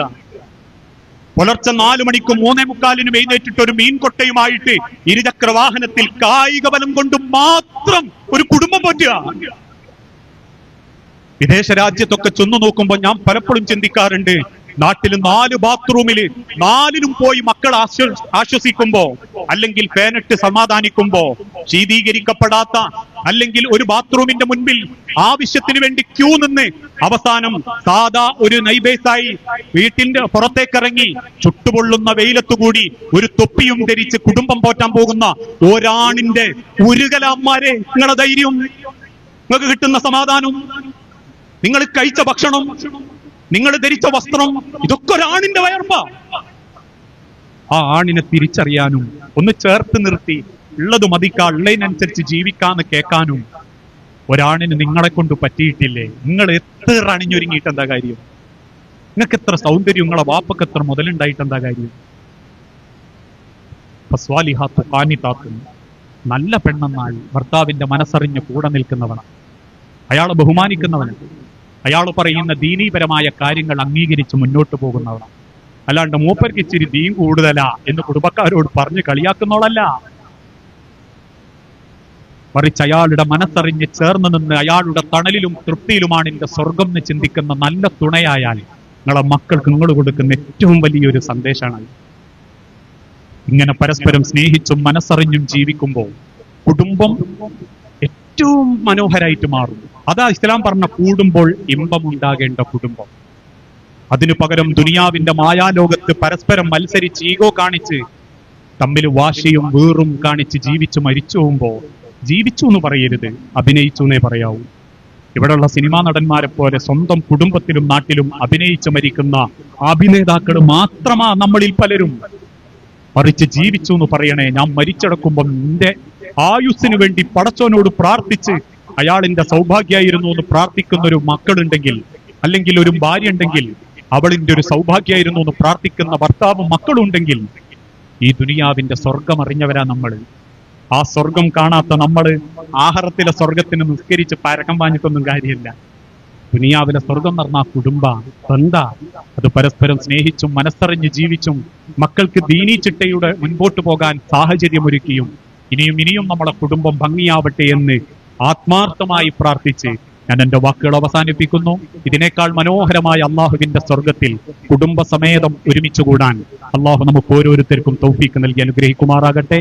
റബ്ബേ, കുടുംബ ദാമ്പത്യ ജീവിതത്തിൽ പരസ്പരം സ്നേഹിച്ച് അഭിപ്രായ വ്യത്യാസങ്ങൾ മറന്ന് അള്ളാഹുവിന് വേണ്ടി പരസ്പരം സ്നേഹിക്കുന്ന മനസ്സിന്റെ ഉടമകളാക്കി ഞങ്ങളുടെ കുടുംബത്തെ നീ അനുഗ്രഹിച്ച് നൽകണമേ. മരിച്ചുപോയ ഞങ്ങളുടെ മാതാപിതാക്കൾ, സഹോദരി സഹോദരന്മാർ, മക്കൾ, ഭാര്യ ഭർത്താക്കന്മാർ എല്ലാവരുടെയും ഖബർ നീ വിശാലമാക്കുകയും ജന്നാത്തുൽ ഫിർദൗസിൽ നീ ഞങ്ങളെ ഒരുമിപ്പിച്ചു കൂട്ടുകയും ചെയ്യണം. അല്ലാഹുമ്മ ഗ്ഫിർ ലിൽ മുഅ്മിനീന വൽ മുഅ്മിനാത്ത് അൽ മുസ്ലിമീന വൽ മുസ്ലിമാത്ത് അൽഅഹ്യാഉ മിൻഹും വൽ അംവാത്ത് ഇന്നക മുജീബു ദഅവാതി യാ ഖാദിയൽ ഹാജാത്ത്. اللهم اعز الاسلام والمسلمين واذل الشرك والمشركين. اللهم اجرنا من النار. ربنا تقبل منا انك انت السميع العليم.